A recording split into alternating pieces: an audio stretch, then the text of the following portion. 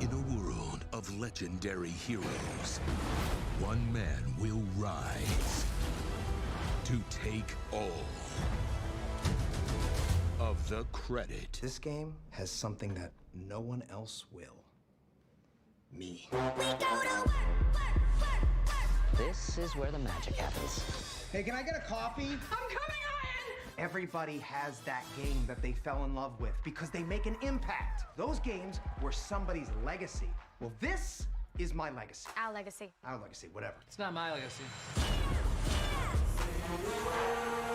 I have a BA in Women's Studies. What exactly is women's studies? It follows the experiences of women and the contributions they've made to... Inquiry withdrawn. Quick thing, I'm worried about the time. Yeah, David, I'm moving as fast as I can. It's not my fault that these watermelons don't explode like real heads. I can get you real heads. Not human. That's commitment. I built your vision. It's like you're this brilliant painter, and I'm your favorite brush. I'm just some tool to create your masterpiece. I like that metaphor, but it's not quite right, is it? Are you seriously about to noodle on my metaphor right now? I know that I can be difficult. Papa, you can't give up. We're like the Beatles. Together, we make masterpieces. I could write the lyrics and the music and everything, but it would sound completely different without the drums. Wait, I'm Ringo? Well, yeah. Of course you're Ringo. I mean, look, somebody's got to keep the beat. Oh my God! At least you brought me breakfast. Oh, this is mine. It's prescription. A prescription bagel? Legally, you're actually not allowed to ask me about Whatever.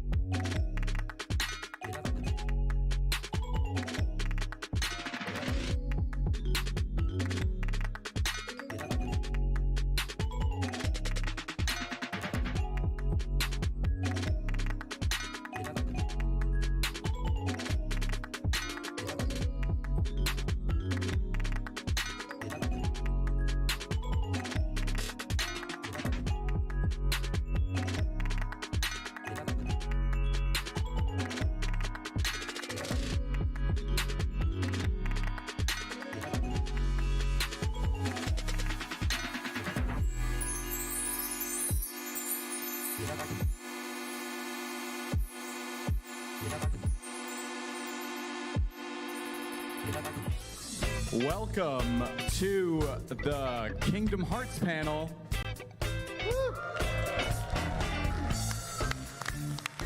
My name is Austin Adamson. I'm editor-in-chief at MonsterVine.com. I've got a panel of experts here that I'll introduce shortly. But first, can I get a round of applause to see how many of you in the audience like the Kingdom Hearts games? Now, how many of you think that Kingdom Hearts was a mistake? It's the same crew. Yeah. All right. Without further ado, I'll introduce our panel of experts here. You stole my line. Starting out here with Diego Escala. He is the MonsterVine Reviews Manager. Why do you look down and there like you forgot my title? You're our boss.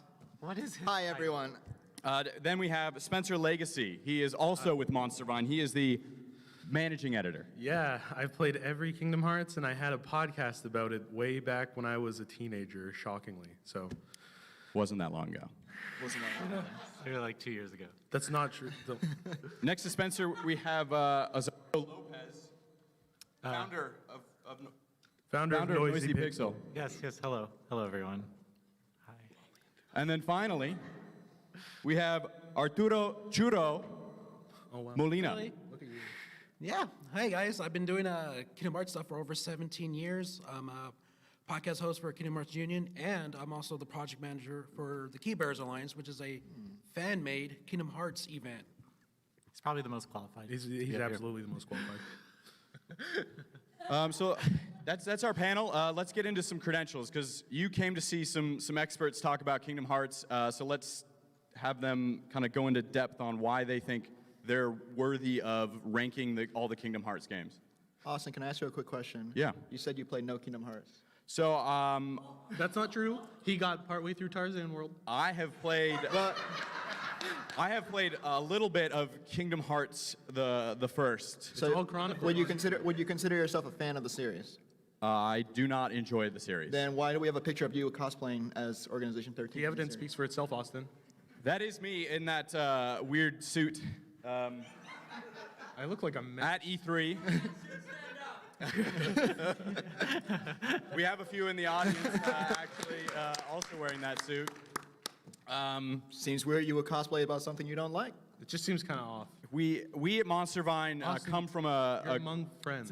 A group that is very passionate about Kingdom Hearts, and they really want me to participate in all of their fandom, which is why they introduced me to the game, and I humored them by dressing up and wandering around E3 a couple of years ago. Absolute lies. Very nice of you.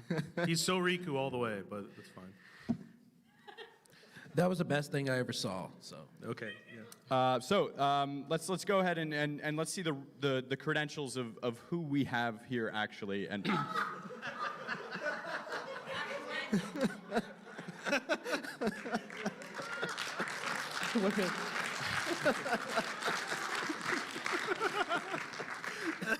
It's not wrong. Oh my god. I wish I saw that earlier. So Diego, let's go into your Kingdom Hearts background a little bit. What makes you a Keyblade wielder? I played 1, 2, Chain of Memories. Reed or regular? Game Boy? Game Boy. Okay. Game Boy. All right, that's pretty cool. What was it? Birth by Sleep 3, and I think I touched. What's the DS one? Like there's 2 DS. The math one. That one. I played that one, and I read the Wikipedia article on Dream Drop. All right. That's where we got confused. That's pretty good. Spencer? I'm up next. Okay. I've played Kingdom Hearts 1, both Chain of Memories, because I go beyond. 2, Birth by Sleep, 358 Days Over 2, Recoded 3D, 2.8, 0.2, Union Cross. Did you play all of them? I've wasted a lot of my life. Is that all of them? And Remind. I've played Remind. And I hosted the Kingdom Hearts World podcast as a teenager. Can you tell us a little bit about that podcast? I could. We don't need to. I'm not going to, but it's definitely possible. No, it was. I was like 16. My friends and I all were like, we all like Kingdom Hearts, and we're 16. Well, okay, I was the youngest. And then we made a podcast, put it on iTunes, and it did. It's still there. It's still there. The Facebook page is like, why haven't you guys put out anything in 6 years? And I'm too scared to respond at this point. So, it's still coming. It was supposed to be a countdown to 3, but then it got too long, so they just it's still coming. Keep an eye out. But yeah, no. So I've played. Oh, and I played the VR experience. Very important. Very important. That's what I was saying. It's a music video. That doesn't count. Everything counts. And I've tried to play the VCast version, but shockingly, VCast emulation isn't quite a priority. So, anyway, that's my qualification. So, I'm probably the one who's going to be right, but that's fine. All right, Azario, what do you got? Well, I've played all of them. I won't humor you guys with all the titles. Both Chain of Memories? Just Chain of Memories. Oh, not all of them. I did. VR experience? No, I did not play the VR. That's not all of them. Okay, Not all of them. so Yikes. we're starting this VCast? friendship off with a lie, and I'm sorry, guys. Did you play the There's VCast? no way. Play VCast? Did you watch it, play through the VCast? I did not. It's not all of them. Why are you even up here? Dude. Well, I was going to get to that. Why did we introduce liars into this panel? This must have been a mistake. I thought we vetted. Really just you and I'm me. honestly just here to hang out, so. Oh, now I feel bad. Well, I'm sorry. I sorry. feel like my qualifications is that I've cried to everyone that I've played, so I think that, I can admit that. Applause for those tears. Thank you. Thank you. No, I won't. I cried for different reasons. I've also ditched like dates in high school to play Kingdom Hearts games. That's a so- real fan. It's bad. That's a really good investment. I mean, you're here. I mean, you made it. Thanks, guys. Yes, you don't. You're not married, but you're on a Kingdom Hearts panel. So That's the best it's gonna get for now. The power of friendship. all right. All right, Churro, what do you got? I've played all of the Kingdom Hearts games, including the Japanese versions. I've done the nerd. I quit. It's okay. You're still up there. Not okay, but that's fine. I've done the VR experiences. I played VCast when it originally came out. I've done Kingdom Hearts Unicross on Chain Key as well as regular key back when it was on mobile browsers. I can't understand Japanese, but I still played it nonetheless. I read the manga. This is the only place where you can flex your Kingdom Hearts. Yeah. I mean, like in here, I'm flexing. Out there, it's like nothing. Out there, it's like, dude, I love football and I love the stock market and stuff. Yes. And that's started all the way back in 2002, and that's what fueled my love for Kingdom Hearts. And I've always wanted to help people with Kingdom Hearts by answering questions. So it began a long journey to being here. From interviewing Tetsuya Nomura, Taiyusue, meeting Utada Hikaru, and then creating a Kingdom Hearts fan event for fans to come together and just have fun, enjoy, 7-8 hours of their time. It's pretty awesome. I thought you said this panel was going to be 7 to 8 hours for a second. No. I was like, no. Well, I mean, I could probably do it. I mean, I've done it for 7 years now, so. No, that's okay. So let's take a look at the games that we'll be kind of considering for this ranking of sorts. VCast isn't up there. I don't know if any of those are fake. I petitioned for VCast to be up there. I just like to point that out to everyone. We had to trim it to a clean 10, okay? We don't want to be here for That's not even a clean. That's not even a clean 10. Simple and clean. A simple and clean 10. Thank you. But these are the games that we'll be putting into our discussions today. Yes. Yeah. We'll be yelling about. Do you guys want to start by maybe saying what's your least favorite game on this list? Uh-oh. Let's just. We're gonna start there, huh? Okay. I can start. All of them. Kingdom Hearts 1. It's the only one you play. That means it's also your favorite. No. Well, you got me there. They maybe we did a live stream called Kingdom Barfs very funny. where I was trying to play through the first Kingdom Hearts. Trying, emphasis. Emphasis on trying. It's How all- long- The controls There's video don't evidence. hold up. How long did it take to beat Clayton?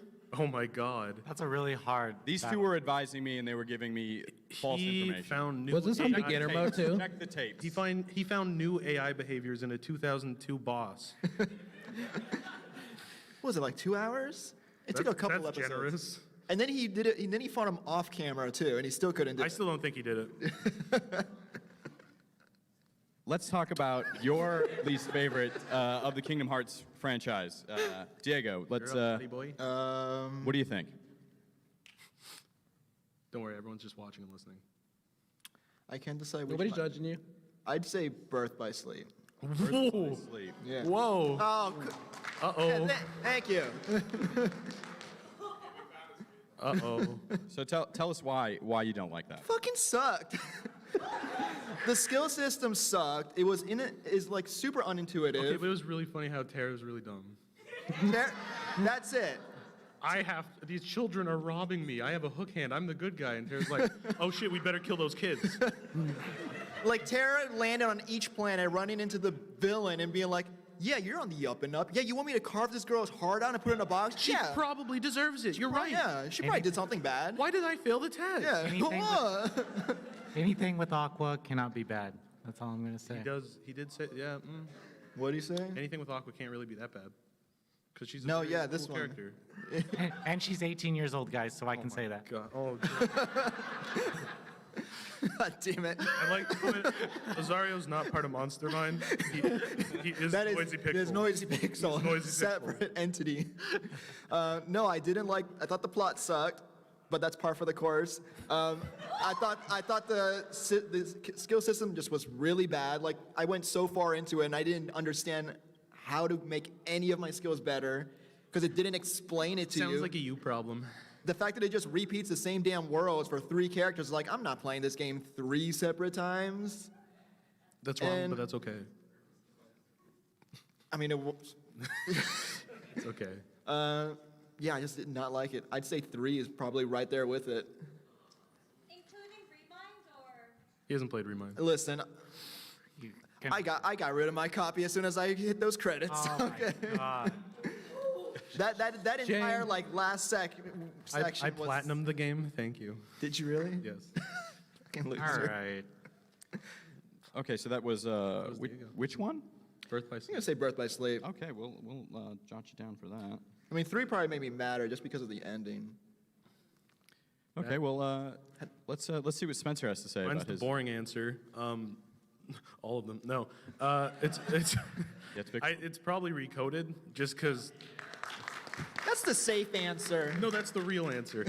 It has interesting ideas, and I liked parts of it, but a lot of it felt meandering, and it felt like a jack of all trades and the master of none. Glad I played it, but I don't think it was the most enjoyable. So it didn't add enough to the plot, in my opinion.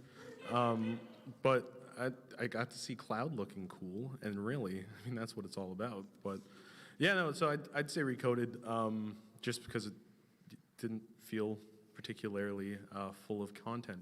But yeah. Do you have a favorite or least favorite moment from that? The fight with Roxas is cool, and the least favorite was the fact that I can't remember anything else. That's probably a good sign. So, yeah, that's me. Perfect. Azario. Least favorite Kingdom Hearts game. Guys, I'm gonna have to go Kingdom Hearts 3. What? Thank you. Blasphemy. Is it blasphemy though? Listen. The beginning is too difficult to wrap your head around. Typical game scare. You can't go up the Twilight Town hill.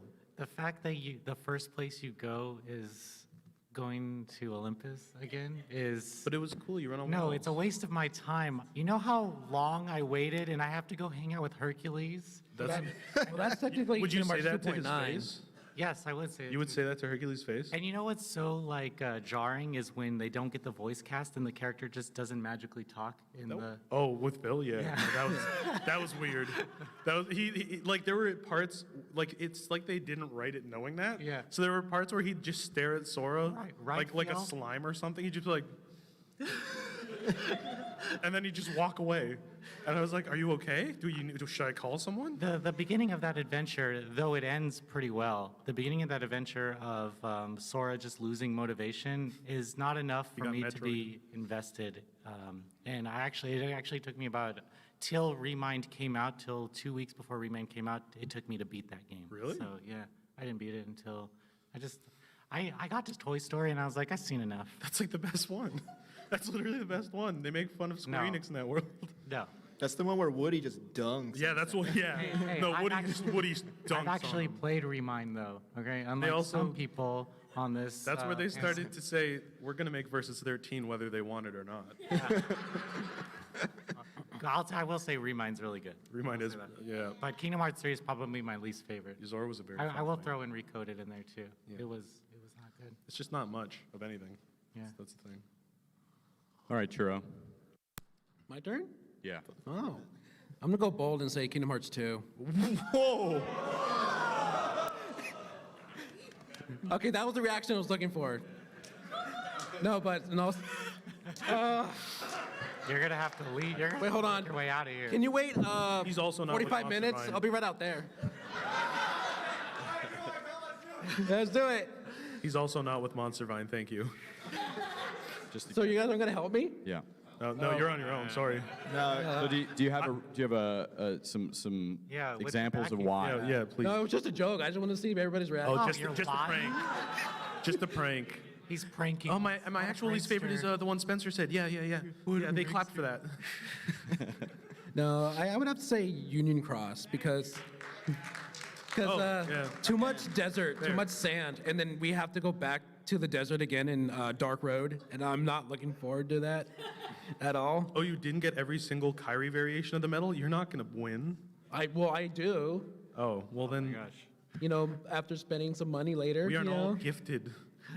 What? We aren't all gifted by the gods of luck and No, gotcha. no, not at all. Gotcha RNGesus, okay. I have better RNG when I stream than I do off stream. So. That's a smart way to write off as an expense. Right? Yeah, I just can't We'll stand take a note of the that. gotcha system on Union Cross. It's just too random, and there's too much to go for. And if you like not play for like a while, then you like get like left behind. And I Yeah, just hate that. I learned that. A lot of parts in 3 that involved the phone game, and I had played it at launch, but I didn't play it for like a year, and I was like, oh, he's from the title screen. Oh, these are all, oh, okay. And then I had to go and play the mobile game for a while, and then, yeah. I'll have to take your word for that. No, one day we'll get there. We'll get there. It's only taken 3 years to beat Kingdom Hearts 1, so I figure by the time you like die of old age, we'll probably get there. Yeah. I hope not. Okay. Well, what was that, Churro? For the record, your least favorite. He said Kingdom Hearts say 2. it clearly into the microphone. Your least favorite Kingdom Hearts 2? No. Union Cross. Just put UX. UX. There you go. You don't have to write it all Just out. put mobile. Oh, it's the X at the. Yeah. Well, it's a key, but it's also Kai, but it's also. No, we're not getting into that. I don't think you're grasping the depth here, Austin. So I just put an X. Yes. Yes. Yes. But it has to go slightly below the line. No, just. No, you have to like draw it out. Like, We are professionals. Let me guess, you call it the Keyblade? wink, wink. Okay, yeah. All right. Well, now that we got the bad games out of the way, let's talk about the good games. Oh, Austin, you're real sour right now. Let's go back to Churro. Let's go to Redeem yourself. Redeem myself. Kingdom Hearts Recoded. Oh, Is that all right? I quit. What? He's not being. I actually enjoyed Recoded a lot. it's not the best one. It's not. It's my favorite. Oh my gosh. You said it was mine. My favorite's the VR experience. Thank you. No, VCast. Yeah, VCast. You get to go to I don't Wonderland. play that What else could you one-handed. want? It's gotta be Kingdom Hearts 2, Final Mix version. Because Kingdom Hearts 2 was kind of bad, so Final Mix just fixed up everything. He just keeps going, digging that hole. Kingdom Hearts 2 was like base wasn't bad. It was. For What? What? Them adding data fights made it. Data fights and limit form and dodge roll. How does that drastically change? How does that drastically change anything? It did for me with my style of play. Okay, you're entitled. Someone's Hey. not playing right. All right. Everyone, yeah. Everybody's watching. No, I know. That's why we're warning you. Just heads up. Sorry. Hey, I mean, I'm the only one that goes down the rabbit hole. So That's true. That's true. You're right. We're not going with you. Yeah. No. okay, no, you just stay none up of there us. then. Okay. So you said your favorite is Kingdom Hearts 2. Yes. Final mix. Final Mix. Final mix. Plus. Just put- Reach in memory. Just put FM. Just put 2. Yeah. Yeah. Plus. Do you have like a favorite memory or Aw. event? Why is it your favorite? What makes it so special? I just, it's a sequel. We've been waiting for a sequel for a long time, and just beating it was like, hey, this is going somewhere. And then my favorite moment is actually beating Terra, because I've broken so many controllers fighting them. This is going somewhere. It's always going somewhere. That's what we all thought. I'll just continue my journey In the 3, brighter and then days. it never comes out. In 3, it'll be a satisfying. This will all be fixed. I mean, we'll get there eventually. But Azario, Zarya. favorite Kingdom Hearts. Oh God, guys. So this is pretty difficult for me because I wanted to say the first Kingdom Hearts just for nostalgia. It has a really nice atmosphere. Yeah. Have you played it recently? It's the most Disney. After playing modern games? I feel like I've returned to Kingdom Hearts I played it PS2, played it PS3. I feel like I've bought that game on probably every like single console it's 6 on. times. And I'm gonna buy it again when they do that all in one. Oh wait, I did thing. that too. I can't even laugh. Yeah, like I'm disgusting. I'm the problem. I'm the reason why Square Enix keeps packaging these games, I did guys. that So too. I already apologize. It's both of us. When they talk about like having a whale as your income audience, like you're that whale. But it came with a funny pin. Yep. Disney collectors love those pins, guys. So if you have them, you have something over all those little Disney nerds. Yeah, they're on my hat.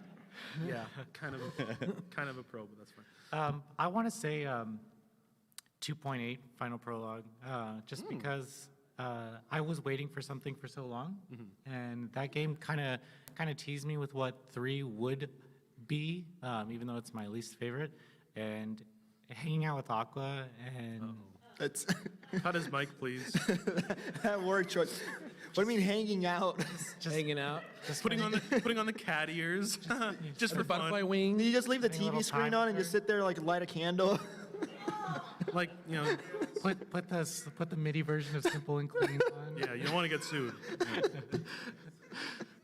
And then I don't know. That was a great introduction to the next generation of what Kingdom Hearts would have been for me. And I think that long wait time to that and kind of filling in some blanks, because I feel like I got more answers in 2.8 than I did in 3 about the state. I got more answers in 358 days than I got in 3. I got more answers in Recoded than I got in 3. But yeah, definitely Aqua played a big part of that. Sorry, guys. I like waifus. I'm not gonna lie. Again, not affiliated with our side. Noisy pixel. Yeah, let's talk about waifus now, guys. So is that Waifu panel. Switch people quick. that's Kingdom Hearts 2? 2.8. It's literally Final right prologue. Right there, dude. Right there, Austin. 8. Oh, Final chapter. Austin, you're disappointing our audience. 2.8. Already lost the audience. Gotcha. I was gonna say Birth by Sleep, but yeah, I really like the friendship of Ventus and. It's really heartwarming. What friendship? They're barely together. They keep saying they're friends. That means they're Yeah, friends. but you're like. Yeah. Did you not watch the Just that's, the Pancake That's summary? beautiful. That just has something to say with the little time that they spent together. Yeah. That I can actually You're on the wrong convey side to of me that history, they Diego. are Then great they end up friends. fighting each other. Yeah, dude. Dude, Birth by Sleep is fucking good. It is good. You're fucking insane. Like, You're on the wrong side of history, talking about it Diego. right now makes me want to go play it. Like that's how.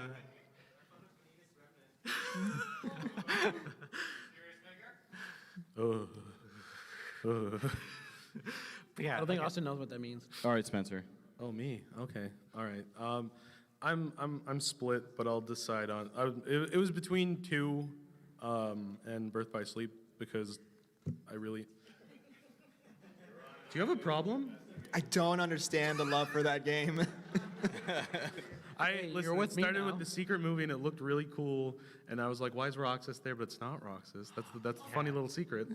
And then the trailers came out, and I was like, "Wow, Zach's there." I just played Crisis Core, and then I played it, and I was like, "Wow, I'm 13. This is really heartwarming." I really enjoyed it. So, but my favorite. 13 when that game came out. I was in my first year of high school, so I was 14. God. Yeah. Okay, I'm old. I accept it. Yeah. So, no. So I'd say 2. That was the one my friend bought it for me for my birthday, and I hadn't played Kingdom Hearts yet, and I had no idea what was happening. I was like, "Who's blonde man? Where's Sora? Do I just skateboard? Is this just Tony Hawk? Because I'm fine with that, but I didn't expect it. So yeah, no. I started playing that, and I was like, okay, I clearly need to buy 1 because I'm enjoying this, but I can't follow any of it. And then, I mean, that didn't really improve that much after, but at least I knew their names. So then I played it, and I went back to 2, and I think 2 is like the embodiment of, like, it's the peak of what I view Kingdom Hearts as, which is there's Disney and there's Final Fantasy, and there's a ton of overcomplicated, melodramatic nonsense that you can still follow vaguely. That is like that somehow knows how to like poke at you. You're like, aw, even though it doesn't really make that much sense. And I think that's the peak of Kingdom Hearts to me, is it's convoluted and it's goofy, and it's like, yeah, Goofy got hit in the head with a rock and died for 5 minutes. It like, and it's completely serious. You hear Mickey Mouse say, "They'll pay for this," which is the funniest thing I've ever seen in my life. It's incredible, but and that like that feeling of like I'm kind of like half joking where it's like really silly, but you know, as a teenager, like, oh my god, they killed Goofy. What the hell? It's like that's Kingdom Hearts to me. It's like I know it's goofy and silly and ridiculous, but it's that's what I like it for. It's like watching like an '80s dubbed anime. Yeah, but yeah, so I'd say Kingdom Hearts 2. It has a lot going on. It has a lot of goofy stuff. It has a lot of fun moments. 2.0. Yeah, just 2. Two final mix. I don't see the difference. Yeah. That's Sephiroth fight. It did. No, well, Base 2 had the Sephiroth fight. Yeah. Because I did it on my PS2. My brother and I beat Sephiroth. It was really good. Dude, congratulations. I mean, he's not as hard as in 1. 1, he's a nightmare. Oh, But, yeah. But yeah, so I'd say Kingdom Hearts 2 final mix. To me, they're both equal. I didn't play final mix until 1.5. For simplicity, let's just combine them Let's just together. say 2. Yeah. Let's just say 2. Birth by Sleep's close. 2 means any of the 2s. It's, well, except for 2.8 and 358 over 2, and let's just say, yeah. Kingdom Hearts 2. Kingdom Hearts 2006. Kingdom Hearts 2. 2006? Is that a Game Boy Color game? Wasn't Kingdom Hearts 2 in 2006? Does it? Oh. I mean, I couldn't buy a piece of Sorry, guys. I couldn't buy a piece of gum to like stick in my PS2 to make it not recognize the disc so I could mod it. I was like 12. I looked it up, but I couldn't do it. And the PlayStation over. Yeah. Just sing a theme song backwards. All right, let's get to Diego. Probably like, 2. Yeah. I mean, real original. the gummy ship stuff was way better. Like, it was more like a yeah. Star Fox thing. It's way better. The combat, like the form switches, was really tight. The plot was like, but As good as it's getting. As good as it's getting. But I'm like, whoa, okay, they're taking it in this direction. Okay, I thought we were just having fun. I thought we were just having fun. Now Goofy's dead. Yeah. It probably had my favorite worlds because just the Disney movies I like. It's got Tron, Lion King, Mulan. I didn't say all of them. It had some of the movies I like. I mean, yes, Atlantica, but I didn't say all of them. You don't like? I was about to. You are so right. That's. Damn it! Come on in and take a swim. Best song ever made. But yeah, like to me, it's the best game. Like in terms of just mechanics and like plot and all that stuff together, it handles everything. And it didn't have time travel. It contains the mess the best. Would you say the controls Are we in talking 2 about Paper are Towel? better? Yeah. The controls better- are way better better. than That's my what? biggest They're hold up way with better than 1. Yeah. Yeah. No, No, they're way 2 is better. way more smooth. Yeah. Well, But in it's 1, still not good. in 1, Not gonna You're say not it's playing good. Devil May Cry 3, Austin. You're playing Kingdom Hearts. he wants to play Devil May Cry 3. It's true. They're the same game. Shut the fuck up right now. You're saying. It's the journey, you know. In Kingdom Hearts, Sora doesn't know how to fight, you know, and that's why he goes a little He's slow. a stumpy little kid with big Yeah, pants. come on, Just give doing him a shit with break, his dude. teeth. It's a video game. What's the explanation for why it still feels bad in 3?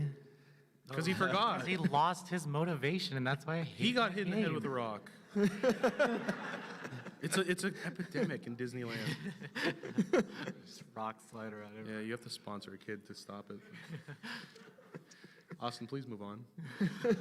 Get us out of here, Austin. Get us out of Kingdom Hearts 2. That seems like the majority. It seems like the safe pick. Azario didn't pick it, but we're gonna just ignore his pick. Mine has a 2 in it. That's does. true. He caught you, He dude. picked the creepier 2. Holy shit. Knives are coming out. I told you. Oh my god. Okay. Please eject.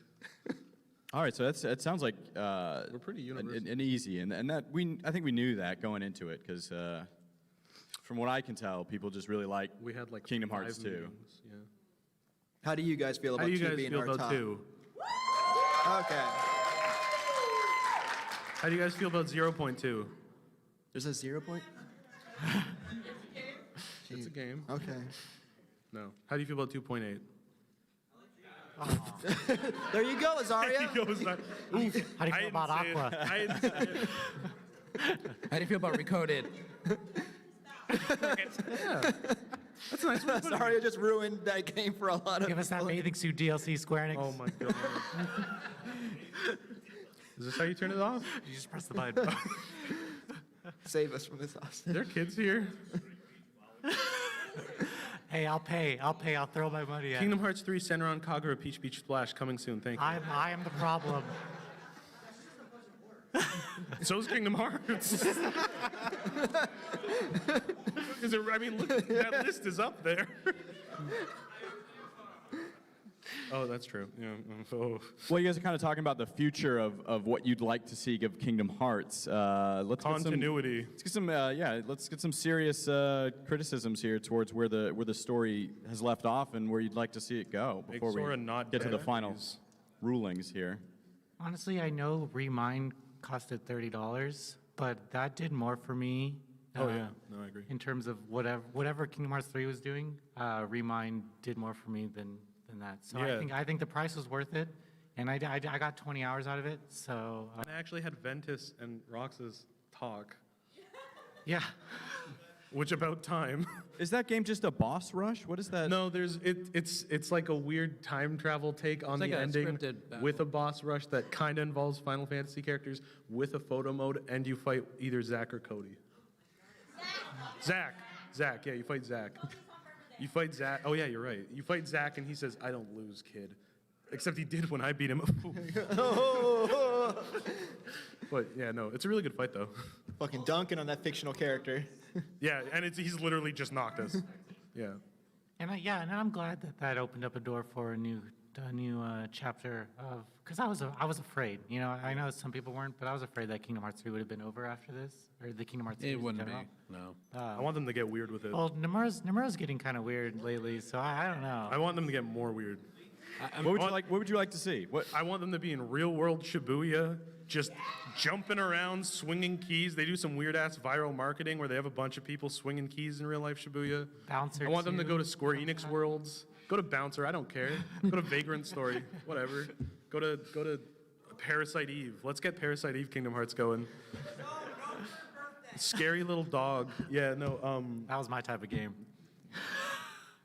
No comment.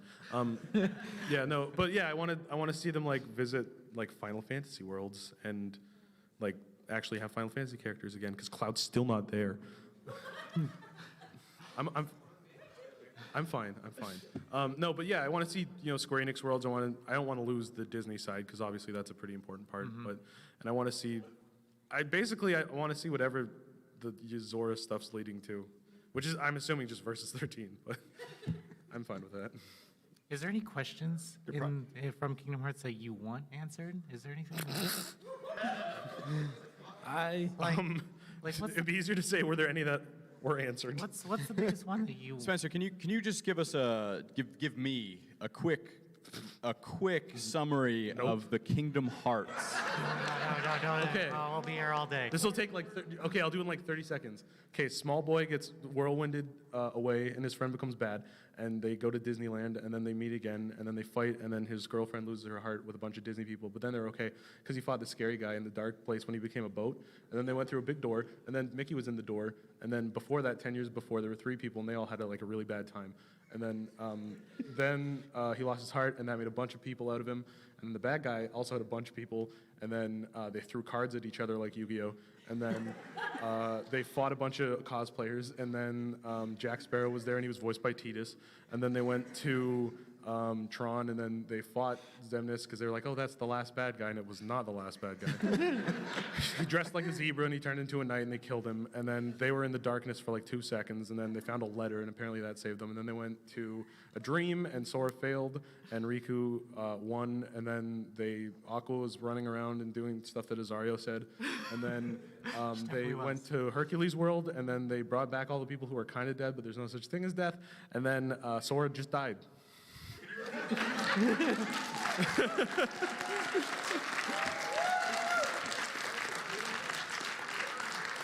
I don't think that was 30 seconds. And then they fought Longer. Zack from Zack and Cody. And that's the new future that we're entering. Oh yeah, and Winnie the Pooh. Yeah. Winnie the Pooh was there. Oh, and Shion exists. And Recoded happened. Yeah, I don't. That's literally as short as it's gonna get. That's as short as it's gonna get. Oh yeah, Donald literally uses like the most ridiculous Final Fantasy spell, and it kills him like Luke Skywalker. What a hero. But then they go back in time, so it's fine. If it makes you feel better, Austin, I've played most of these games, and I barely understood what he said. Thank you. I barely understood what I said. It just kept going. Man. Nomura. All right. I don't know how to follow that. All right, panel's over. See you guys. Maybe we go to the next slide. Should we take do the intermission thing? So we got a quiz to do. We're gonna torture Austin. Because Austin's just such an expert. Such a fan. We're gonna see which we got a couple pictures of characters, and we're gonna see if he can name them. If he can, for one, name them. For two, see if they're even in Kingdom Hearts.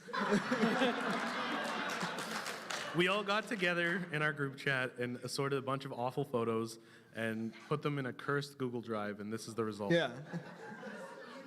It was very evil. Yes, it does. He looks so happy. It's locked. The password for the drive was DTD. Little deep cut. I've also only played one World. Final Fantasy game. Which one? Even better. So Which one did you play? 13.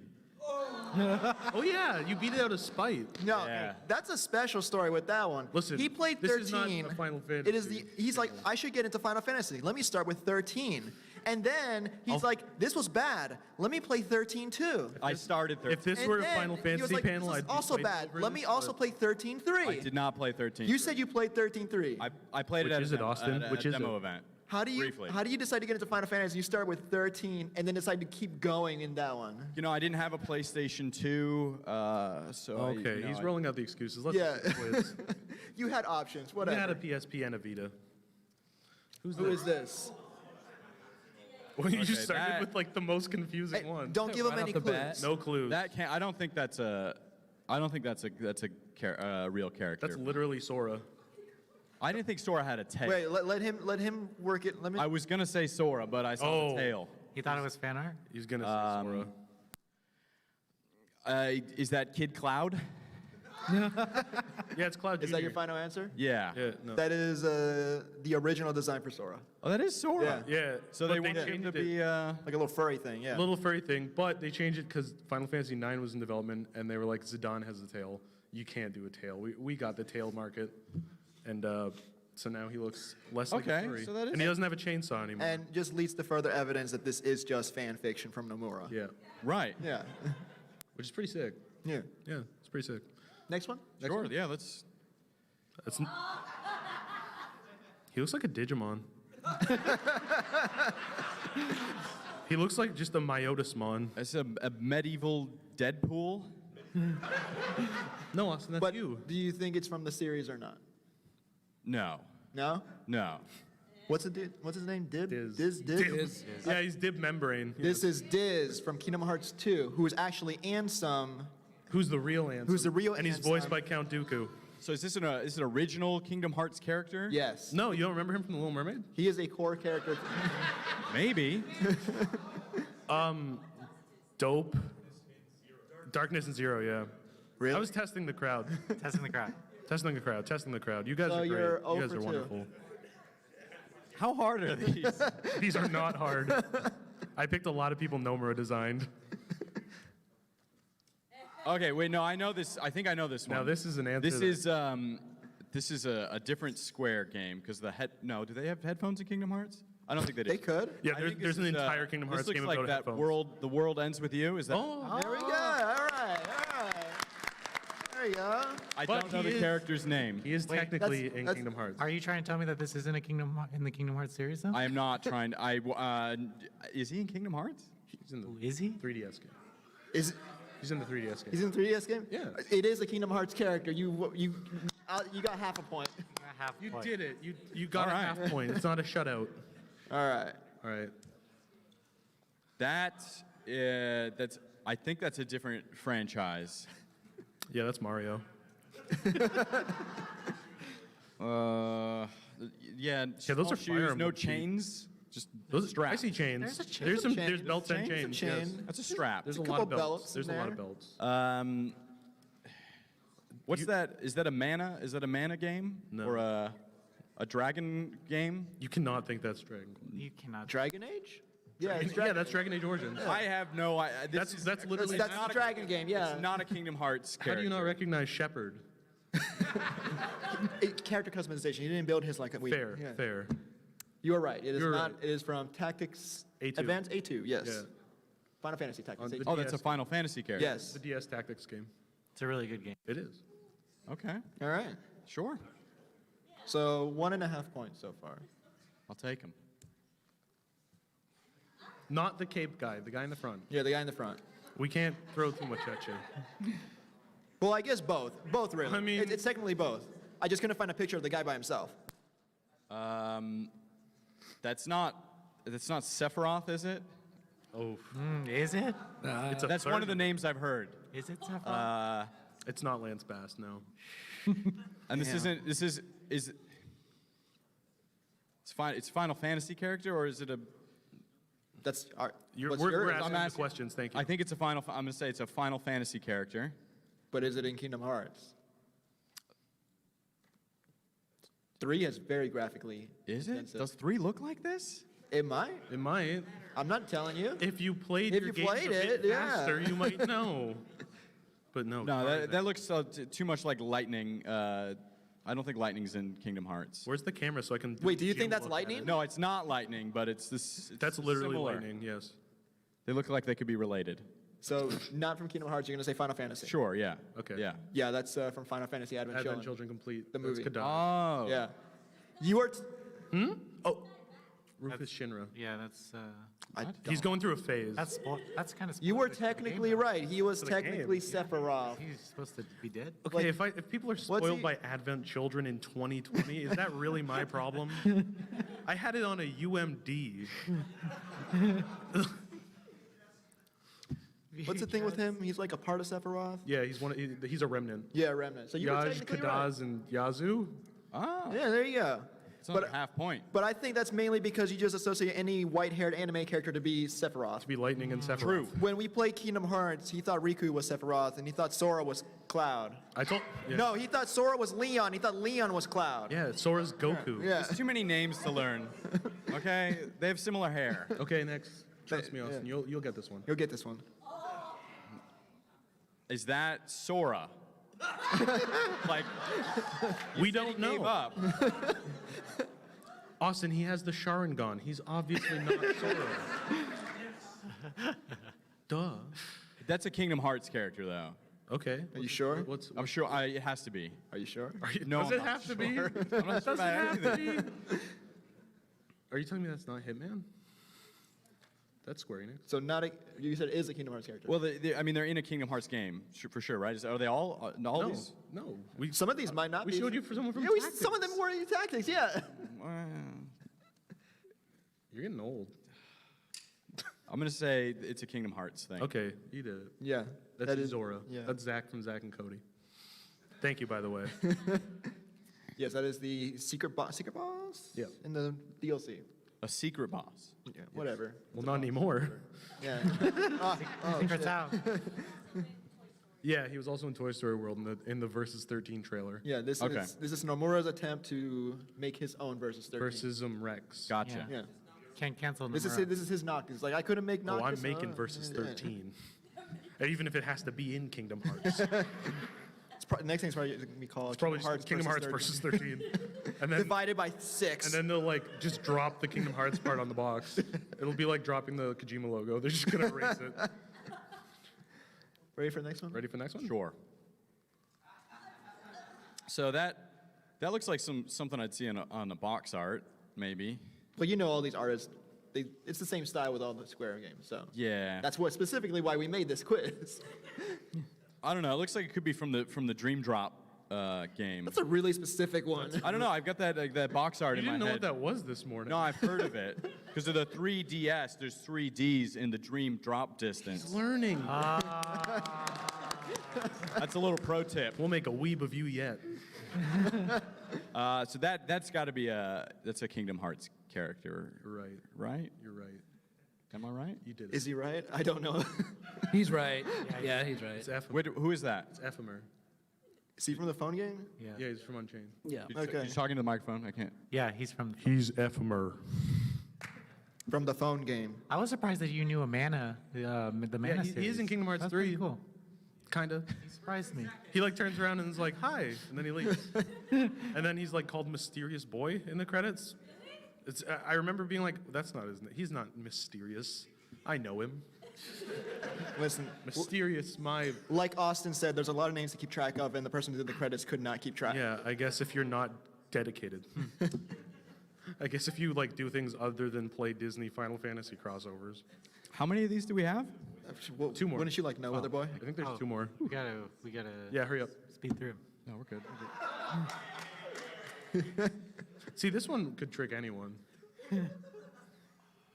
I mean, it tricked me when I looked at the drive. Oh yeah, you asked me who it was. There's no Marvel characters in Kingdom Hearts. God, that'd be tight. I, Wait, does that look like a Marvel character to you? I mean, what the fuck? Like a Final Fantasy inspired Marvel Don't character. see Robert Downey Jr. in that photo? I'll give you that. Yeah. That's fair. Yeah, that's no, fair. that's fair, yeah. Like their toy redesign thing? Yeah. Okay, yeah. Okay, we have to speed along, so yes or no? Yes or no? No. No? Oh, you did it. Yeah, it's from Xenoblade Chronicles 2. From what? Xenoblade Chronicles 2, Tetsuya Nomura did a design. Oh. Really good game. Okay, good work. Cool. And the best one, finally. I was so, this is the first picture I got. It's the first picture I downloaded. I am so happy I can talk about this. So that looks like a Kingdom Hearts character. Yeah, that's Sora. His color scheme. Yeah. He even has the wrong I never color noticed shoes, he has though, the right? chain Is it belt. the wrong color shoe? Like he has the weird chain on his pant. I never noticed that. And the gloves. This is weird. Yeah. Is this one of those? This is T-rated Sora. Like from those reenactment, poorly done 3D animated reenactment Yeah, this is from, crime videos. This What could was be the an early Final alpha build model. Fantasy thing? Dead Fantasy? Dead Fantasy. This is from Dead It's like Fantasy. before they figured out proportions and stuff and This is decided from to Miku ruin Miku them. Dance. I'm gonna say that's not an official Kingdom Hearts character. But is it an official character? Yes, done with some kind of fan Evil arts cursed software. spin. No. Okay, so you're saying this is fan art. It's not fan art. No. No, are you saying it's fan art?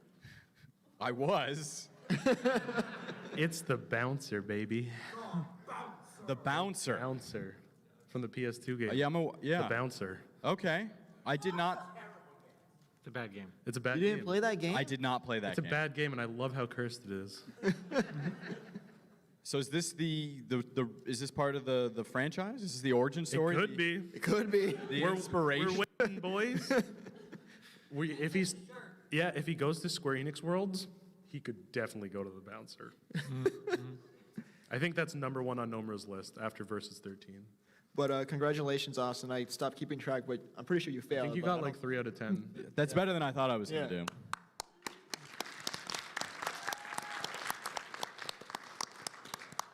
Austin, has this inspired you to continue Kingdom Barfs? No. And be honest. I don't know. But like the good I think kind of my biggest barrier to the games coming at them in 2020 is just the controls. It's the controls. I like games that play well. I don't mind games with crazy weird stories. I kind of enjoy that. I think Austin is just, he's always like, oh, it's not Killer Queen Black. I don't want to play it. Am I wrong? yeah. Really? Okay. Okay. I'll probably finish the series at one point. You're fucking lying, dude. You don't have to say that. I Yeah, finished okay. Final Fantasy 13. I can finish anything. All right. Oh, Chain of Memories is next. Chain of Memories is next. Which version? Both. We'll do the PS2 one. All right, so we decided on, it seems like it was a resounding victory for Kingdom Hearts 2 being the best. How do you all feel Hearts about that? game. We still feel good about that. And how do you all feel about 2.8 again? It exists. I'm still thinking about her, guys. If any of you want to read Aqua fan fiction with Yeah, Azario, like there's a corner all the way over there. I have a live journal, blog. It does autoplay simple and clean at full volume, so if your parents are not awake yet, have it turned down. Do we have a little time left? What? Why? I kind of want to hear other people's. I would too. Other people's favorite games. After Austin bullied this crowd for an hour, I'd like to hear them respond. Okay, so, the final order. We did some polling data. You make it sound so professional. I thought we ran some not statistics everyone on the Kingdom Hearts franchise. We did actually do some. We did actually do polls and stuff. We don't know. Austin's the only one that knows this. I've got notes, but they make just as much sense as the Kingdom Hearts games. So I don't think it's fair to.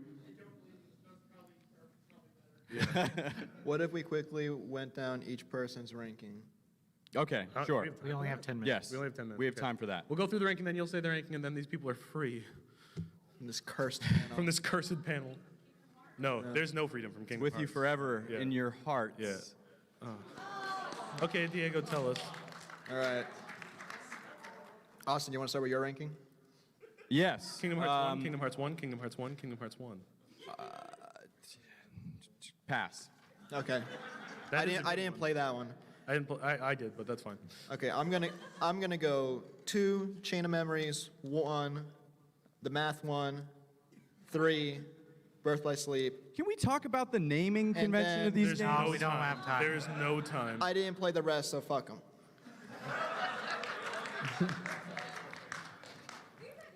That's okay. Yeah. My turn? Yeah, go All ahead, right. Spencer. So I'm going to say 2 and Birth by Sleep are tied at the top.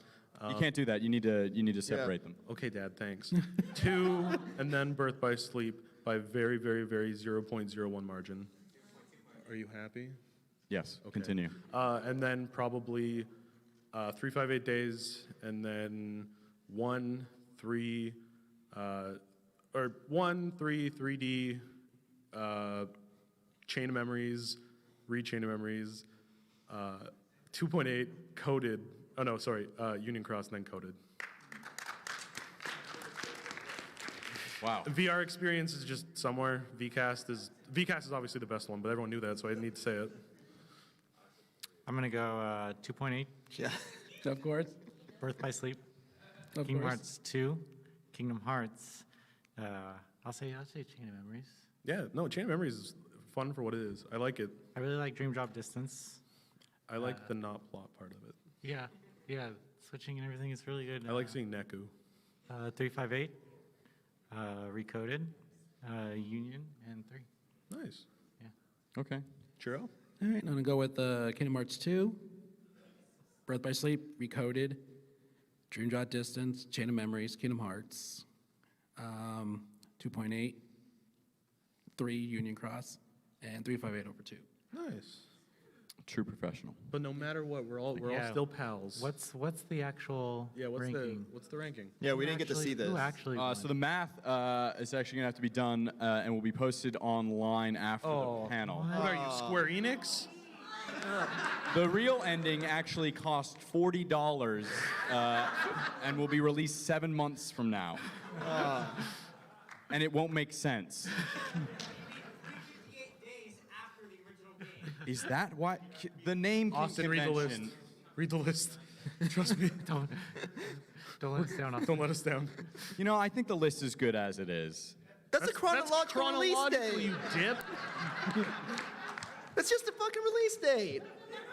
Which, arguably, No, is that's that's the release. Yeah. Yeah, who made this list? Jeez. Nomura. Nomura made this list. Oh, you got called out, Austin. I didn't make this slideshow because I Diego wouldn't did. know what to put on it. Okay, so what's the list? Like I said, it'll be released. Wait, that's real? We have our individual lists here. Oh, okay. That's where it was Actually ranked. being Square Enix. Yeah. Do we have time to hear?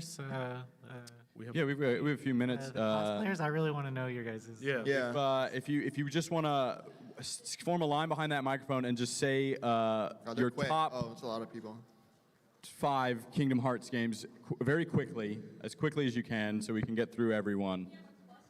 Yeah, ask a question. I'll answer. If you want to ask us a question, I'll answer one. But we only have a few minutes, so we'll get through a couple people, and then you can talk to us after. We don't have any appointments or anything. I mean, I don't really have any opinions. If you really want to. So. Okay, is this thing? Okay, it is. I don't really have any opinions, anything, but like, I just have opinions. I don't have questions or any list, but I just got opinions. All right, what's your favorite Kingdom Hearts game? Yeah, go for it. Go. Well, 2. Just 2. Literally 2. PS4. Great. You're the real MVP today. I have to. All right. And like, Worst Kingdom Hearts game? Yeah, that one's not good. No. I mean, I'm going with you on this one. 3's okay. All right. It could be better. We got to get through as many people as we can. Let's Okay. go. Your opinion's right, though. Top 5 is Birth I'll by hang out with you. Sleep, followed by 2, followed by 3, followed by Dream Drop Distance, followed by 1. The worst by 20,000 miles is Recoded. Great. Thank you. Yeah. Top 5. What he said, except Birth by Sleep is like really, like he said, 0.001% slightly worse than 2. All right. Drop the mic. If you're such good big Kingdom Hearts fans, can you name can you recite the ending to KH videos? Dude, I'm not a nerd. Oh, no, he says, Beast, Sora, Sephiroth. He did it. Congratulations. So he is a nerd. I was around. 2, Birth by Sleep, Chain of Memories, Dream Drop, and then 1. Nice. You're right. 1 is really bad. It's clunky. It's a bad Thank you. fucking game, It's but we one's love very it. outdated. It's got a lot of heart. That's why. Best Kingdom Hearts 3. Worst by a long shot. And the only one I stopped playing in the middle and went to YouTube for, Chain of Memories. Really? Fair. Understandable. It's fair. I like it, but I that's only fair. agree with half of what you said. All right, top 5 would be 2, Birth by Sleep, 3, 1, DD, minus the plot, and Young Xehanort fight. So many cultured love people it. here. I know. I love your list. So many based people in this Do crowd. you think Nomura will ever let Kairi do something cool again, No. like how she jumped off the balcony in Kingdom Hearts She 2? might die 2 more times. Yeah, right. I think she needs to die again. She should be able to do something cool, but I don't want to say no more sexist. I mean, reminds you but of the beginning. No, please, say Nomura's sexist. He might be a little sexist. She said it. He let Aqua get beat by Vanitas in Kingdom Hearts 3. In let what Aqua world? get beat. Yeah. Kingdom Hearts 2, Birth by Sleep, 1, 3, Recoded. Nice. Okay. Nice. Sorry, I'm kind of tall. Top 5, Kingdom Hearts 2, Birth by Sleep, the math one. That's its new title. Chain of Memories is not as bad as everybody thinks it is. I don't understand. I like the I played the original GBA. Yeah, the GBA version is the best one. Fire. There you go. that. Recoded can suck dick though. And then what's the last one? Probably 2.8. Shout out to my man over there. This guy right here. This guy right here. We'll hang out after the panel. You can read /fic with him. Kingdom Hearts 1 will always be my favorite because when I was 10 years old, I wrote a 100-page fan fiction and 50-page walkthrough of it. Please send that to us. My playthrough was 100 hours. I spent all summer doing this. I will. Also, love the Riku section of Chain of Memories. That is hilarious. It's true. Try a drinking game where every time he says darkness, don't because you'll die. I tried that and I didn't get very far. No, you will die. So honestly, I don't want anyone here going to the hospital, so please don't, but it's still hilarious. Do it with water. Okay. He's All right. me, he says. Well, thank you. Thank you, everyone, Thank you, everyone. for coming to this panel. I hope we changed your lives forever. You've all been wonderful. We enjoyed talking about Kingdom Hearts with you. I'm sorry that Kingdom Hearts was made, but thank you for coming, and have a great rest Go of to the night. MonsterVine.com. May your heart be your guiding.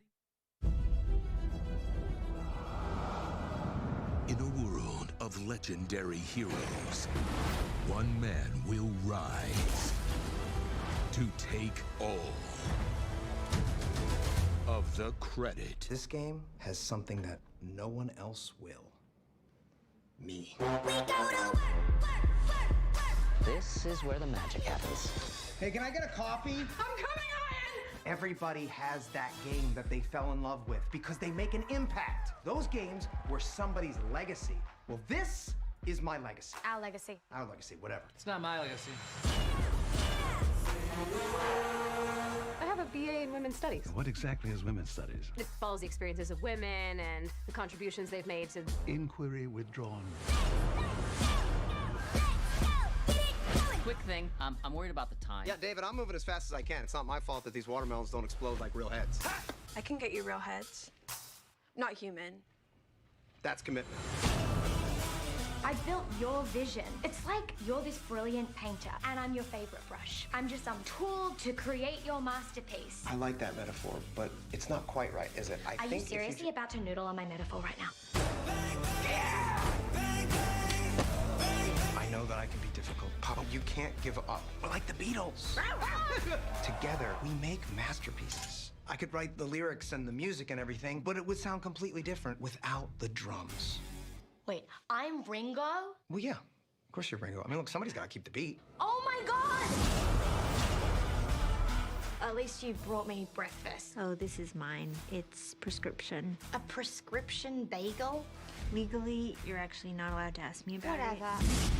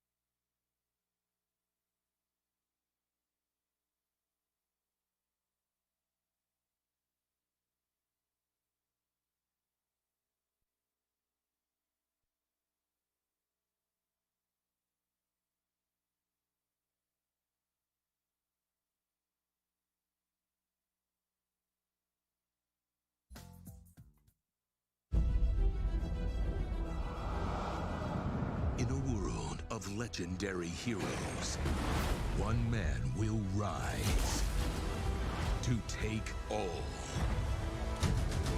of the credit. This game has something that no one else will. Me. This is where the magic happens. Hey, can I get a coffee? I'm coming on! Everybody has that game that they fell in love with because they make an impact. Those games were somebody's legacy. Well, this is my legacy. Our legacy. Our legacy, whatever. It's not my legacy. I have a BA in Women's Studies. What exactly is women's studies? It follows the experiences of women and the contributions they've made to... Inquiry withdrawn. Quick thing, I'm worried about the time. Yeah, David, I'm moving as fast as I can. It's not my fault that these watermelons don't explode like real heads. I can get you real heads. Not human. That's commitment. I built your vision. It's like you're this brilliant painter, and I'm your favorite brush. I'm just some tool to create your masterpiece. I like that metaphor, but it's not quite right, is it? Are you seriously about to noodle on my metaphor right now? I know that I can be difficult. Papa, you can't give up. We're like the Beatles. Together, we make masterpieces. I could write the lyrics and the music and everything, but it would sound completely different without the drums. Wait, I'm Ringo? Well, yeah. Of course you're Ringo. I mean, look, somebody's got to keep the beat. Oh my God! At least you brought me breakfast. Oh, this is mine. It's prescription. A prescription bagel? Legally, you're actually not allowed to ask me about Whatever. it.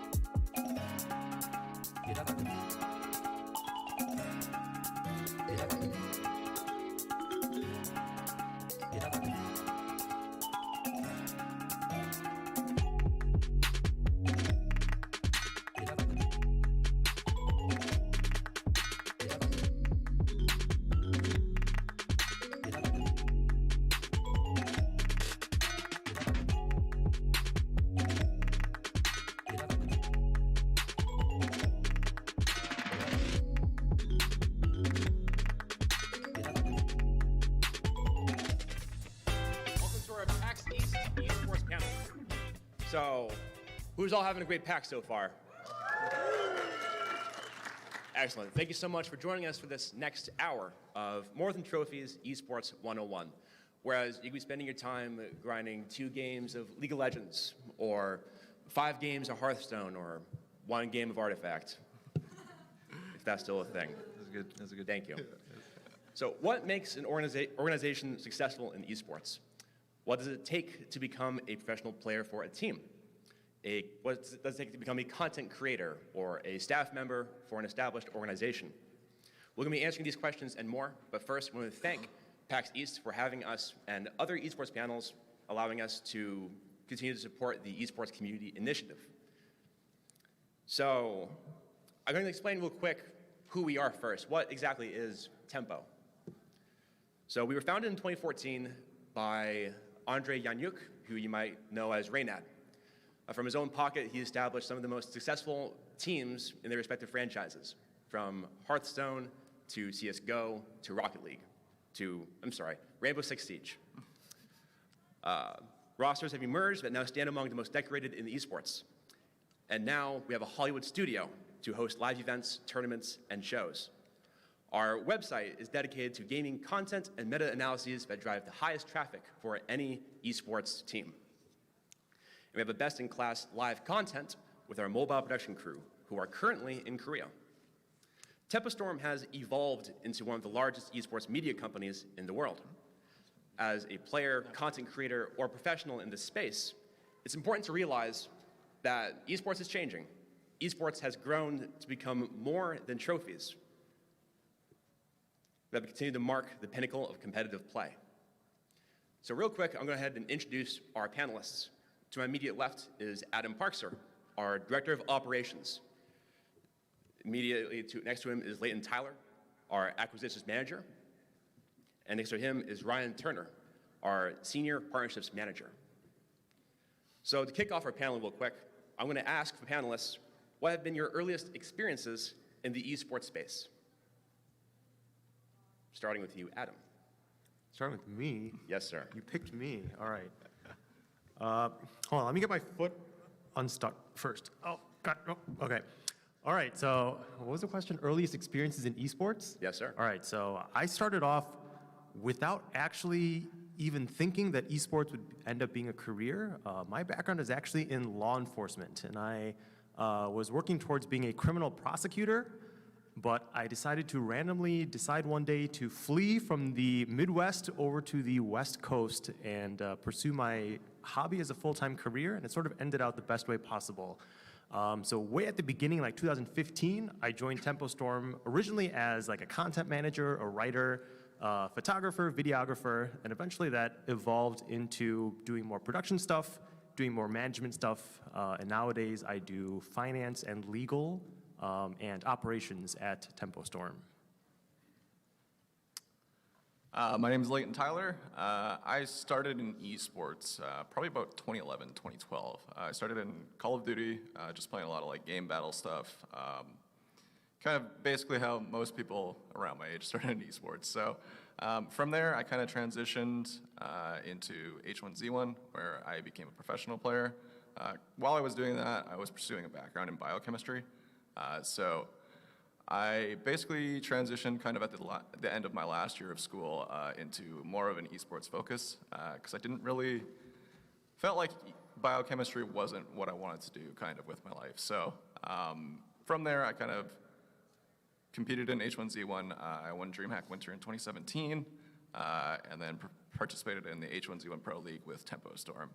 After that, kind of fell apart. I basically transitioned into like a management position at TempoStorm, handling kind of a lot of the day-to-day operation stuff. And from there, I've kind of worked my way up to being kind of our talent scout and acquisitions manager. Leighton started as my assistant, actually, right after he was a professional player. But he got so good that he went to lead his own department, and now I'm sad. Thank you, Adam. Thanks, Adam. Hey, I'm Ryan Turner, Senior Partnerships Manager at Tempo. Just same as Adam, I did not come from esports. I didn't get my start in esports. I was actually I'm going to date myself here. My esports started with SOCOM 2, a game on PlayStation 2, back when game battles was still a thing. From there, I became a full-time touring musician for about 8 years. I was touring coast to coast, building my own brand with that. Once that ended, went into HPE, so Hewlett-Packard Enterprise, worked my way up to regional sales manager there. Joined an organization called Immortals. So Immortals, LA Valiant, MIBR, a couple years ago, heading up the partnerships department there. And then I joined Tempo early 2018, where I now lead partnership sales and a little bit of marketing. So anything you see with our brand partners, basically any kind of partnerships we do, whether it's with brands or platforms, I'm leading the team there. Thank you, guys. I'm our moderator for this panel. I am Glenn. I'm the content director at TempoStorm. I originally began at ESL as a game head for Hearthstone, running some of the biggest tournaments at the time of the game's peak. Took a couple years break, then joined TempoStorm as a writer and content contributor to our Hearthstone YouTube channel. That was around 3 years ago as of this summer. And I have the privilege to host this panel with some of my esteemed colleagues. Before I get into the hard-hitting questions that will answer some of your own throughout this hour, I want to iterate real quick about what Esports 101 means in the context of this panel. This is less of a basic introduction as to what esports is and could be, and more about equipping you with the tools to pursue a career in esports in whatever direction you see fit in 2020. As we've established before, this is a changing industry, but I want to go into touch real quick with each of our panelists what have been some of the biggest changes in esports that they have seen since starting out. And this time we'll start with Ryan. Man, you put me on the spot. Phew. I'm gonna stray away from like very specific things and into more general things. Once you're in the industry, even from the outside of the industry, I think you can tell the industry is evolving at this point, 6 months to a year, like maximum. Since I started at Tempo Storm, we were an esports organization. Competition was our focus. One thing you'll start to see as of a couple years ago, teams are having to diversify or find their niche in the space. You have teams like Liquid or Cloud9 that are very competitively focused. They want to lift trophies. You have 100 Thieves that is obviously merchandise and brand is their play. FaZe Clan is influencers. For us, it's interactive live media. Like that is our niche. We are a top Twitch brand. That is our specialty, and that's what we'll be leaning into. So I think from a specific standpoint, what I've seen is a transition of this company from esports into media and entertainment. It's a pretty big shift for us in the last year. For me, I think the biggest thing that you've seen with esports in the last 3 years is just overall production quality and everything professionalizing a little bit further.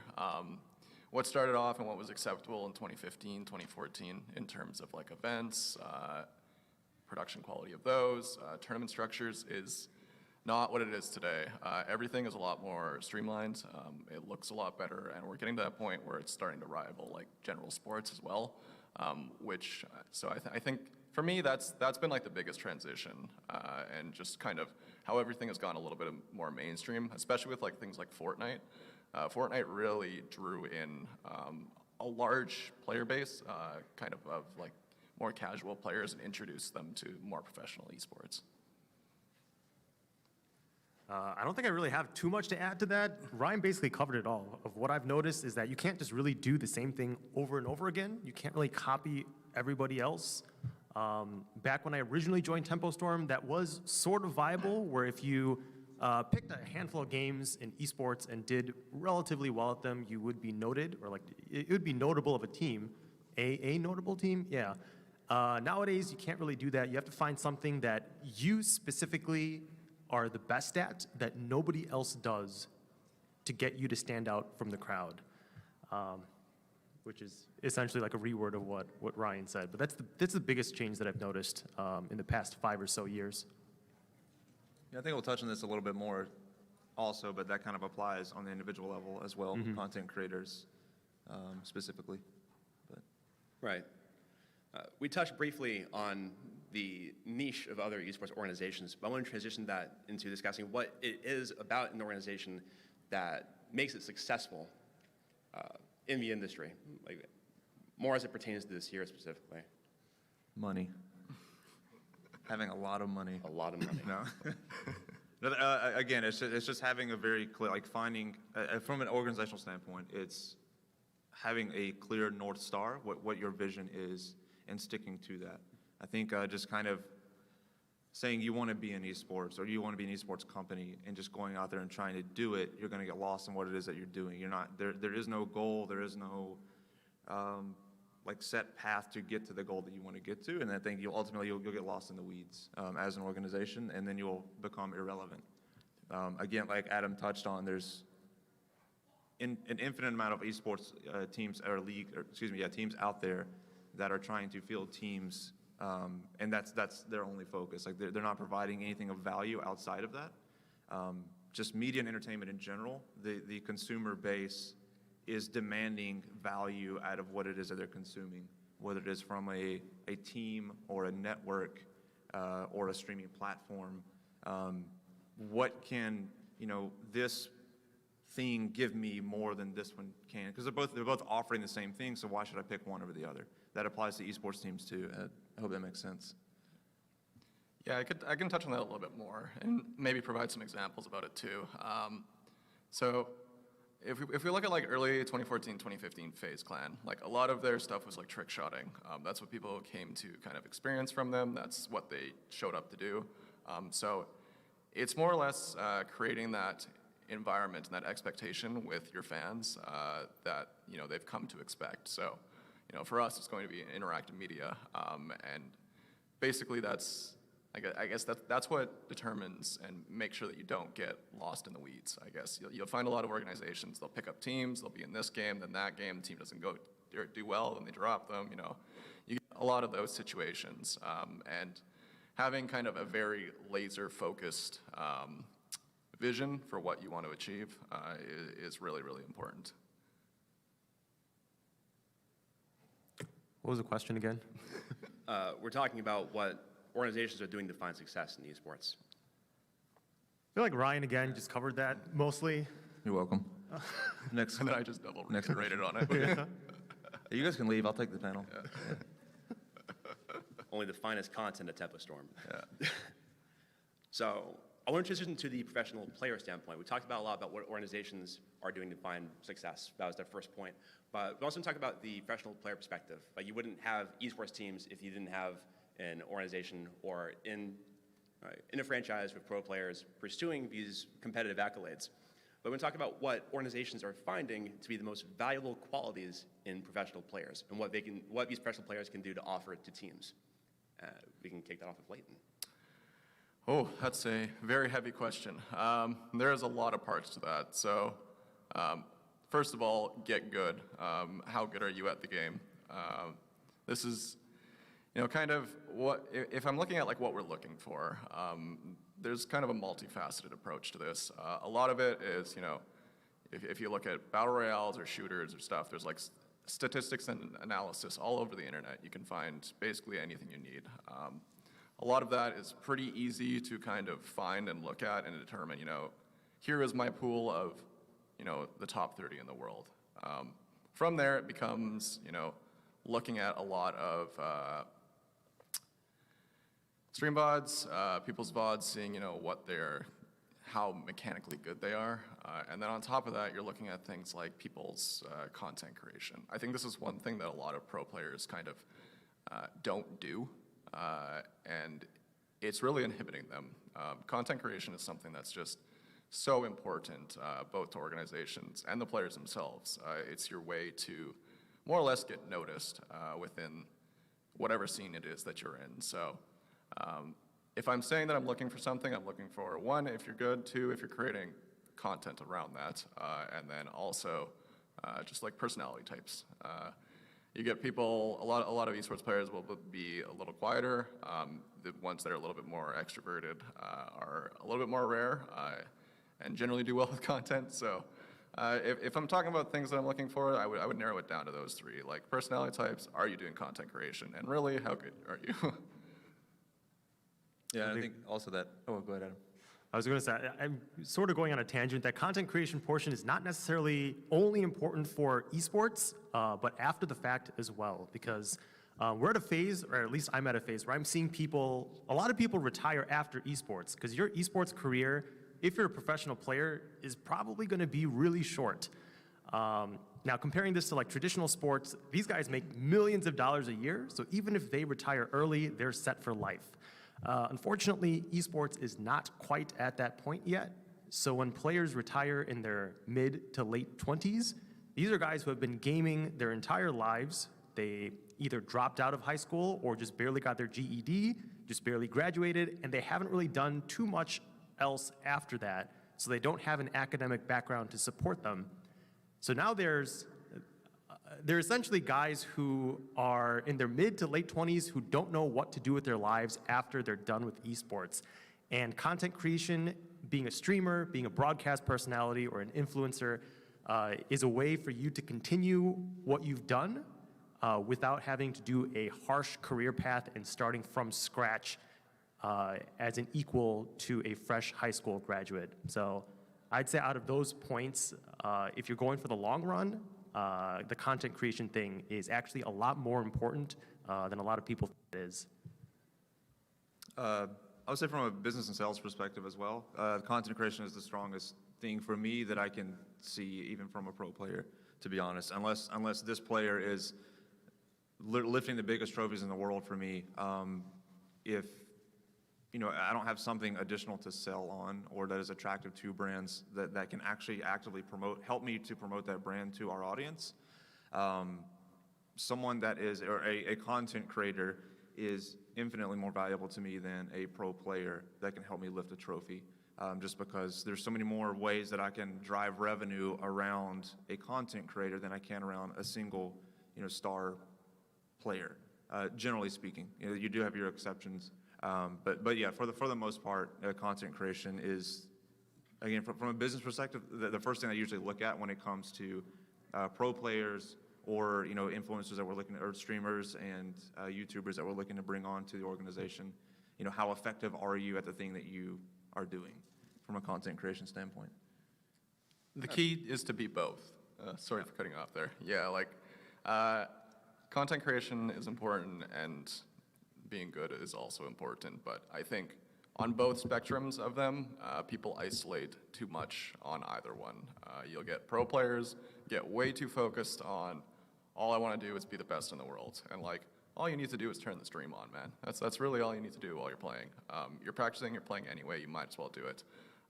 But there creates this dynamic where it's oh no, we don't want strats stolen and stuff, and telling you guys, very few people do that. So I think, from our perspective, it's something that's very simple to do, and it's just a good skill to have. The ability to create content and be able to, it also helps you develop your personality too, which is also a big thing. So the key takeaway from this is to have a very balanced outlook on it. Well, notice we have a lot of people here with competitive jerseys from other teams. I was going to ask real quick, how many of you are aspiring professional players who are on the grind right now? I see a couple. How about streamers? Do I have anyone here who's broadcasting on Twitch, Mixer, a wavy hand? Somewhat committed. Sort of. One more time. You do tournaments. You stream tournaments. What tournaments? Very cool. We're a big fan of Smash here at Tempo Storm. Oh yeah. So that actually brings up an interesting point, because we have people here who are actively competing for their respective franchises and titles, right?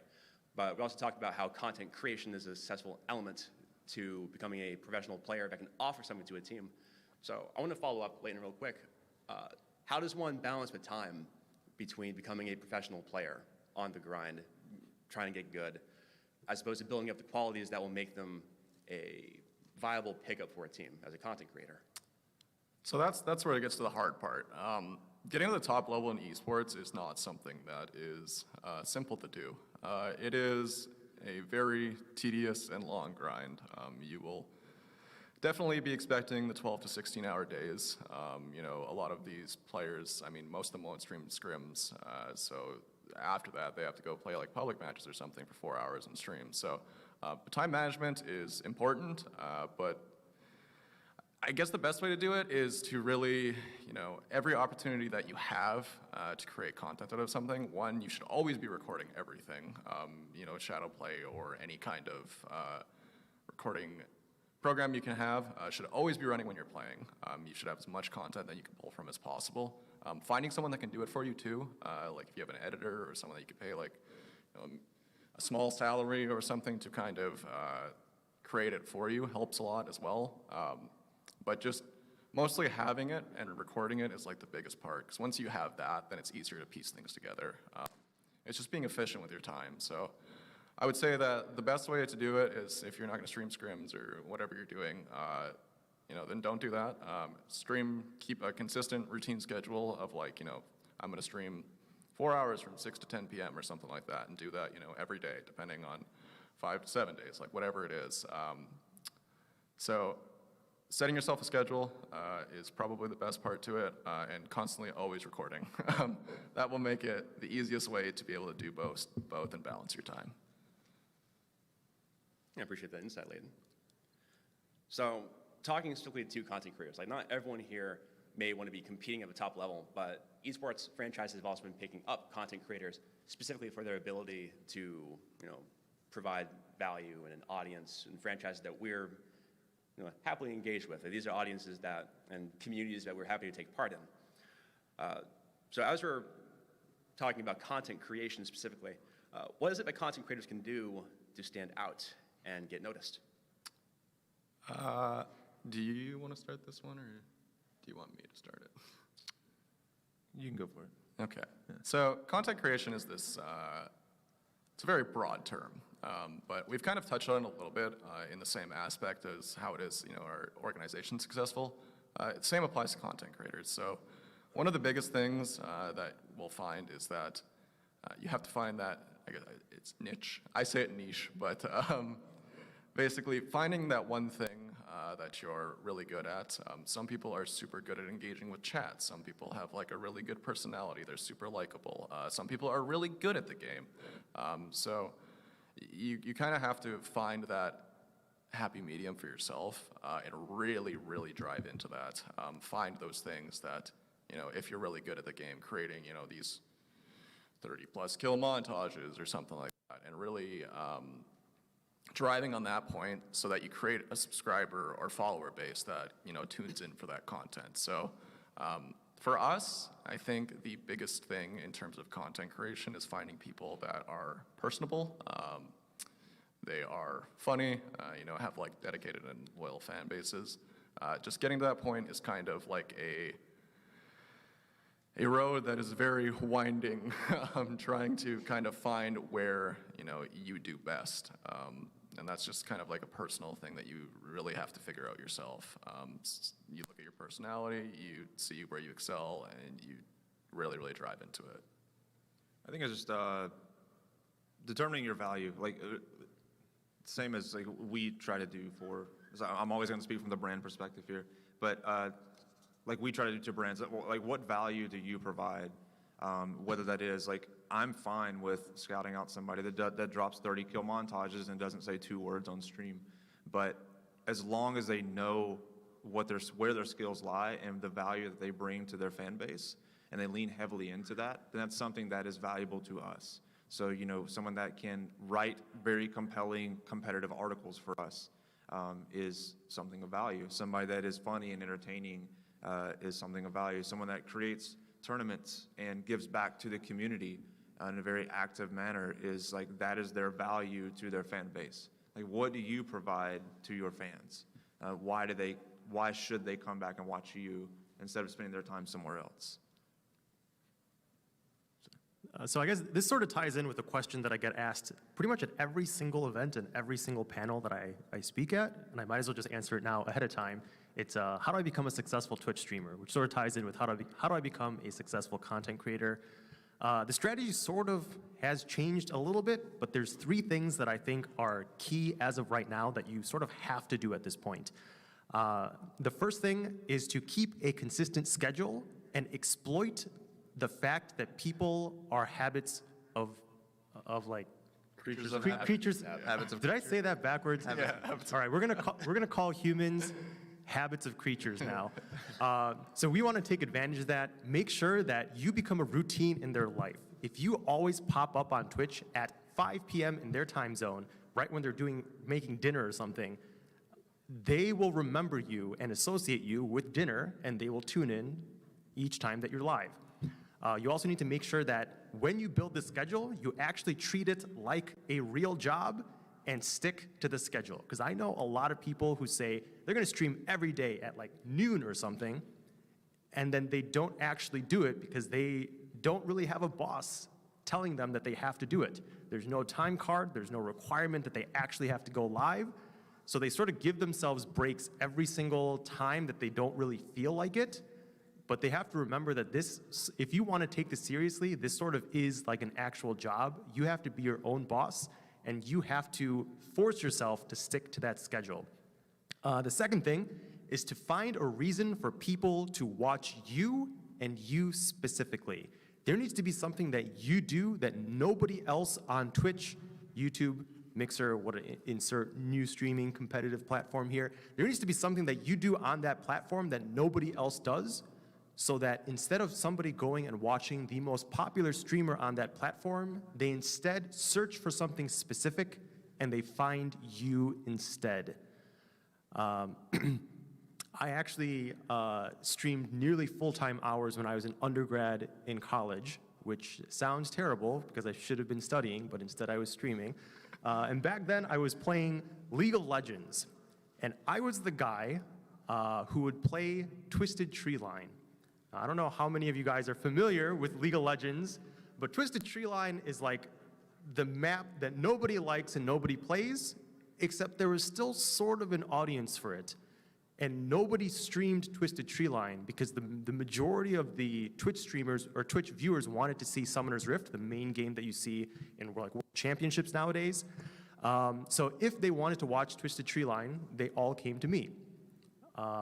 Obviously, nowadays on Twitch, you can't really do that anymore. It's very difficult to find something that is so unique that everybody who wants to see that will go to you.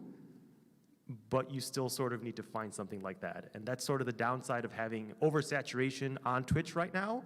But if you somehow come up with a 500 IQ idea and make yourself stand out, then that is your second key to success. The third key to success is actually, nowadays, it's networking. I personally suck at networking.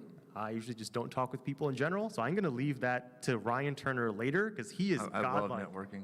He's godlike at networking. He talks and makes friends with everyone while I'm standing there just staring blankly and wanting to go back home.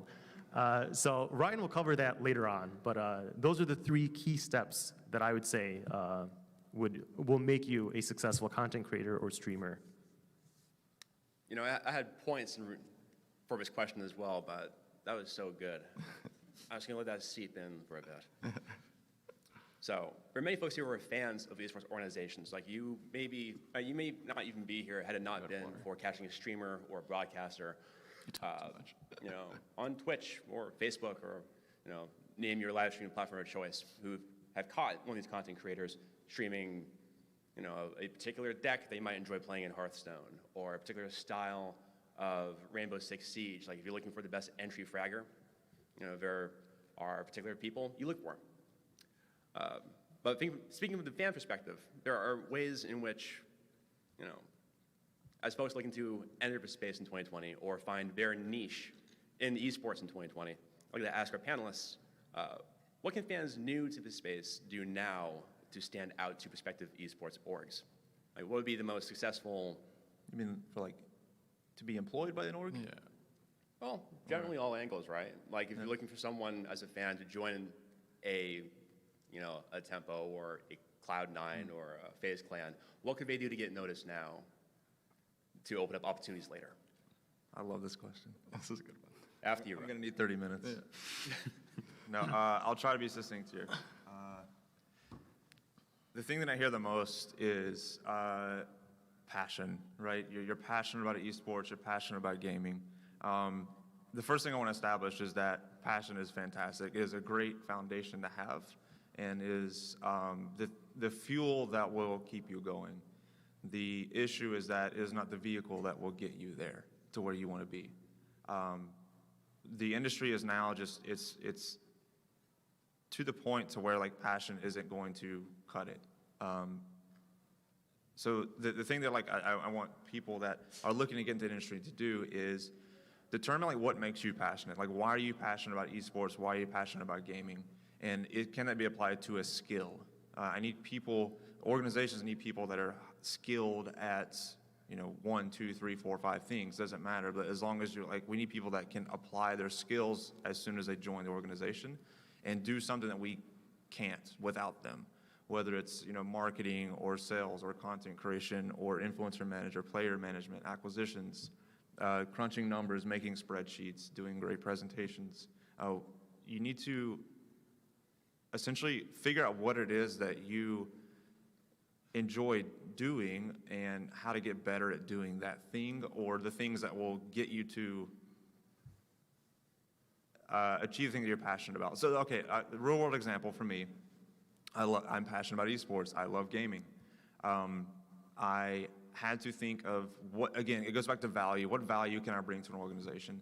I'm good at sales. I'm good at relationship building. I'm good at speaking, I guess, to people at their level and to brands at their level. What does that mean for esports? What niche can I fill? And so then I spent the time to research what it is behind the scenes esports teams need. Well, you need partnerships managers, you need sales managers, you need people to go out and bring in the revenue so that the team can, bring on more pro players, more content creators, grow with the industry. How do I do that? How do I get in that position? I have sales experience at HPE. Okay, how do I apply that, non-endemic sales experience to esports? If your passion is community building, sorry, Mr. Tournament Smash guy over there, you love communities, right? How could you get into esports and knowing that you love communities? How do you build the experience to get? I think that's the biggest key. Is how do you acquire the experience to get to where you want to go? Let's say you want to be a social media manager at Tempo or Cloud9 or Liquid or wherever. You can't just walk up and say, I want to manage your community.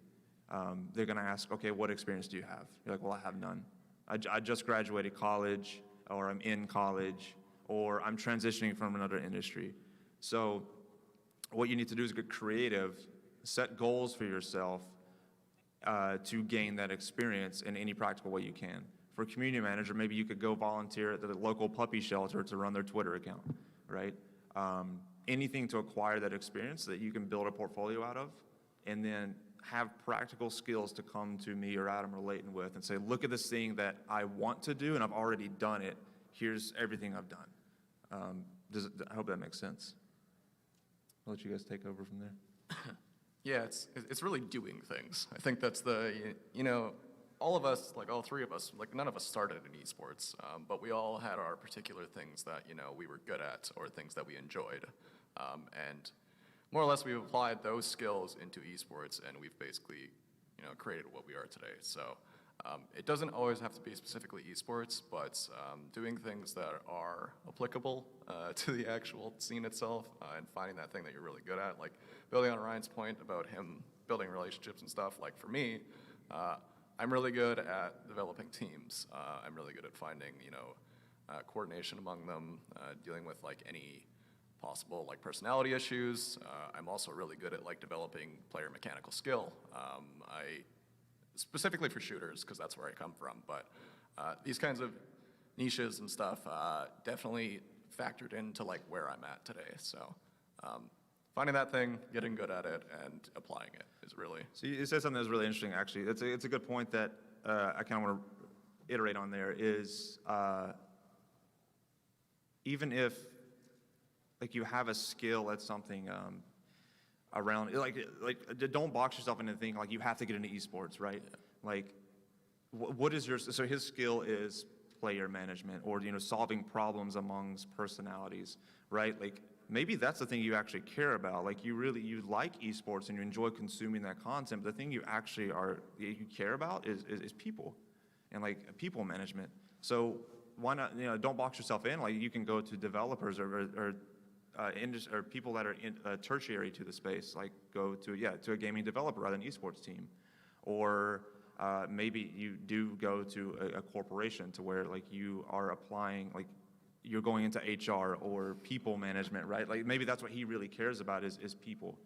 So go off in these tertiary spaces, find those things that you care about and do that, acquire that experience, build that knowledge, and then come back to the thing that you're really passionate about, which is gaming and esports. And now you have real world value to get yourself in the door.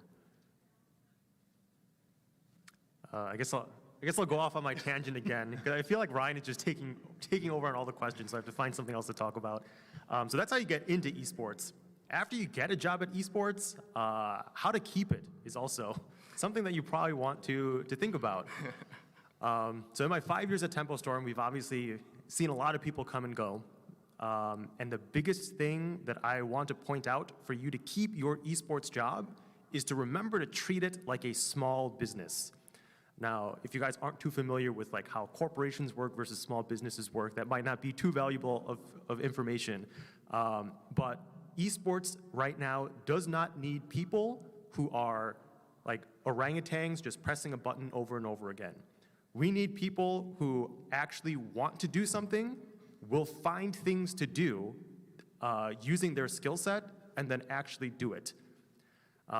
In corporate environments, a lot of times you'll be hired for your very specific specialty, and you'll just do that same thing over and over again, and you just do what your job description says, and if it's not within your job description, oh well, you don't do it, somebody else will take care of it, you clock in, you clock out, and that's all you need to do. Esports should not be treated like that. You actually need to, if you do have your passion, you need to put that passion into practice and actually figure out what you need to do at your job to make yourself stand out. Because usually, even still, esports is young enough that if you don't excel above average compared to other people in your I guess, like skill set, your specialty, you will not make it. Maybe in like 10, 20 more years when esports becomes a lot larger, a lot more streamlined, maybe less than 10 years even, but once it becomes massive, then you may be able to treat it like a corporate environment. But as of right now, if you do that, you most likely will be replaced. That's great advice, boss. It's okay, Glenn. I kind of want to touch this a little bit coming into the organization as a fan myself. Like in 2014, I was spending more time watching Hearthstone streams than actually doing much else. So I was doing the college thing too, and watching a lot of Raynad himself, because like I was, a fan of his stream first before playing Hearthstone myself, because I didn't get into the closed beta myself.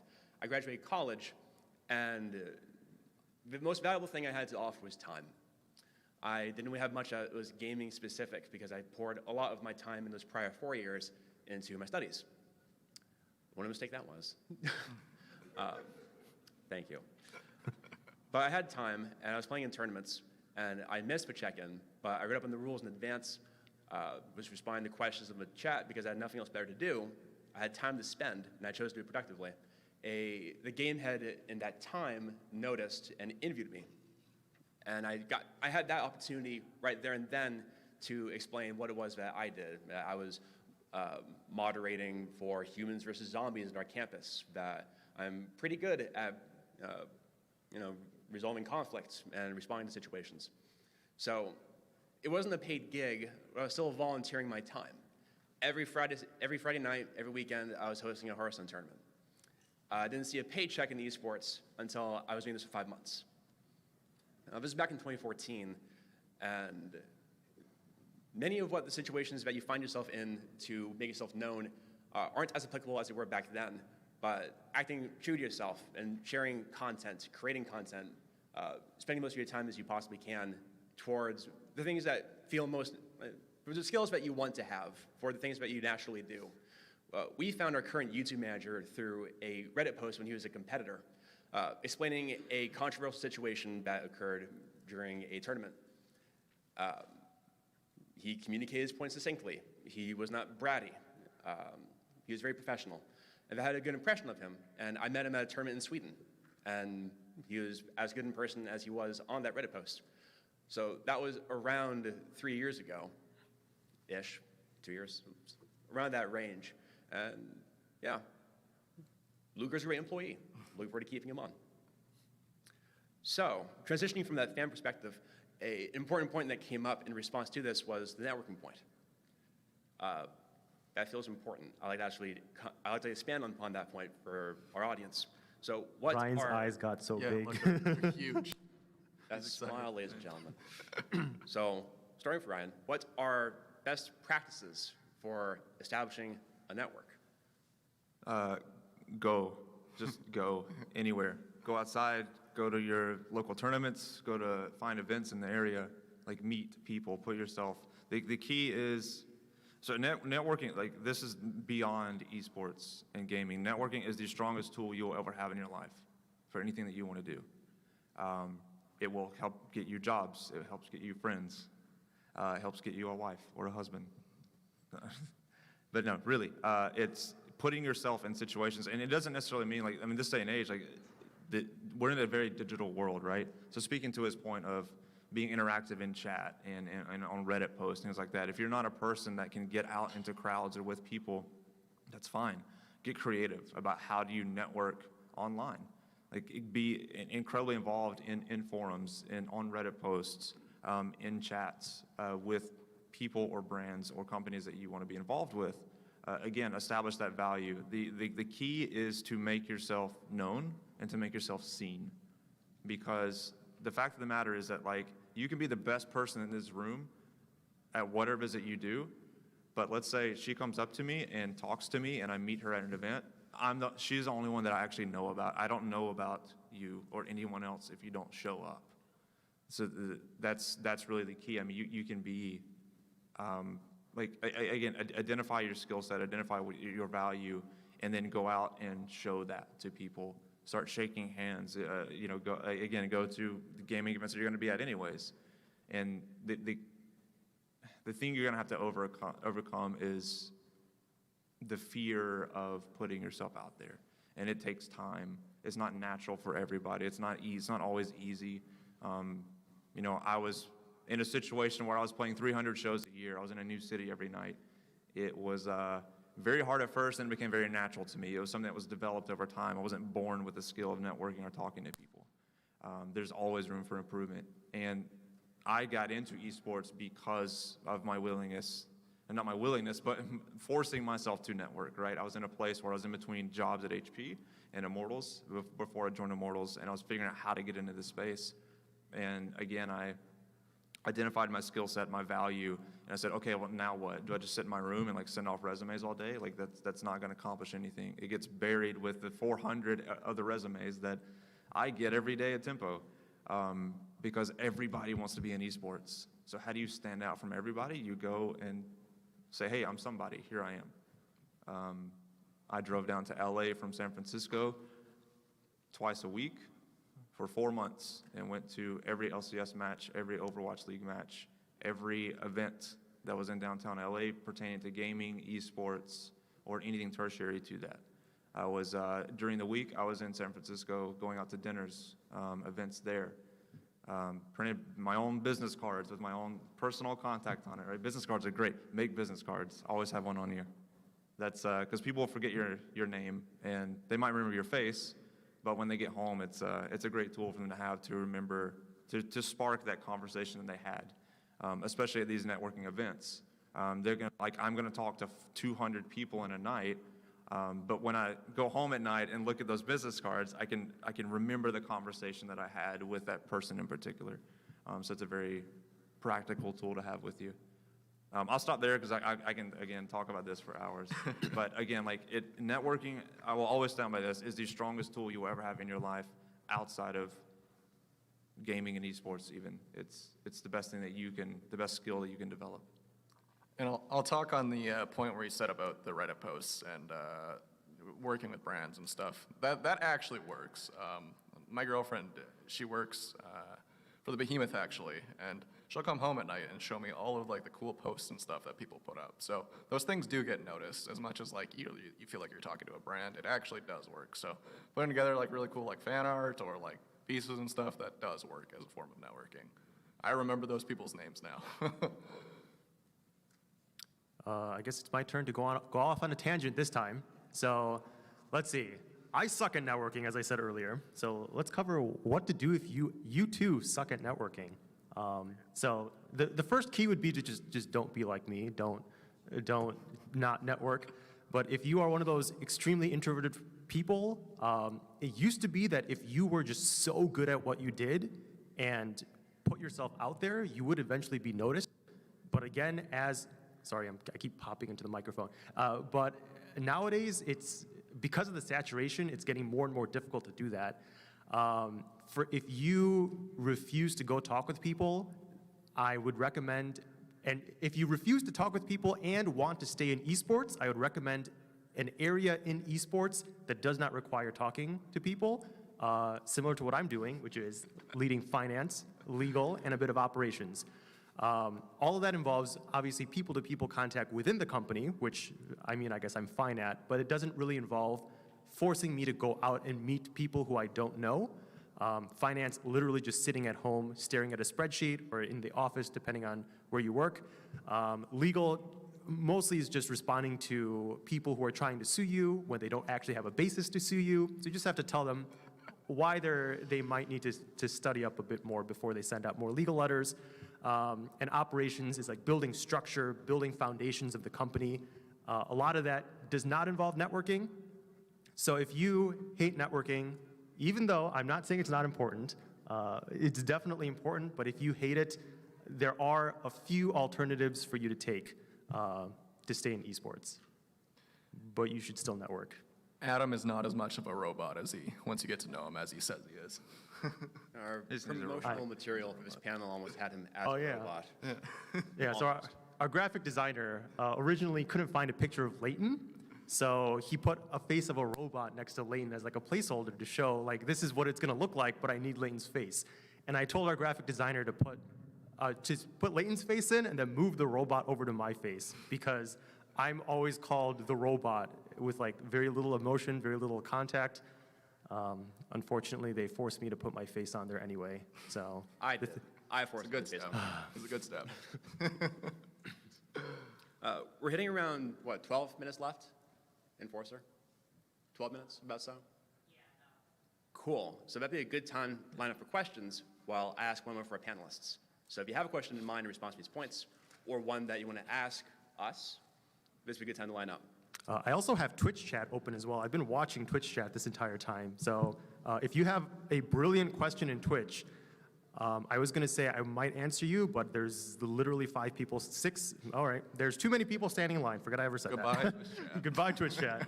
You know, there's enough people that I think we might pass over our last question that I prepared and ask them for the audience. Start with your name. Sure. My name's Nick. I have a follow-up question. The first question is a quick one. For anyone, so working more on the game development side, I'm actually curious, as a esports organization, what draws you into going after a specific game, whether it's players for that game or a team or whatever it's necessary? And then 2, the follow-up is, I'm a huge fan of Jake and Bake, as you mentioned. You picked him up recently with Tempo there. What was the deciding factor behind that, going after an IRL streamer specifically? Those are great Ryan questions. So I'll speak on the IRL strategy. At least I'll let the other guys take. For us, again, it goes back to my point earlier about us, brands finding their niche in the space now. Again, our specialty is live streaming. The tools and technology is to a point now to where we can make that into a highly interactive experience, something that it's more of a two-way broadcast rather than just watching a streamer.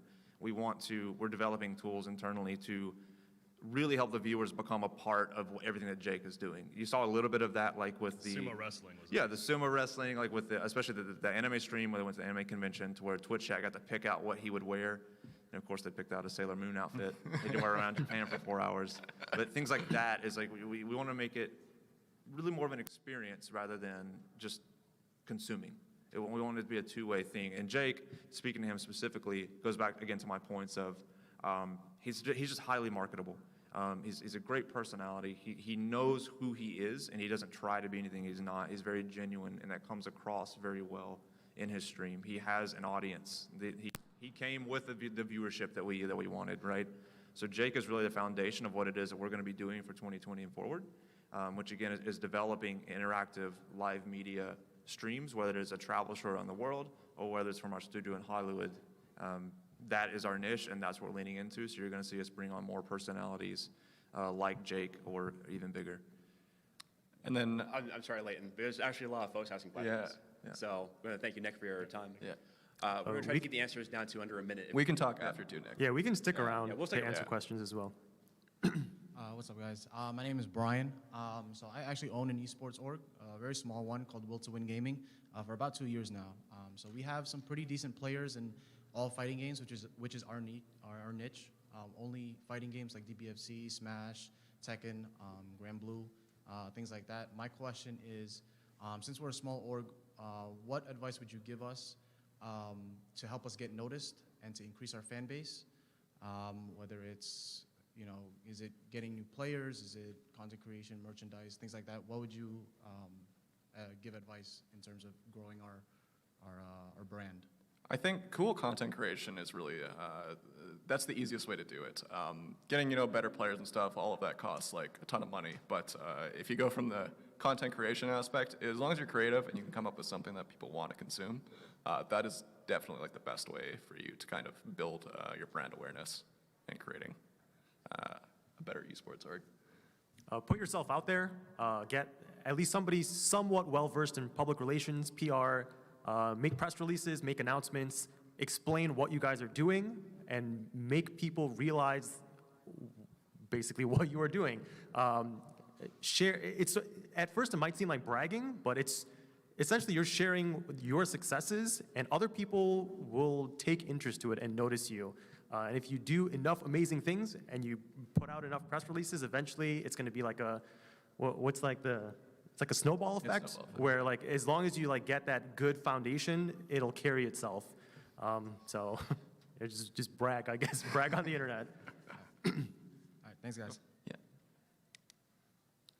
Hey guys, really appreciate the panel, very insightful. My name's Joey, I work in university esports at the moment, and I'm kind of curious, as a professional organization, what do you feel the role of universities is in this kind of wider esports space, especially knowing that since players tend to be much younger when they are professional in esports, the traditional like feeder path that traditional sports has, where you go to college, then go pro, doesn't really exist, or at least not in the same way, and we've even started seeing some of the opposite, where pro players will then go to college to play. Yeah. So I'm curious what your perspective is on all that.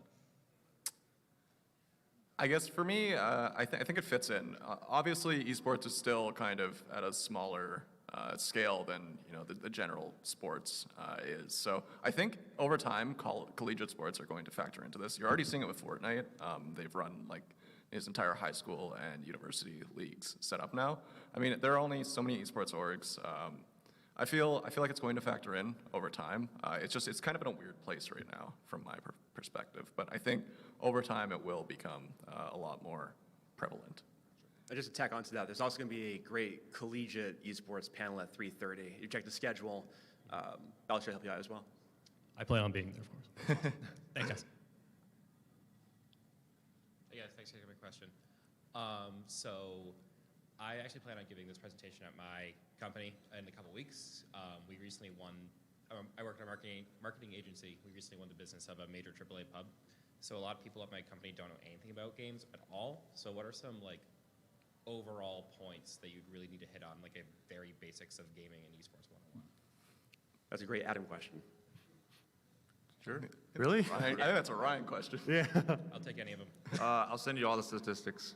Give me your email. Yeah. That's awesome. Yeah. See, guys, networking. There we go. Now he's got my email. So. Yeah. Yeah, I'll send you a lot of good materials. But basically, I mean, the statistics, like 3 out of 10 people have watched a stream at some point nowadays, and that's like everybody, not just gaming.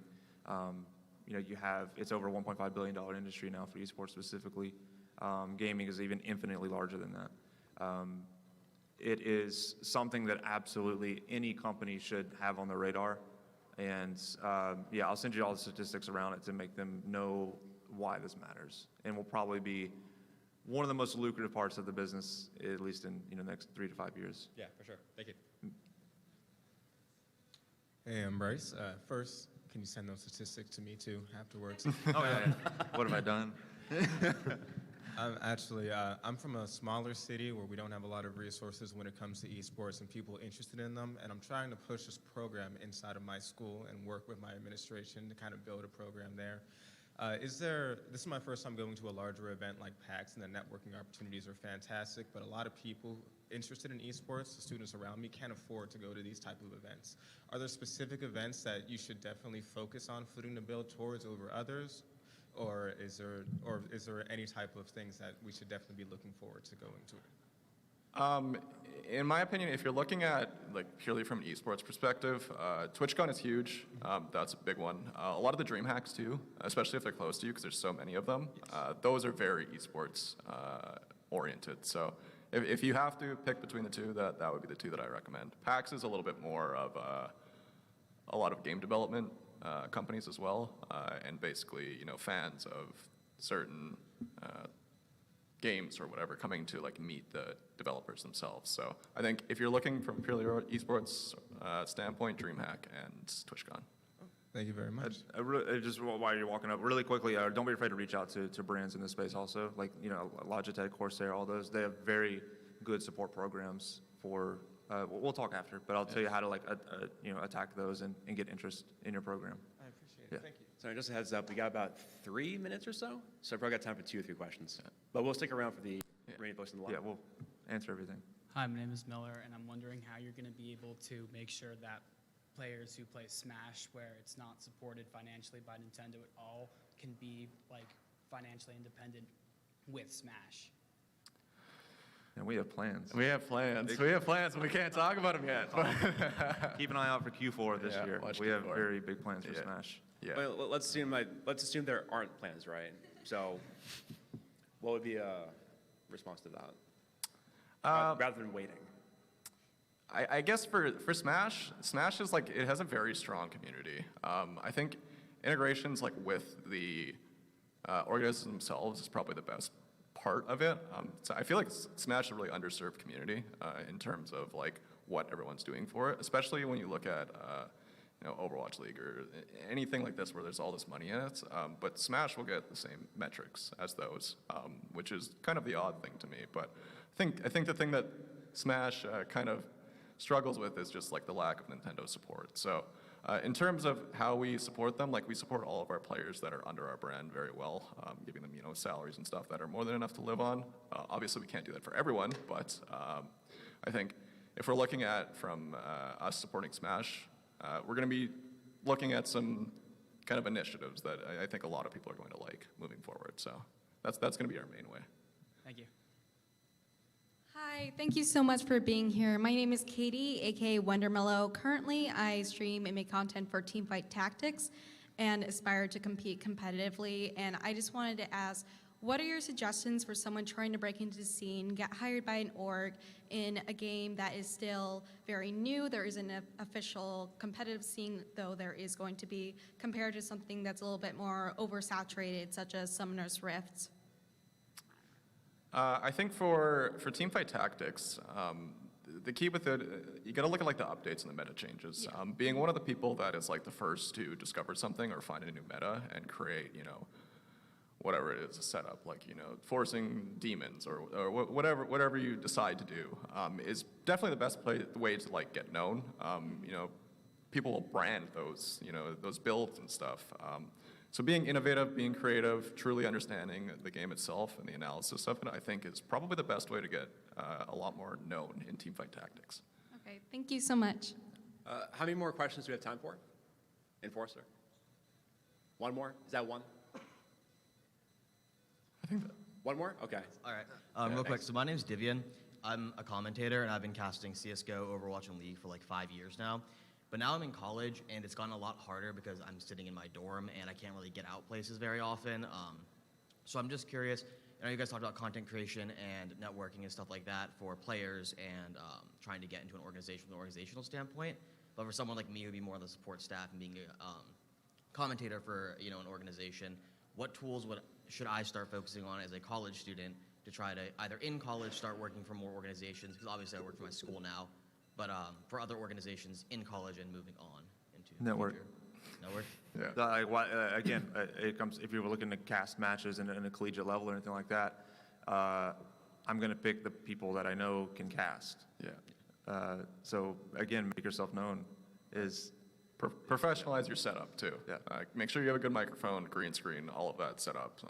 That's huge to developers and anyone who wants to put on events. If they can't fly you out to the studio or something, it's having a really good backup plan. Like if you're just doing it from your dorm, is really good. Yeah. Awesome. All right. Thank you. Oh, sorry guys. We're actually going to conclude right here. We've been told to end our time. Thank you all so much for coming to PAX East and for this panel. And we'll be around for questions.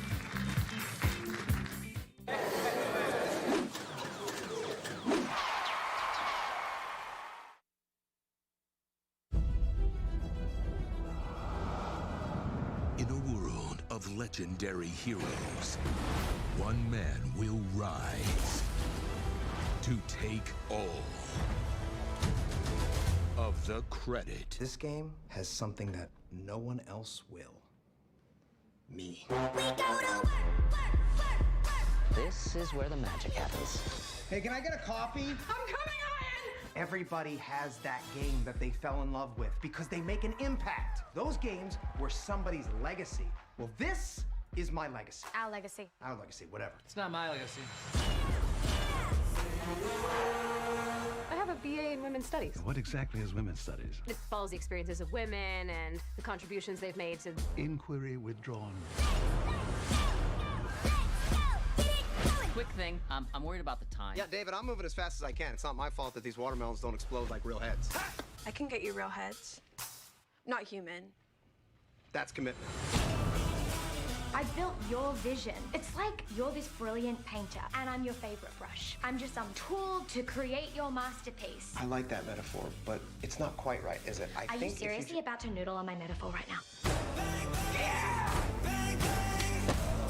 I know that I can be difficult. Papa, you can't give up. We're like the Beatles. Together, we make masterpieces. I could write the lyrics and the music and everything, but it would sound completely different without the drums. Wait, I'm Ringo? Well, yeah. Of course you're Ringo. I mean, look, somebody's got to keep the beat. Oh my God! At least you brought me breakfast. Oh, this is mine. It's prescription. A prescription bagel? Legally, you're actually not allowed to ask me about it. Whatever.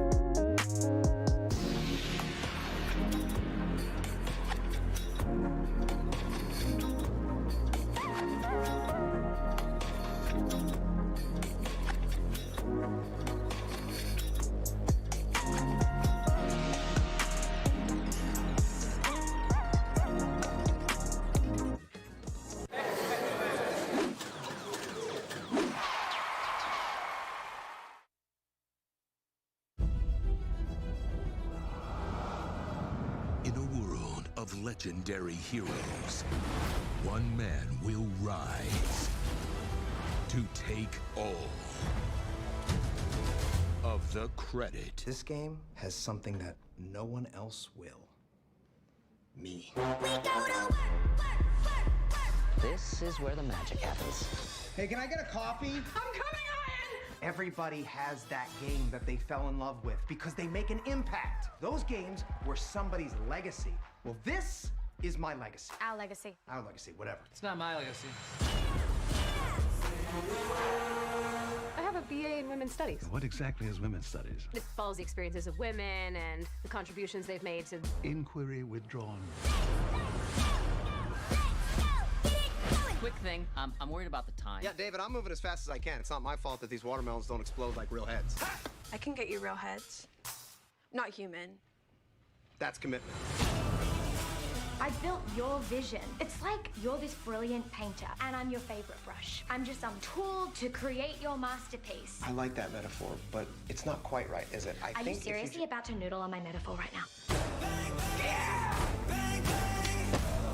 I know that I can be difficult, Papa. You can't give up. We're like the Beatles. Together, we make masterpieces. I could write the lyrics and the music and everything, but it would sound completely different without the drums. Wait, I'm Ringo? Well, yeah. Of course you're Ringo. I mean, look, somebody's got to keep the beat. Oh my God!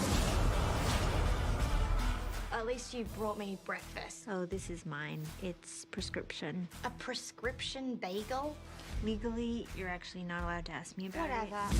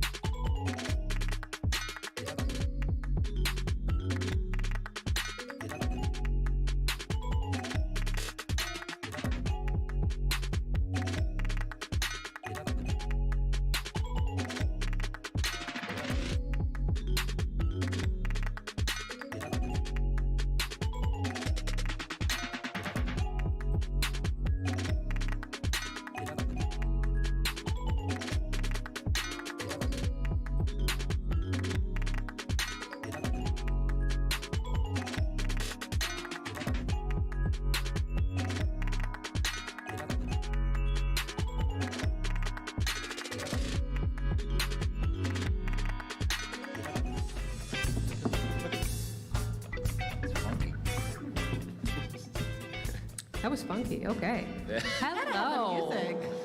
Welcome to celebrating 35 years of Tetris. Yeah. Yeah, Tetris. Boom, Tetris for Jeff. Okay, so we're going to be talking about Tetris, and... Wait, are we talking about Tetris? I don't think so. Are we talking about a falling block game? Mm-hmm. Yeah, okay. That's the cool. one. Good to know. That's the one. Good to know. Good talk.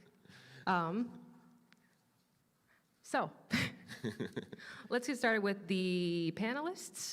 Give a quick introduction of each one of you and all that fun stuff. Big Cheese. Yeah, our special guest. Hear it up for our special guest, Big Cheese. We gotta, Hello. Hey. Our surprise guest. Thank you so much for coming, dude. Good afternoon, you beautiful individuals. My name is Big Cheese KIT, and I play a whole lot of Tetris. Whole lot of A whole lot of Tetris. A whole lot. Literally. I can spell with the Tetris blocks, so a whole lot of Tetris. But how you guys doing today? Oh, no. More energy. How are you doing today? I was about to say, this side is way louder than that side. I know, we gotta get competition going. Yeah. Thank you, guys. Your turn. Your turn. Your turn. Hi, my name is Brennan Groom. I don't deserve that. That was louder than Big Cheese. Are you kidding me? Big Cheese! Big Cheese! Hey! And I host the Pass the Control podcast. We're local nerds in Salem, Massachusetts, here for PAX East. I play a lot of Tetris, but not nearly as enough as Big Cheese, I'm sure. You might be right. Big Cheese. I'm Chris Souza. I'm the founder of Pixelver PR, and I work with beautiful indies around the industry. Woo! Yeah. Souza! Hey. Souza. I can't even have that with my name because I sound like an old British person. Rupert. Rupert. My name's Leanna Rupert. I am the editor-in-chief of PlatinumGames because we're bringing it back, yeah? Okay. Yeah, okay, come on, yeah! I'm also the editorial director of Greenlit Content and co-owner of Don'tBeTheGamers.com. Liana! Hey. All right, I am David Giltonen. I am the host and producer of another retro gaming podcast, or RCast for short. I've been around for almost 4 years with that, but yeah, I've been in the industry for about 8 years now. So yeah, just glad to be here and talk some Tetris. Hey, David! Love it! David! RCast. Hi, my name is Morgan Shaver. I also work with Leon at Greenlit Content. I'm the editor-in-chief of Indie Obscura. I write for All Gamers under HyperX. I write for a couple other sites like Tetris. So, boom, Tetris. And also Prima. And she has been on Prima before. I do all the writing. I have very random videos for you guys that I've just edited in because Tetris. Yeah. One of my favorite versions of Tetris is Game Boy Tetris. Hey, there it goes. So that leads into the question, what is your guys' favorite version of Tetris? And this is gonna be challenging. What's your favorite version? I want to hear what Big Cheese has to say. Big Cheese! Big Cheese, what you gotta say? What's your favorite version? I'm like very invested in the cheese. My most favorite version of Tetris will be the original. You know, we're the same age, so it's like we have a bond. Exactly. Yeah. But It's magical. the first one will always be Tetris, and then second would be Tetris Effect because of the music that blends in with the game. So good. If you guys have never played Tetris Effect, oh my goodness. It's like the music is beautiful, it's soothing. While you're playing the game, it's like relaxing. So like say you have like a bad day at work, it's like, play Tetris Effect. Yeah. Okay? It will calm you down.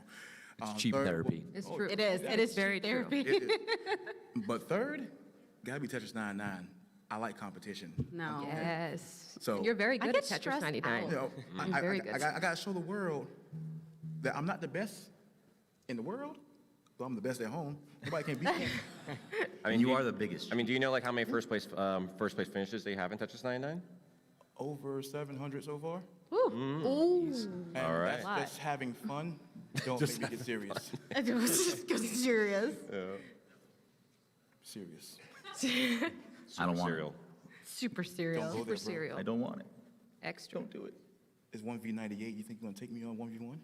Oh, we got some I wish we challenges had like going down. setups. I would love to see it. I would love to see that. Yes. It's gonna happen. No, but it's fun. gotta Like, happen. it's definitely fun. Like, check it out, guys. Like, you think like all the battle royale games out there are the best in the world?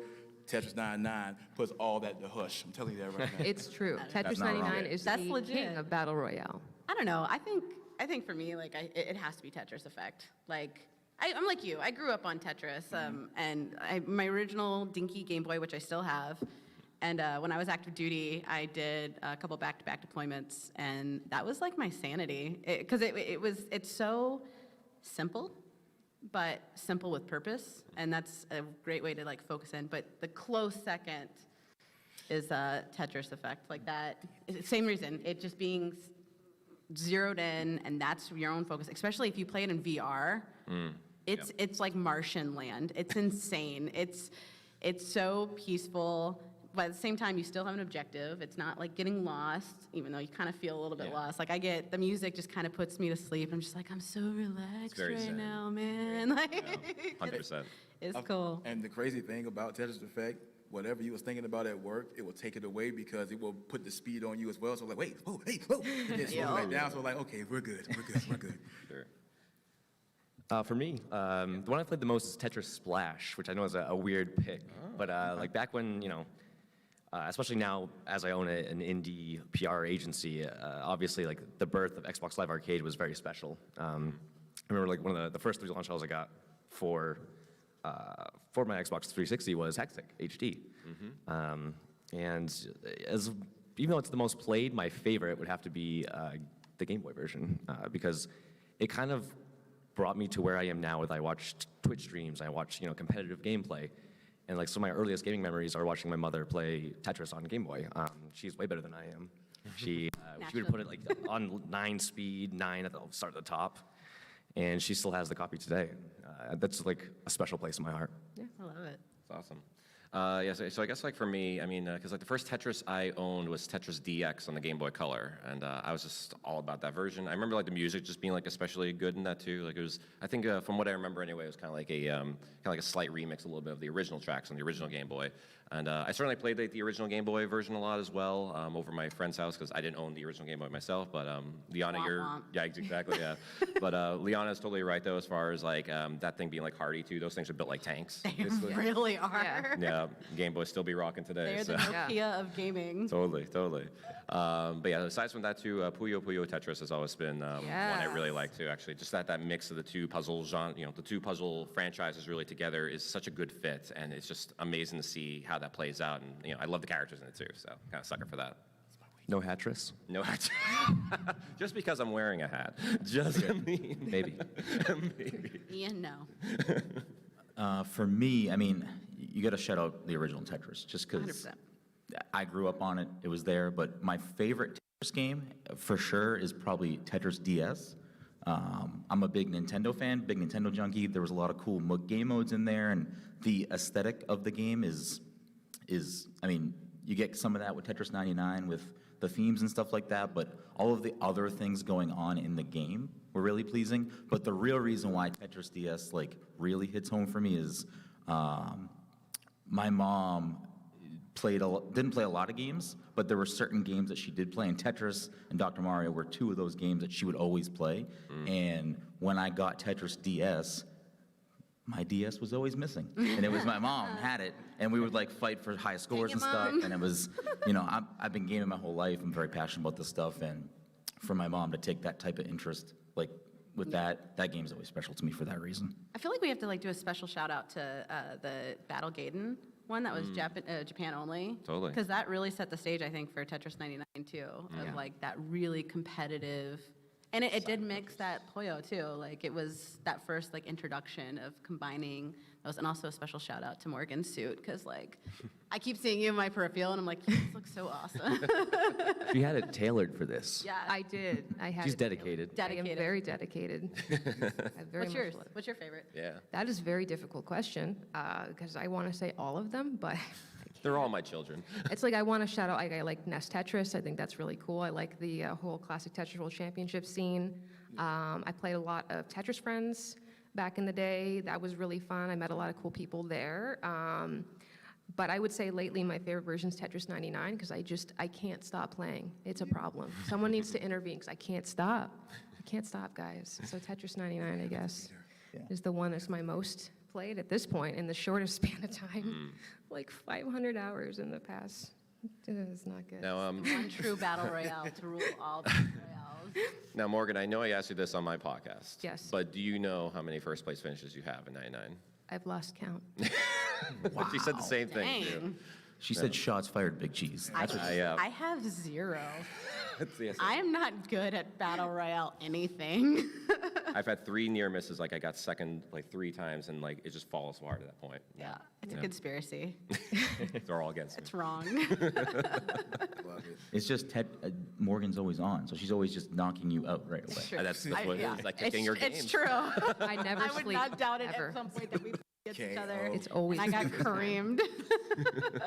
So, I do have an honorable mention. This is on Super Nintendo, Tetris Attack. Yay! That was a good one. So, Yeah. and it was a game that was out there that was similar to it, and it said beat the developer and you get stickers. He didn't survive. He didn't survive. I got the stickers in my book bag. Did you get all of the stickers? I got all the stickers. All right. I like it. I got more random videos for you guys. This is one of my favorites. This is Tetris 99, and this is a player named Dorami who can T-spin like nobody's fucking business. Jesus. Yeah, this is real time. This is not sped up. This is real time. I remember the first time you showed that to me, I thought it was. You thought it was sped up. Sped That's up, not sped yeah. up. That is real time. By the time it was over, I was still trying to process what I was seeing. Yeah, like everybody has their own different strategy for approaching Tetris.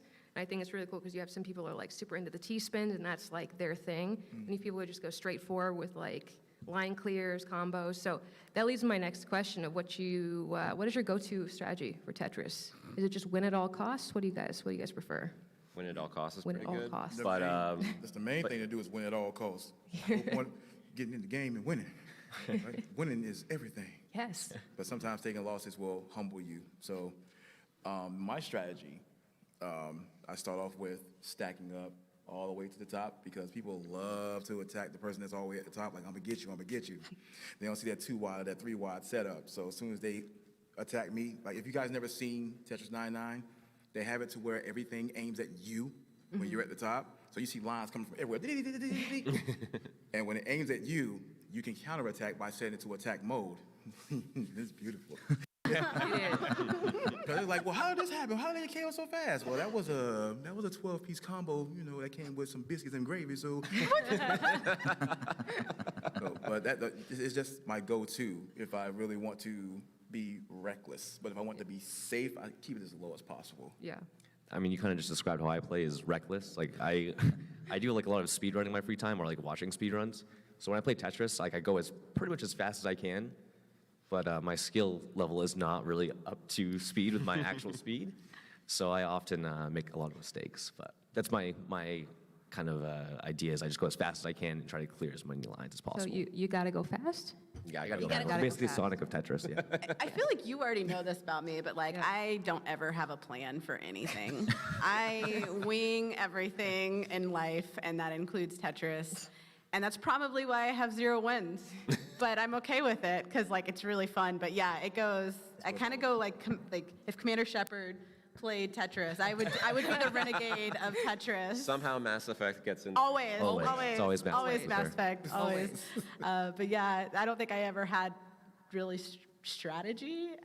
I'm like, ooh, Whatever works. that looks cool. Yeah, let's do that. Let's do that. Let's do that. That works. Yeah. I mean, like, because I know for me, I can't really do like the T-spins. Like, my mind just doesn't really process how the T-spins really work while I'm playing the game, like at that speed for sure. So usually, because of the speed of Tetris 99, especially when you get to like later levels, like if you're in like the top 20 or whatever, which I've gotten like a number of times before, but but again, no wins, But it's I usually try to keep it like where like the middle is clear. Like, is usually I'll just like try to get like long piece and like either the sides or whatever. But because it's going so fast, Yeah. you never know what can drop at you at any given moment. You may as well keep like whatever that line clear area you need for the middle, so you can kind of get that in quick. So That makes sense. That's interesting. For me, I'm just, when I load up Tetris 99, if I see Big Cheese in the lobby, I back out. That's my strategy. That's a strategy. good strategy. Like, no. But no, I usually just build up one of the sides. I usually pick the right side and just like hoard line blocks and get ready to just do combos, and that's usually what I do. I have a few wins, not a lot. Okay. But you got me beat. Then. Yeah, I was about to say, you've already creamed us by saying that. I can't do T-spins, and I'm very sad about that fact. But so I just keep it as traditional as possible. I do a little bit of what you do, where I'll stack to the top and I'll wait for them. It's like a trap. You set a trap, you wait, and then you launch, and that's my favorite thing to do. And you can get some badges in Tetris 99 pretty early on that way. Hoarding the iTetramino as much as I possibly can, because if something gets thrown at me, I want to be prepared. And then combos. There's a little bit of blend of everything, and then just gotta go fast. Gotta go fast. Gotta go fast. This panel is not sponsored by Sonic. At all. At all. I Or was Mass with Effect. you last year as far as like not knowing how to do T-spins at all. And I've been playing Tetris since I've been playing Tetris for 35 years. So learning the T-spin was like, I just learned this last year. I was 34 years old. Now I feel like I've completed everything except for the whole loop-de-loop as far as the T-spin. Yeah. Wait, what was I that? can't What was that do again? The Like, loop-de-loop. like they said, like, whoop, whoop, whoop, and they bring the T-spin, it's like T, all the way down to the bottom. I can't do It's a that. very technical term. Yeah. So I'm gonna learn how to do that. I can teach you how to T-spin. Teach us. We're the ones Yeah, that have we to need the win. help. No, Teach us. Oh, I can teach you how to T-spin. Okay. Dang. All right. you go. We need a Scared of 1v1 after this. competition, We gotta I do see. it. We gotta do it. You do like a T-spin class like right here. Yeah. T-spin workshop. Ready to go. 101. So that's PAX West's panel then. Yeah. Yeah. Next PAX. I T-spin like workshop. it. So one thing that's my favorite thing in the world is Tetris memes. And this one is my favorite. Adhesement places. Boom, Tetris for Jeff. Boom, Tetris for Jeff. Boom, Tetris for Jeff. Boom, Tetris for Jeff. Boom, Tetris for Jeff. Boom, Tetris for Jeff. Boom, Tetris for Jeff. Boom, Tetris for Jeff. Boom, boom, boom, Tetris for Jeff. Boom, Tetris for Jeff. Boom, Tetris for Jeff. Boom, Tetris for Jeff. Boom, Tetris for It's like the My John name's Jeff. Madden of like Tetris. Boom. Boom. Boom, Tetris for Jeff. It will never be out of my head. Boom, Tetris. And that clip is from technically I would call it Tetris Esports. It's Classic Tetris World Championships, and it gets very, very competitive, and it's really taken off, and it's kind of like put the idea out there again. It's like Tetris as a potential esport, like a big esport, and so I wanted to get your guys' thoughts on that, because boom, Tetris for Jeff. Boom, Tetris for Jeff. Well, Big Cheese got to lead off. on Yeah, I was about to say, we literally have an expert right here. Yeah. Tetris is definitely an esport. It's like, no matter if it's 1v1 or anything like that, it's competitive, and the best go head to head. Just like when you're Street Fighter, just like NBA 2K, Call of Duty, any game like that. This game here is not potential esport. It is esport. it's a part of esports. And it made one of the biggest impacts last year because if nobody has recognized a kid defeated a champion, a legendary champion. Yeah. Now that scares me. Because, and well, off topic, just like a kid beat a champion in Pokemon. Yeah. Yeah. So this lets you know how much of an impact these games have. Still, And yeah. anything that makes an impact, anything that's competitive, anything that will have others join in, train, and try to be the best, like no one ever was, but if they have the potential and the time to do all of that, and it's competitive, it's an esport. Yeah, I think you're right. I mean, I think it's already on that path to kind of getting to be a official, highly sponsored, like really watched esport. And I think Tetris 99 is the first step of that, but I would love to see it, like you said, like Street Fighter. Like I'm big into the FGC community. I'd love to see like a 1v1 like this. FGC. Yeah, you know. But I'd like to see something like this become more popular, more common, and maybe one day we'll see Big Cheese on this big screen. Yeah. Absolutely. With his fancy T-spins. Yeah. I might come in 45th, That he but I'll won't be share. fine. You got this, man. You got this. I made a statement. I made a movement for myself, and that's what everybody plans to do when they jump into the Tetris World Championships. And if Tetris 99 becomes like an actual esport where it's like currently competitive and it goes to like the top 2 or top 4 characters, then yes, you will see the passion behind it. You will see like stories read all over the world, ESPN and IGN, etc. So when you see like the passion behind when they play the other games, it's the same with Tetris. And these are people that have been playing for years. And then you have some newcomers that can just naturally catch it, because it's like, oh, just putting lines together. How hard is this?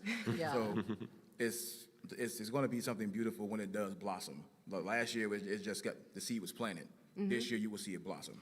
Well, like that's the thing. Like our parent company is Rec Global, which is a huge name in the esports community, and it's really been interesting. In the last year, I've learned more about esports than I ever thought I would, and learned that there's a lot more nuance that a lot of people don't really realize. And you hit the nail on the head with, a big factor in esports. There's a lot of games that are trying to break into the esports market, but the thing that they don't have is the longevity. In 2 years, are people still going to care? As like Rainbow Six has one of the most passionate esports communities. Dota, you have League of Legends, you have even Overwatch, which That's his own league has, in that case. and it has a dwindling player base. Yet the competitive community is stronger than ever. And I think with the Tetris, it has no barrier point of entry. You can be 7 years old and kick butt, or you can be 60 years old and just slaughter. And it's something that everybody can relate to. Like Tetris really does bond people. It doesn't matter if you're a hardcore gamer or a filthy casual. Sponsored.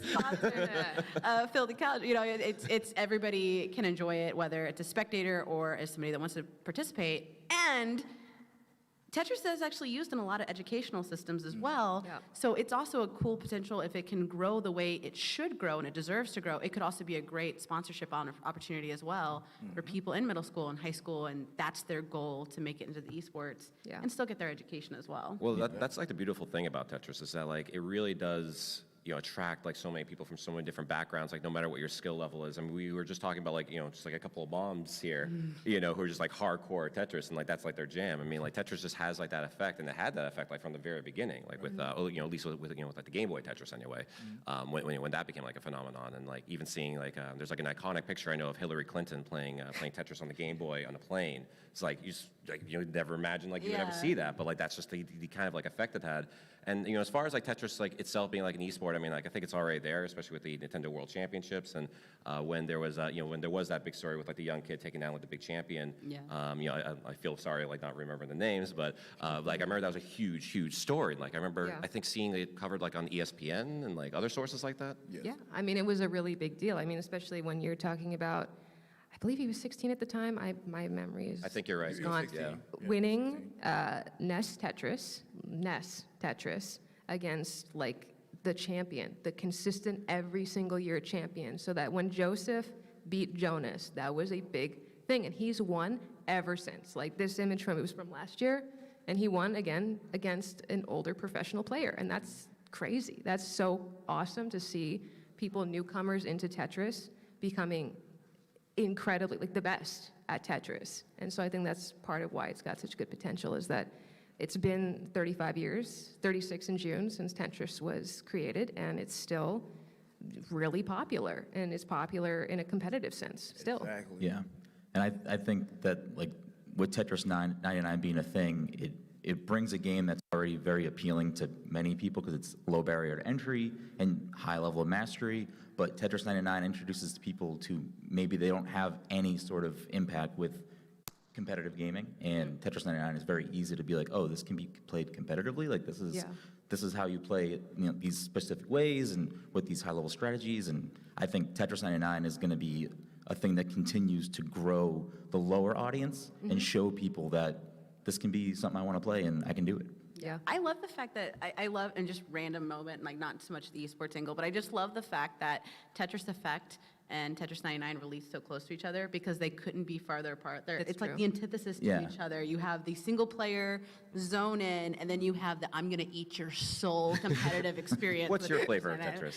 Yeah, right? Like clearly I'm a competitive not a good competitive person, but I am a competitive person. But So Tetris 99 would be kind of like the spicy chili side of it, yeah. Extra You're feeling a little Tetris. spicy. Extra spicy. Sure. Oh man, speaking of Tetris Effect, I don't know what's next. Oh, it is Tetris Effect. Hey, I made this. Yeah, I made this unintentional. slide. I don't know what's on it. It's a surprise. Like, look how beautiful that is. Like, It's a beautiful game. I think, I don't know about you guys, but like for me, anxiety is a thing, and this is very soothing to me. I don't, maybe that's just me, but I feel like that's a great tool. If you have anxiety or if you're in a social situation you might feel uncomfortable in, like you can lose yourself in this experience that's designed to be soothing and designed to be all about you. That's a very, it's a very good point, because Tetris is used in certain situations to help with like anxiety and PTSD. I think a lot of that has to do with something like the Tetris effect, where if you play Tetris for long enough and you're laying in bed, you'll keep playing Tetris in your head. That's not happened to me ever, no. Never. No, it definitely doesn't sound like you're talking from experience or anything. But have you guys ever experienced something similar to that, or do you use Tetris as a way to like relax or help with anxiety? Like, has that ever been something that's been a go-to for Tetris for you guys? I mean, I know for me, like Tetris has always been more of like, I guess, kind of like a chill out kind of game, I guess. You know, that was like, always the case. Like whenever, again, I would go over to like my neighbor's house and playing this Tetris, and when eventually I got Tetris DX on the Game Boy Color, it was always kind of like that chill out game. But as I would kind of play it more and more, I would always like just try to like beat like my high score. So it was always kind of like a competitive thing, but more for myself. I didn't play too much Tetris like against other people. Until Tetris 99 kind of came around, and it was just like, ooh, rude awakening. You learn ugly things about yourself, now. like, oh, am I like... I didn't know this about myself. Yeah, exactly, yeah. But yeah, like it's just really cool, like, again, like how many ways you can play Tetris and like, approach it, and it's like very effective no matter like, whether you are looking for that super competitive streak of it, or if you just, if you do just want to like chill out and like, in bed, play some Tetris and dream about the pieces falling on your head. Because there's like marathon mode too. You don't have to be competitive at all. You can play at your own speed. You can like learn things, and there's no pressure, because it's like if you mess up, you just start over again. 100%, yeah. Yeah. And that's kind of how I play. I'm very casual Tetris player. Like I really look deep into the history, and I love, the whole history that it's had on the industry and the impact that it's had on everything that we've gotten this far in the past almost 4 decades.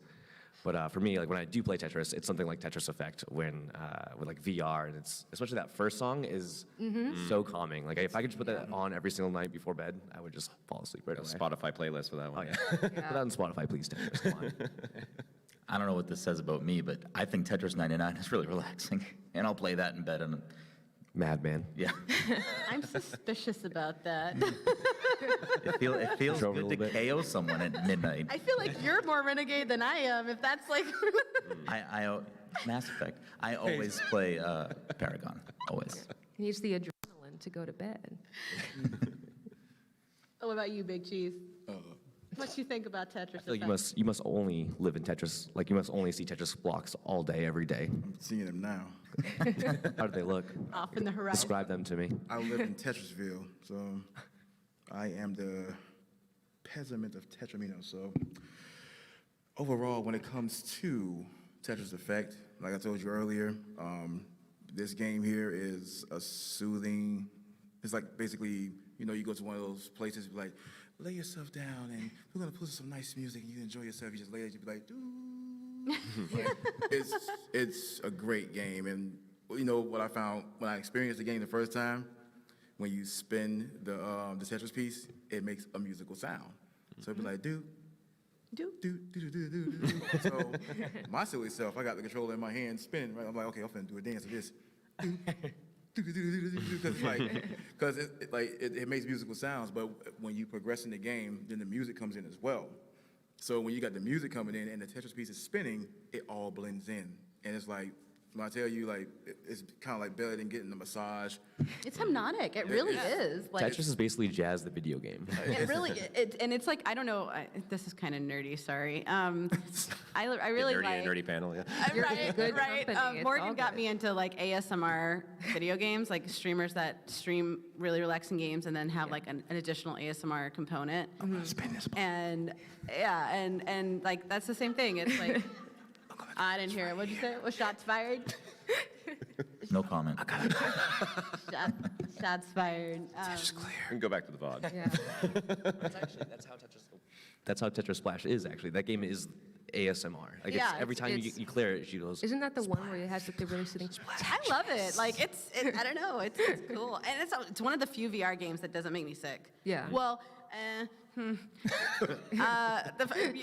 doesn't make me violently affect anything. The 2 times I played like big VR titles, it was demoing Resident Evil VR, and I broke the TV because I punched, and then Capcom politely asked me to leave, and then, sorry Capcom, and then we were playing this, I forgot what it was called, but it was like a shooting game, and you can throw a grenade, and our ceilings are really low in our house, and then I went like this, and then I just heard, and then I got like plaster raining down, I was like, oh, my bad. You won't have those problems. But I don't have those problems, because I'm just like I'm laying back, and just like, The zone. yes. Yeah. It's amazing. That's amazing.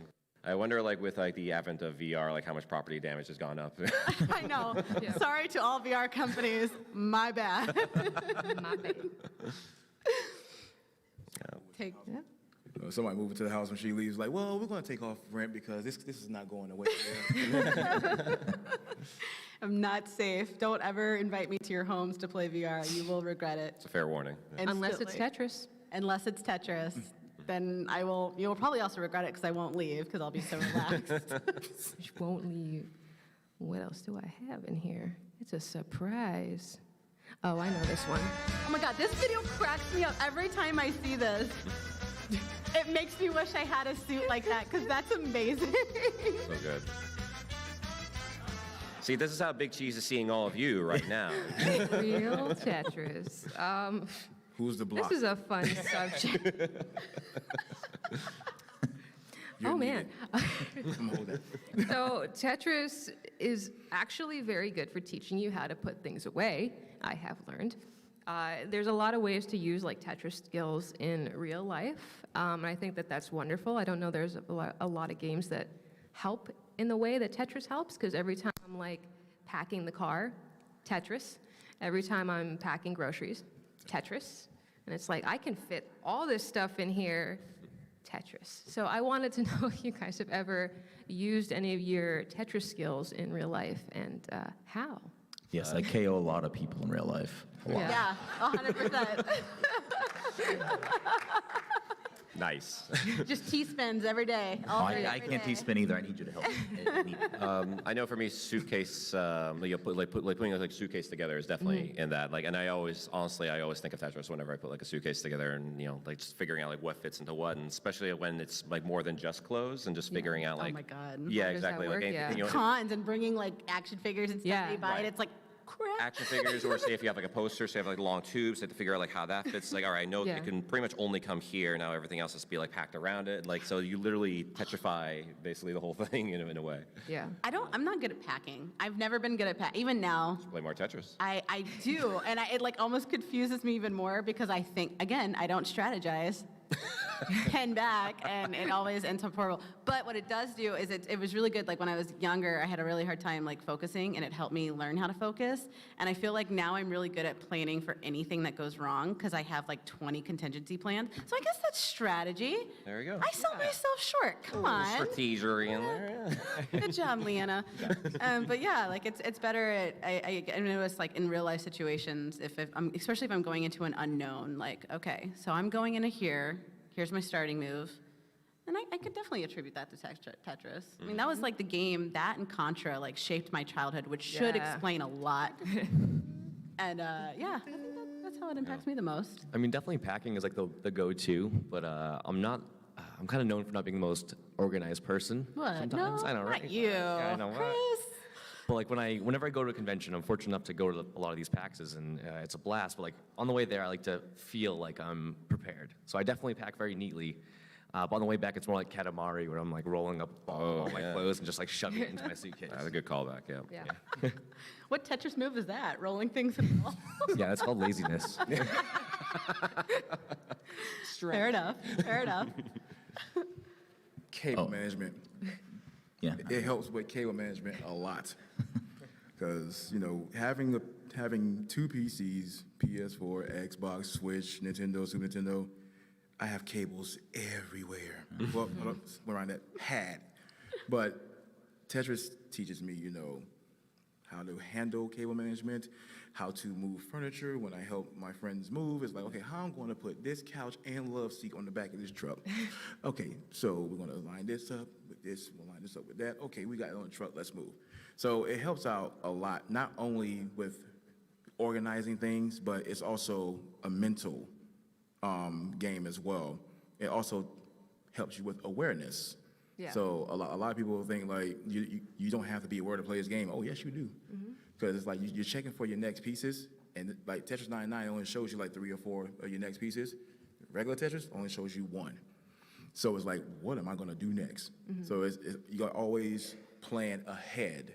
So it teaches me that as well. So always plan ahead, be organized, be aware of your surroundings, and that's what I learned from Tetris.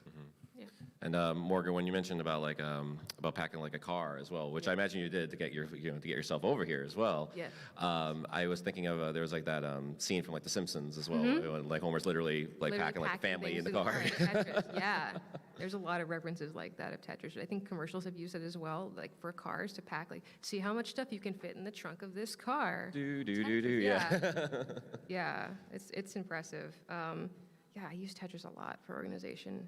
Like at any point, and like the theme song always comes in my head. And it's like cleaning my house. It's like half Tetris and then half Marie Kondo of like, do I need to keep this? Yes. And like, does it all fit? brings you joy. Does it fit? Yeah. And You're does actually Tetris clearing fit? lines in your own house. You're clearing the lines, Yeah. exactly. Yeah. Dedicated to the role. And fortunately, when you Tetris something like a suitcase, nothing disappears, which is always very nice. You can keep your stuff. Like it. You ever try putting food in the freezer and you don't have the room for it? You think you got room for it? Yeah. Yeah. Gift that. Yeah. Think about that. Thank you. No I just deep want to say freezer. thank you for saying GIF and not GIF. Absolutely. Well, Yes. that's the way you say it. I don't care what the appreciate you. original creator I appreciate pronounce you. it. Like it is GIF as far as I'm It's GIF. concerned. I appreciate you. That's totally off topic. My bad. It's related. It's related. Let's see. Let's hear from Papa Tetris. The game is simple. Papa Tetris. You don't need to be hardcore player to start and keep going with it. So, and this is important. That's why, and people feel it and don't scared to try. The other one is that it's kind of peaceful game with the abstract content. Thank you, He Alexi. is so wholesome. He is the nicest human being you'll ever meet. Absolutely.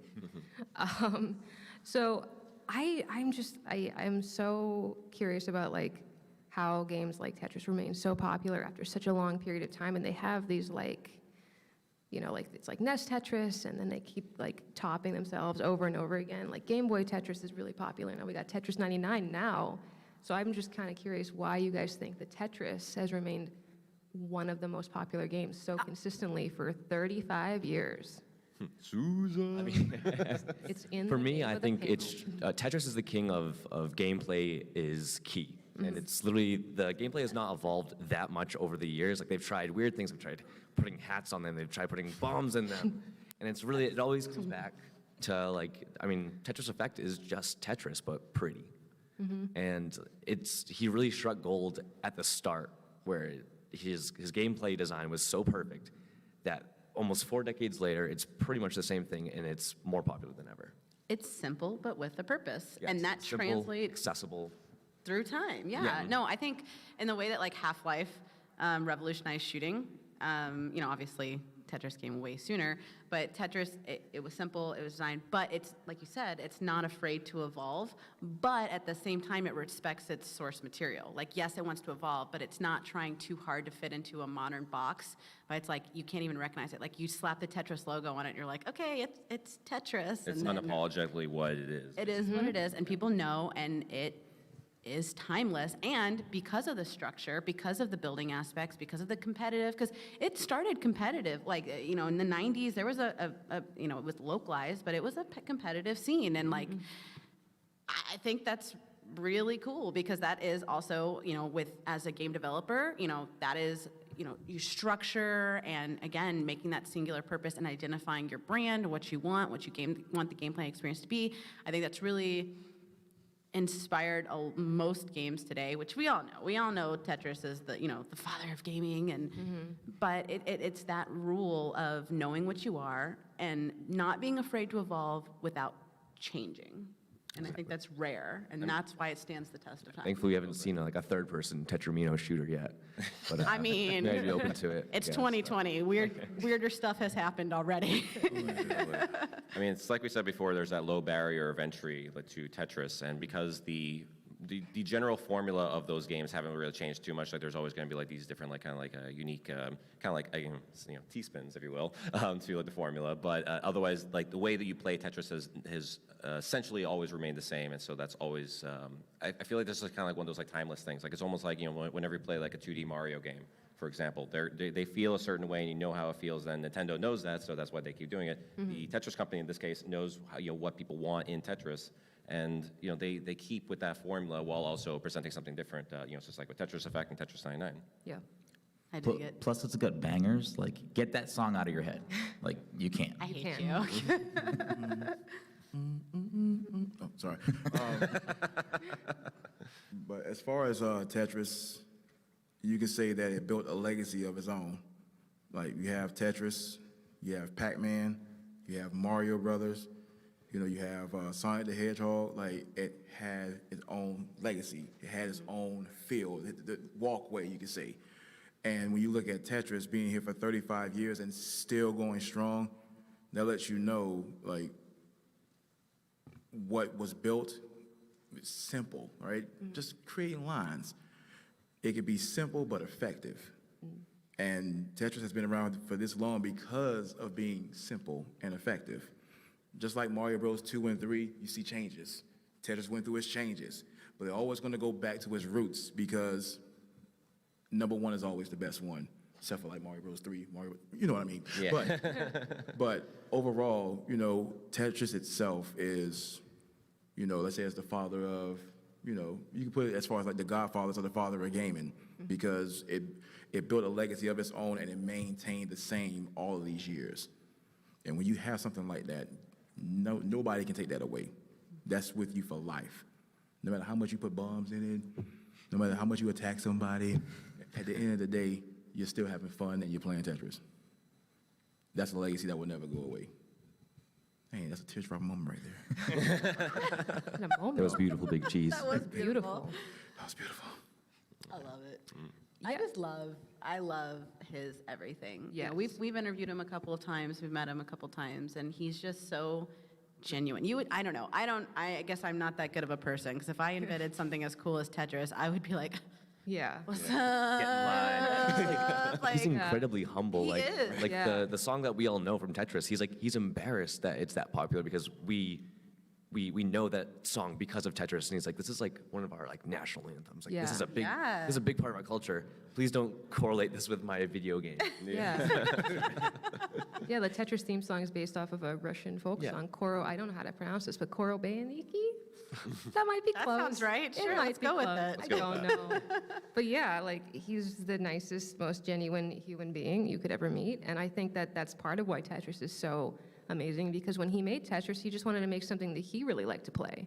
You know, that's the most important thing when you're making a game. It's not about money. It's not about fame. It's not about any of that. It's like, I want to make a really genuinely fun game that I like, and I want other people to like it too. And that's really the goal there. It was generally just like kind of like a side diversion a little bit, like kind of like a side project that he made like along, like when he was in his, I think it was like an engineering job or something like that, right? Yeah, I think he worked for the Soviet Academy of Sciences at the time, and he was a programmer, and he used the Tetris as like a code to test, what he was doing, but also because he liked, Tetris, and it's a mixture of like some of his favorite things like Pentaminos, and it's wonderful. It's really wonderful, and I'm glad that he did that, genuinely, because now we have Tetris. Yeah. Yeah. I mean, I think some of like the best creators in the world across any type of medium or art or genre or something, like there's some parallels here with like Shigeru Miyamoto, where a lot of his games come from the things he likes to do. I like to garden, so I made Pikmin. I like to, go in the forest and do this, so that applies to Mario and Zelda and stuff like that. And it shows when someone really has that passion there that they're gonna make something that is loved by people. Yeah. And yeah, I agree with you as well about the simple. Tetris is easy to understand but hard to master, I would say. And I think that that's like the core element that keeps you coming back. It's like, I know how this works, now how can I do it better? And there's like a satisfaction to it too when you're clearing lines. It's just, it plays on your own sense of like organization, wanting to like, clean things up. Like you make a mistake and you're like, well, I have to clean it up. I can't turn the game off. I have to fix this. The reward system that's built into it. Yes, it's like rewards. So I love it. I'm very addicted to it. I'm so sorry. I can't stop. After this panel, I got to play Tetris. It's got to happen. What do I have next? So I just in general, want to hear from you about your personal views on Tetris, what wisdom you want to impart about Tetris as a closing statement before we start taking audience questions, because I'm sure there's a lot of other Tetris people here that want to get their questions going. I don't know. I lost track of what I was saying. What are your closing Anyway. For sure. I guess I'll start off then. So I mean, Tetris is just like one of those like staples of gaming. I mean, like no matter who you are, no matter whether you consider yourself a hardcore gamer, a casual gamer, or not a gamer at all, Tetris has had an effect on you in some ways. I mean, we mentioned before, about like mothers playing Tetris. I knew like someone whose like grandmother would constantly steal like his Game Boy so as to play Tetris. It was the Tetris machine for the family. And the grandmother was just like, okay, like no holds bar, like I'm just gonna destroy you all. Like they're all just trying to beat like the highest score, and that was basically the element, I guess, of like competitive Tetris in that case. So it is amazing. It is like one of those very few games I feel like that is in existence that just has that cross appeal like that, and it blows my mind every time I think back on Tetris and. Because I wouldn't consider myself like as much of a Tetris fan as you are, obviously. I don't think anybody is. But I mean, I still absolutely adore Tetris, even though like I don't play it like day in day out. But like it's always like something like where no matter what mood I might be in, no matter where I am, there is always time like where I would be in the mood to play Tetris. Yeah. I don't know. I've worked in this industry for about 15 years, and gaming is literally my life. Like it's my job, it's my hobby, it's my everything, and. For me, like even if I personally ever stopped, which I don't honestly see that happening, especially since they keep coming up with mobile reiterations and Battle Royale reiterations, and I'm sure somehow they'll incorporate shooting eventually. Get that third-person shooter in there. 3,000, you're 3,000, yeah. Like. What if they did a romance Tetris? I would, if they do a Date your Tetris blocks. RPG where you can romance like a Dating sim, I would. yeah. I mean, we have boyfriend dungeon. We have where you can date weapons. Of course, we can date Tetris blocks. Like, don't let your dreams be dreams, kids. And I think even if it ever came to a point where it wasn't my personal play experience anymore, I think I would always have that respect. Like, that's where we came from as gamers and developers and just fans, that's our home. And I think that's really cool. Yeah, I mean, I think it's safe to say Tetris will outlive all of us.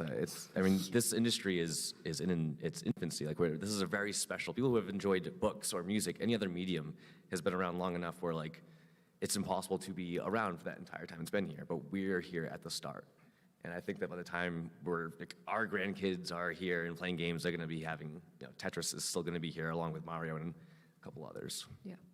Yeah, I mean, like I said at the beginning, for me, like Tetris, because it's just a great game, it's amazing, it stands the test of time, it's always going to continue to do that, like you're saying, but with that personal connection I have with my mom, who's not like a big gamer, but I am, and to have that like moment with her and something that I think about all the time, and she's at home watching this stream on Twitch right now, like, Hi, Mom. that's pretty cool. Hi, Mom. Hey. I love you. Like, that's really cool to me, like, for Tetris to be the reason why she likes me too, I think, but for Tetris to be the reason she's watching the panel. I don't know. I said I like to KO people like this. Maybe I'm not nice. I don't know. What about you, Big Cheese? Just so you know, she said hi back. Have the chat open here. Doing Mama proud. Yeah. Doing Mama proud. I just want to say, no matter what is said around the world about gaming, always remember that gaming does good. Mm-hmm. Always remember that. People will try to tell you different. People will try to, like, when you were younger, what was the first thing your mama said? Go outside, do something with your life. Get off that Nintendo. Even when it's an Xbox, Exactly. get off your Nintendo. Everything's And funny. speaking of moms, that's the reason why I love my mom, because she kept me inside. And she was like, don't go out there in them streets. Play something, do something. And I stayed inside. I played nothing but video games. Video games is my life. Even though I'm not in the industry of video games, it's my life. I will play it every single day until the day I die. The reason why I say this is because people want to have some type of negative impact on gaming. It's impossible. When it's for therapy, when it's for, you can do for charity, you can do anything with gaming that you set your mind to, and I'm so happy to see nothing but positivity when it comes to gaming. We're gonna clap And if you don't for mind. that. Yeah, let's clap for that. Like, that's awesome. Also, you were. Big Cheese, though, you said that you're not part of the industry, but you absolutely are. Like, Yeah. that's what I've been trying to promote this PAX, is that, like, this is the industry, whether you're a fan, whether you're an esports player, whether you're a competitive player, a casual player, like, this is our industry, and, like, you are absolutely in it. Yeah, I'm in now? Yeah. I'm in. You made it. You made it. Big Cheese, part of the industry, boys. My wife, I love her, No. Love it. But just continue to show that greatness, everybody. Show, like, no matter what game you play, show that greatness. Yes. Everybody has their niche game. It may not be Tetris, it's mine, but it may not be your niche game, but just know you are great at whatever you set your mind to or whatever game you play. Continue being good because gaming does good. Absolutely. We love you, Big Cheese. Yeah. That was great. That's a perfect segue, too, for everybody. Yeah, Yeah. exactly. I think the great thing about Tetris is it brings everybody together, and it's a very wholesome community.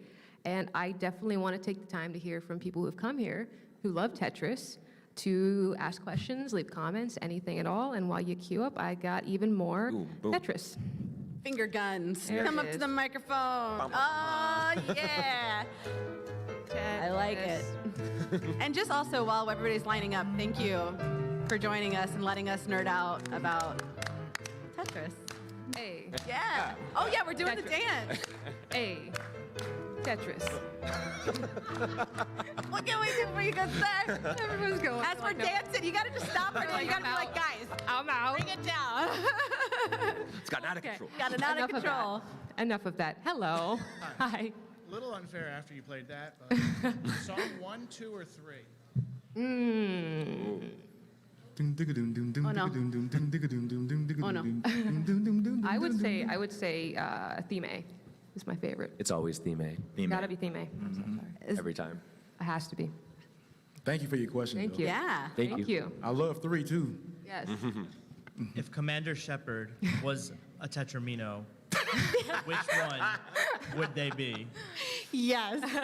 I love it. Asking all the important questions. Yeah, absolutely. 100%. Thank you. Any way to incorporate Mass Effect, I appreciate you.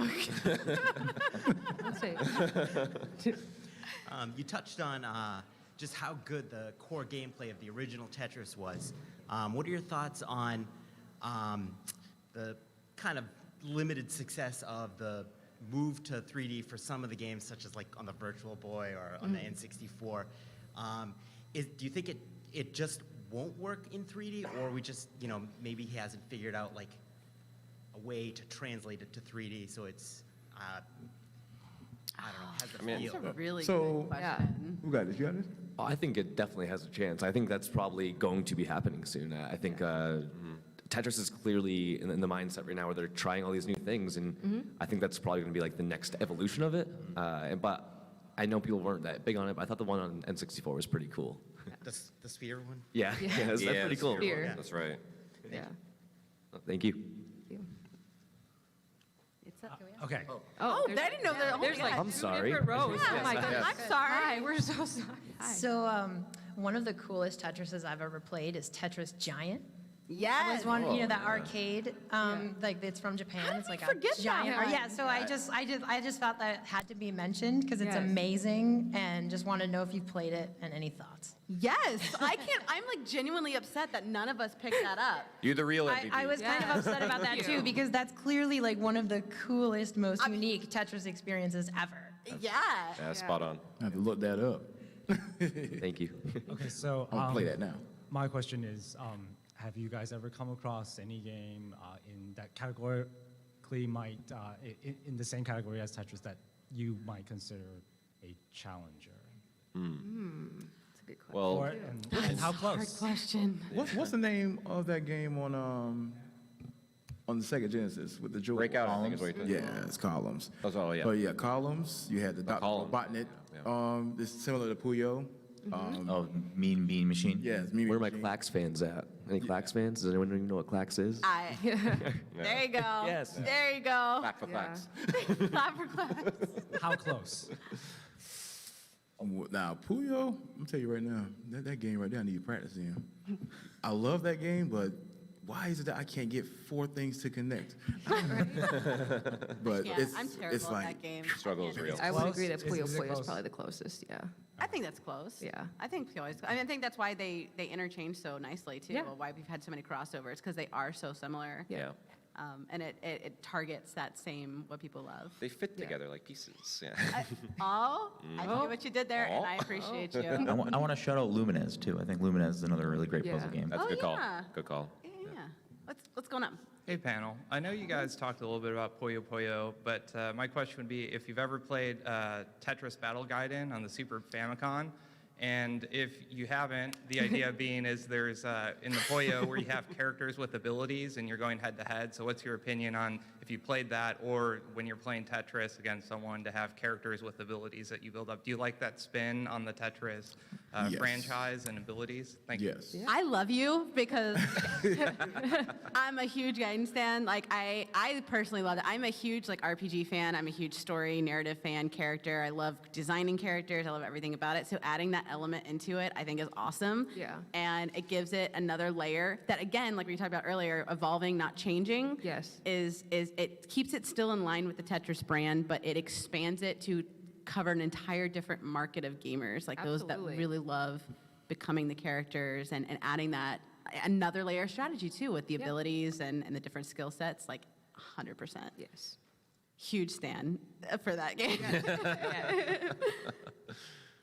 In 2007, the L Block won GameFAQ's best video game character of all time. Do you think anybody has come along in the last 13 years that could dethrone him or her? No. No. I don't know anyone's more well developed than the L Block. It's the only instance where you can say I took the L and it's a good thing. Exactly. No one can give the L an L. Hey. Top hat. That's mad props for that. Hi guys. Hello. If you could be any Tetris piece, which Tetris piece would you be and why? And if you could maybe go in order, a little speed round, if everybody can answer. T-spin, because I'm more impactful when it's triple. Ooh. What's the most useless piece? The block? That's what I was gonna say. I was like, what's the one everybody hates? The block. That's me. Yeah.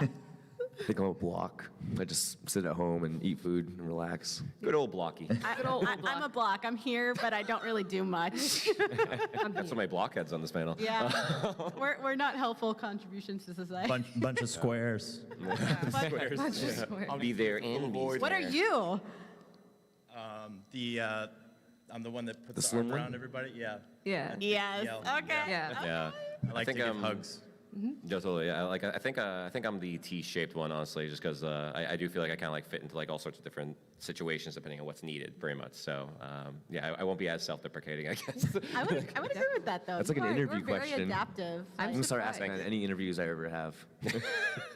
I'm surprised no one said the I Tetramino. I will just go I Tetramino. You know, I'm never around when you need me. I'm so sorry. I'm not. That makes you the closer. Yes. Yes. Absolutely. Hi, my name is Brookie. Hi. Hello. Big Cheese, I just wanted to ask, may I get a picture with you later? Because I love your energy and I love your spirit. And I think I know you from somewhere, so I just want to take this picture now. You think you know. later on. Yeah. I mean, you want to talk about wholesome? That's the most That was request wholesome. right That there. was It's beautiful. adorable. Yeah, I absolutely. will say this. First, yes. Second, if you want to see me play Tetris 99, I am streaming at 4 o'clock. Hey. There Right you over go. there. The Plug. So we can take a picture now. But later, come see me. Wait, where are you going to be? The streaming pods over there, right? In the entrance area, there's 3 streaming pods. I'll be in one of them. After the panel, come connect with us. Yeah. We'll have your people talk to our people. We'll get there. Of course. So after seeing everything you guys are wearing, I realize I'm in need of some Tetris merch. Where do you guys recommend getting Tetris prints, shirts, outfits? This is your person, Morgan. Are we doing this right now? He knows. Oh my. Yeah.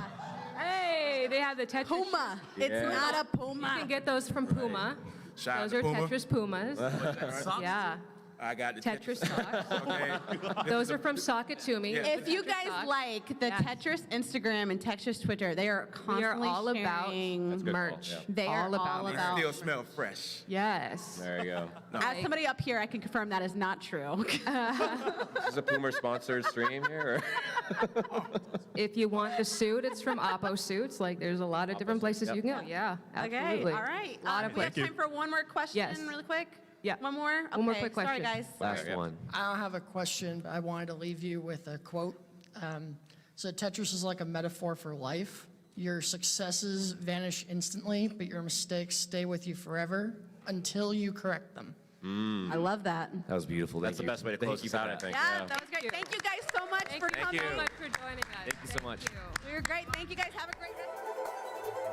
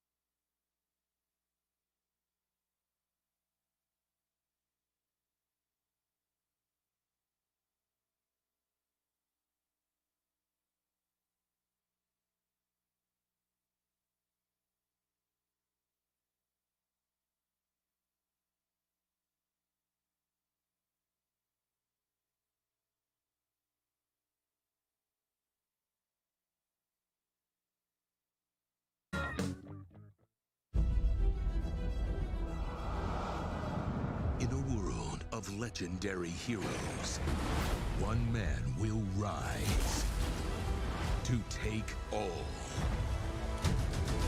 of the credit. This game has something that no one else will. Me. This is where the magic happens. Hey, can I get a coffee? I'm coming on! Everybody has that game that they fell in love with because they make an impact. Those games were somebody's legacy. Well, this is my legacy. Our legacy. Our legacy, whatever. It's not my legacy.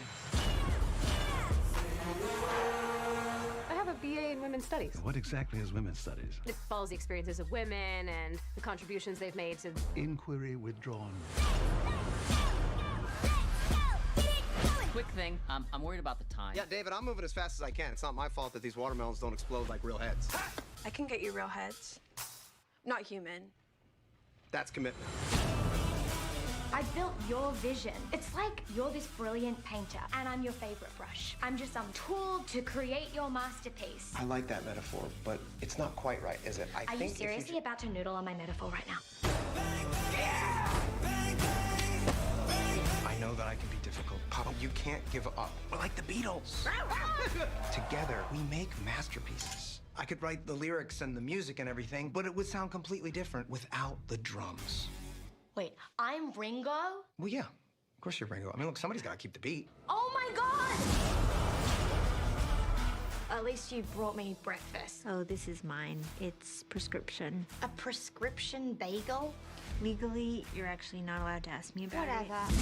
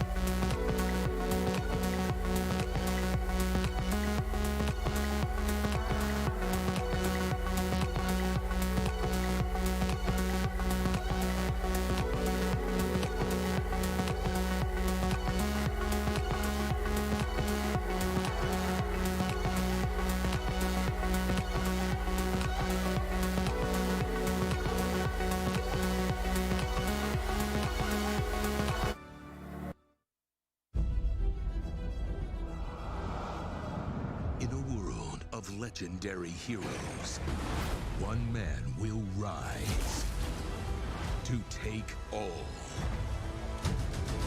of the credit. This game has something that no one else will. Me. This is where the magic happens. Hey, can I get a coffee? I'm coming on! Everybody has that game that they fell in love with because they make an impact. Those games were somebody's legacy. Well, this is my legacy. Our legacy. Our legacy, whatever. It's not my legacy. I have a BA in Women's Studies. What exactly is women's studies? It follows the experiences of women and the contributions they've made to... Inquiry withdrawn. Quick thing, I'm worried about the time. Yeah, David, I'm moving as fast as I can. It's not my fault that these watermelons don't explode like real heads. I can get you real heads. Not human. That's commitment. I built your vision. It's like you're this brilliant painter, and I'm your favorite brush. I'm just some tool to create your masterpiece. I like that metaphor, but it's not quite right, is it? Are you seriously about to noodle on my metaphor right now? I know that I can be difficult, Papa. You can't give up. We're like the Beatles. Together, we make masterpieces. I could write the lyrics and the music and everything, but it would sound completely different without the drums. Wait, I'm Ringo? Well, yeah. Of course you're Ringo. I mean, look, somebody's got to keep the beat. Oh my God! At least you brought me breakfast. Oh, this is mine. It's prescription. A prescription bagel? Legally, you're actually not allowed to ask me about Whatever. it.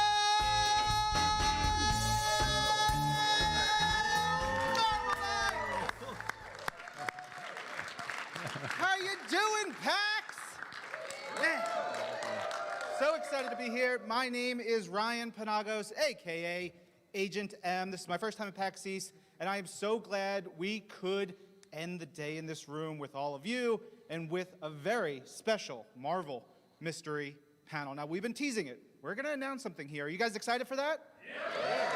Great. But I'm not here to do it alone. No, I am joined by some wonderful gentlemen already on stage with me. We have a slide to show you who they are. And Danny, why don't you kick us off? Tell us who you are and what do you do? Sure. I'm Danny Koo, Director of Production for Marvel Games. Hello, I'm Simon Shim, President of Netmarble US. I'm very happy to be here. Hi, I'm Mark Sumerak. I am the scenario writer for this project. Hey, true believers, Bill Roseman, VP and Head of Creative for Marvel Games. All right. Thank you. So, a lot of cool people. We do a lot of fun things. Danny, Billy, what are we doing here today? Let's just get into some stuff. Let's just get into some stuff. So, we have been cooperating with Netmarble for a mobile game called Marvel Future Fight for the last 5 years. And, as of February, there are over 120 million installed worldwide. That's how many of you are playing. And it achieved top 10 gross grossing in a lot of countries as well.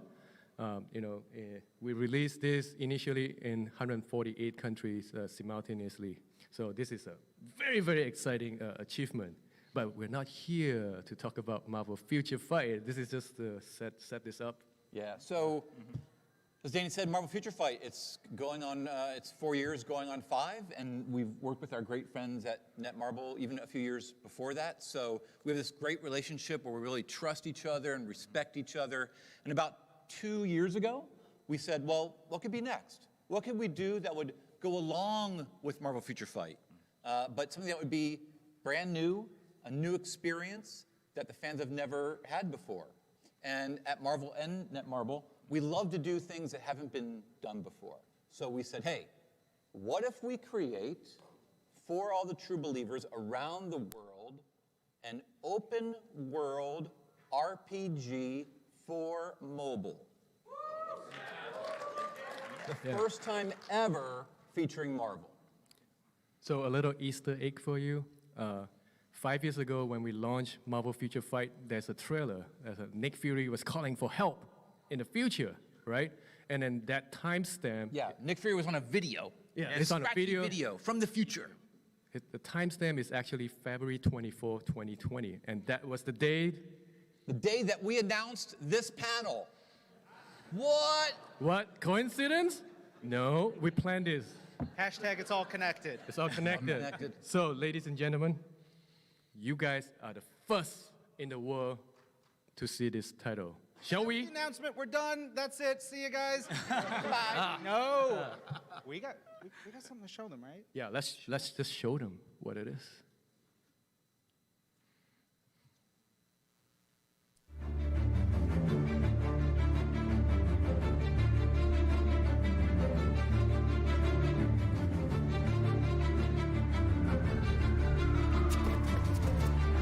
No matter how many fights you've won, there are still times when it feels like the world is crashing down on you. And on days like this, it actually is. This may look like the end, but at least I don't have to face it alone.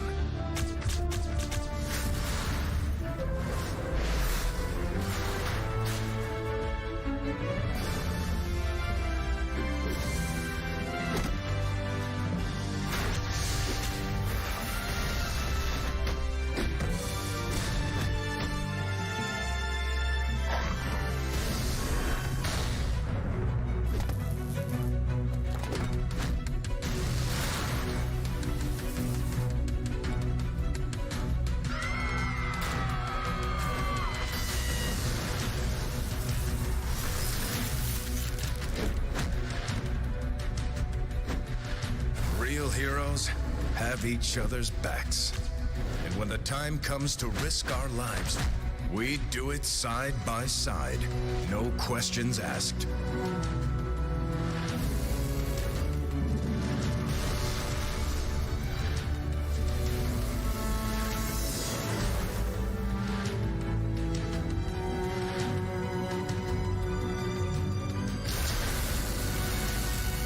When it's all falling apart, that's when you stand together. We have a plan. Join us. Because this is not just a fight. This is a revolution.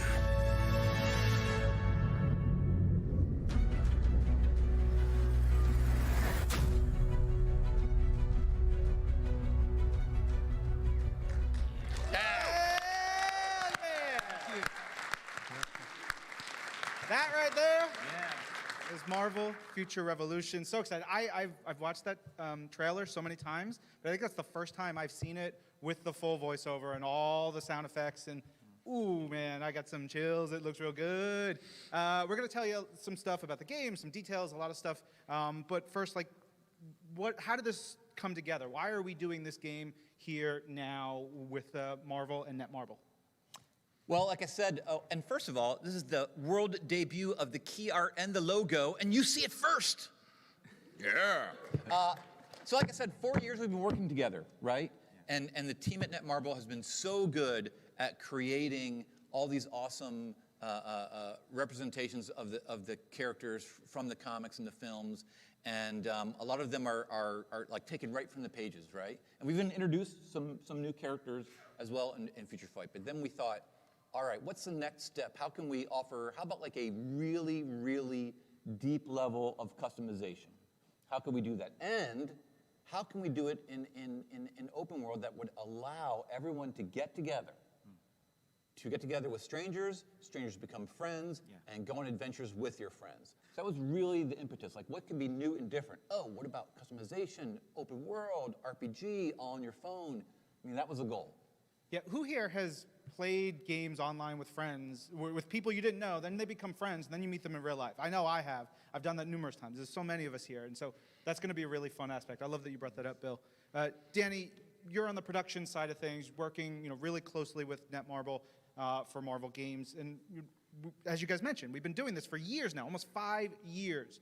What is that production process like between our two companies?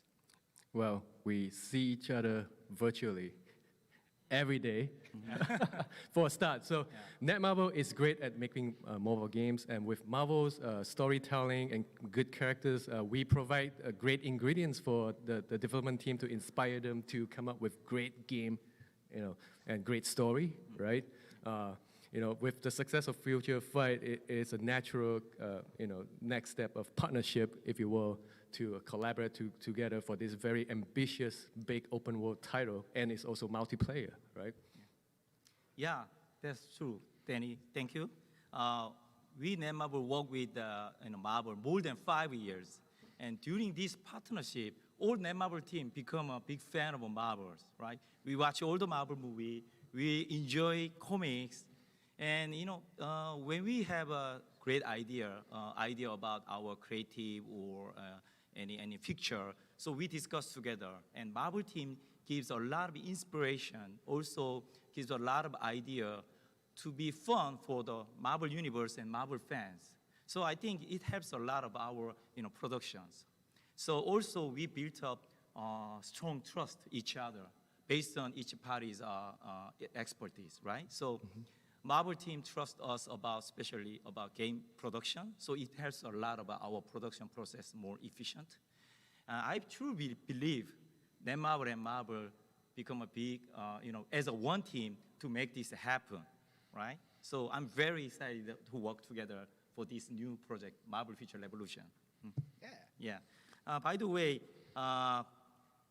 so our production team, I wish our production team come together with me to here, but they will not they were not able to be here. But I'm here, and we, Netmarble team, prepare a lot of cool stuff. For you today. Yes. Right? Yeah. You better believe it. Now, Danny, I've known you a couple years now, and you get very excited when you start coming into a project, and you're like, here, sit down, let me show you this, let me show you this, let me show you. Same thing with you, Bill. You grab me, sit me down, watch the cinematic, what do you think? All that kind of stuff. How did this project, Marvel Future Revolution, how did it actually begin to take shape? So, as Bill explained, 2 years ago, we started concepting. Before that, we actually went to a hole-in-the-wall tofu place, Korean tofu place. And we were discussing with Netmarble Monster CEO Ken Kim, who can't be here. He sent his regards, by the way. We were like, Future Fight is cool. What is the next big thing, right? Through food, Korean food is fantastic. It inspired us to come up with multiple ideas of hey, wouldn't it be cool if all of us play as Spider-Man, all of us play as Captain America, and then we're like, how do we make it happen, Bill? What's the story? And that's what's key, and we'll get into it, but I'm glad you said that everything we do at Marvel, everything, comic books, animation, film, games, it's all rooted in story, in storytelling. Because you, Marvel fans, are incredibly smart, and that's part of why you love Marvel.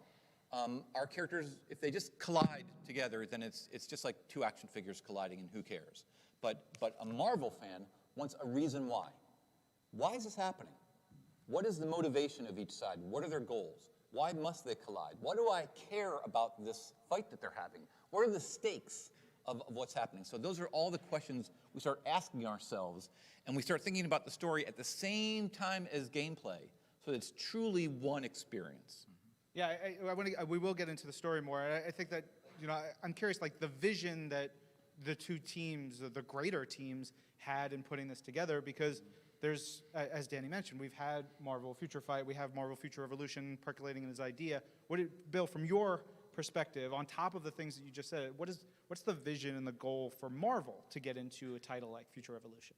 Yeah, I think when it comes to playing an RPG, right, multiplayer, you have everyone coming together at the same time, and we always want to give players as much freedom as possible, right? So we don't want to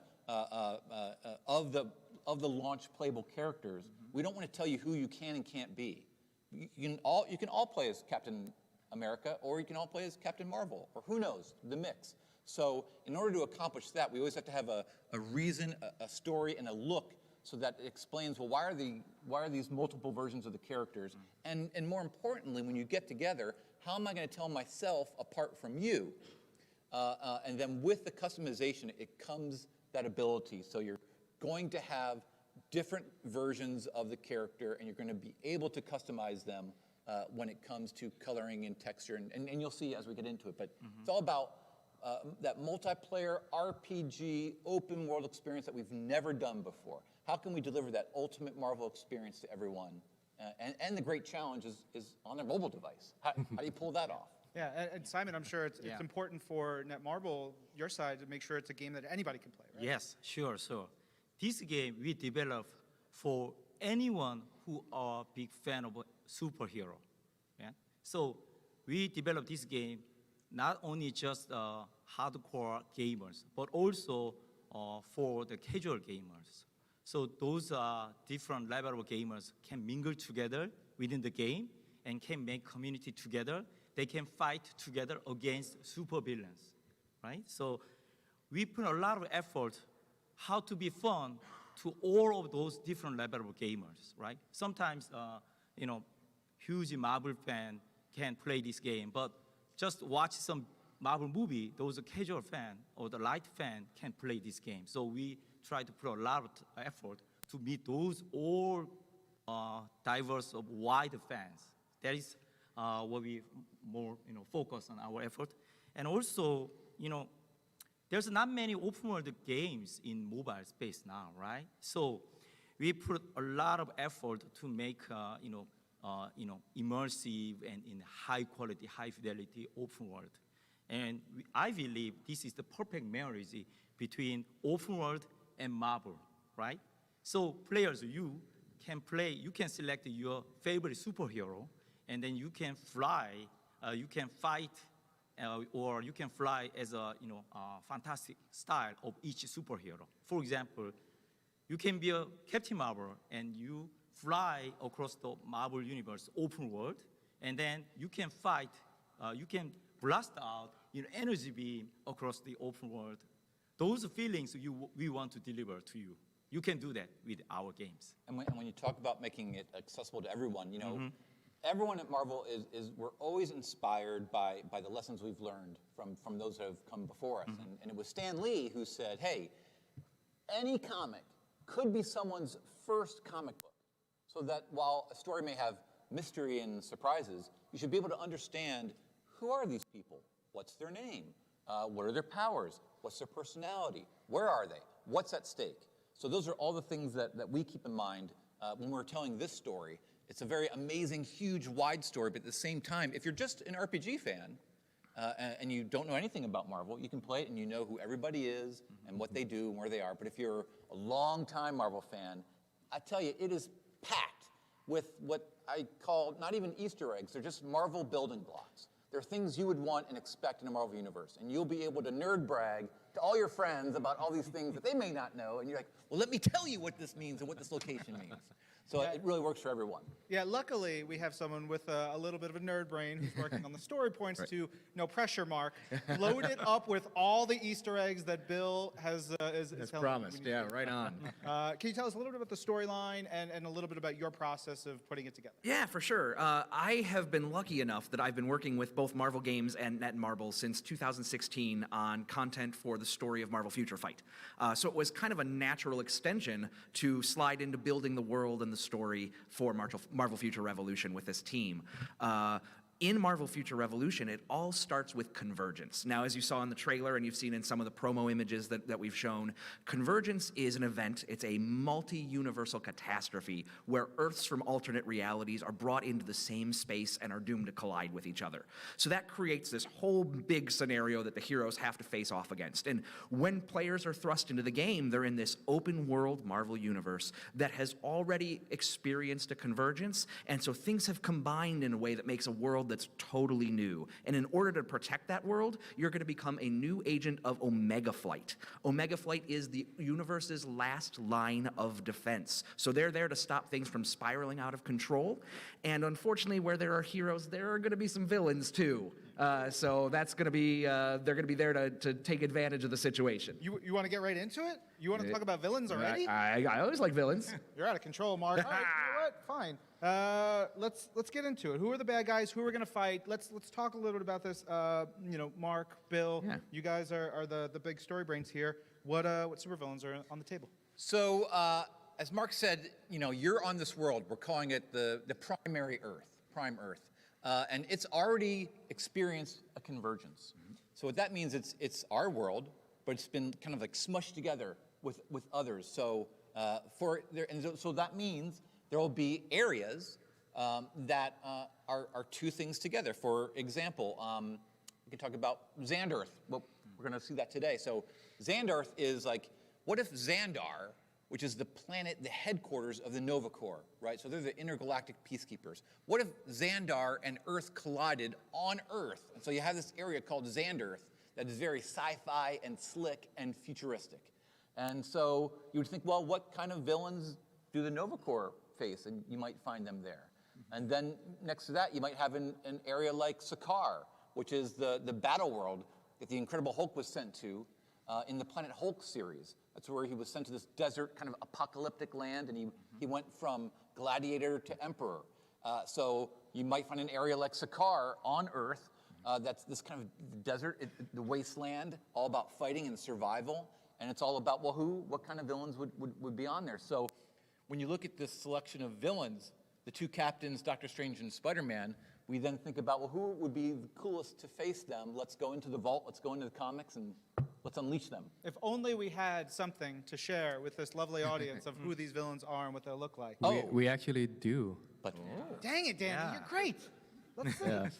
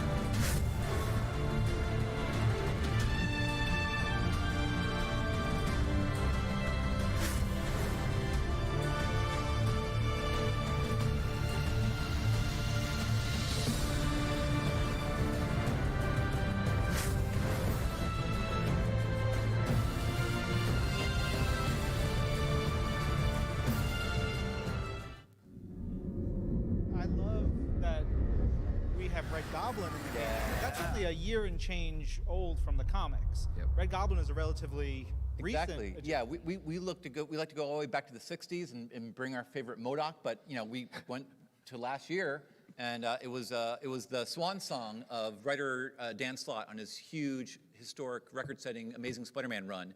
And in the story, Norman Osborn got infected with the Carnage symbiote. So he went from Green Goblin to Red Goblin.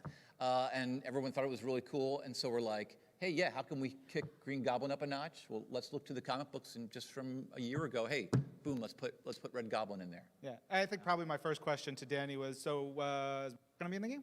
And you were like, Yes. A MODOK from every Earth. So, Yeah. Look, so I've if had you have those you have a lot of heroes from multiple reality, you could have MODOK from multiple reality. Like if a bunch of MODOKs work together, what do we call them? heaven. We'll talk more about that, I'm sure, down the road. But all right, Omega Flight. Let's talk a little bit about that, how Sure. the convergence affects our heroes and this group, this Omega Flight team. Yeah. Well, Omega Flight is this group that's brought together. They're going to be stationed in one of the main areas of the game, which we're calling New Stark City.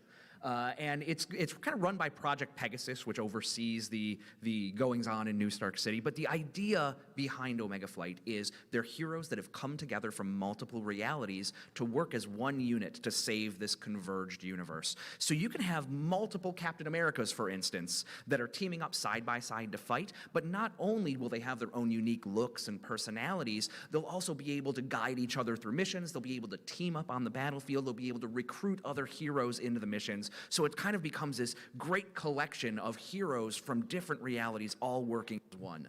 And the term, the idea for Omega Flight, of course, again, we always look to the Marvel DNA. So there's a group called Alpha Flight. So they began as a superhero team that was from Canada. And they were introduced back in the late 70s, early 80s in the pages of Uncanny X-Men. And then a few years ago, we kind of reinterpreted Alpha Flight, and they became, in the pages of Captain Marvel, they were the first line of defense of Earth against threats from above. So if Alpha Flight is the first line of defense, we thought, okay, what could be the last line? Right. The last line of defense between Earth and these other realities. Boom, Omega Flight. I think we have another piece to show here. Is that right? Sure. Of course. Yes. I like you, Danny. Sure.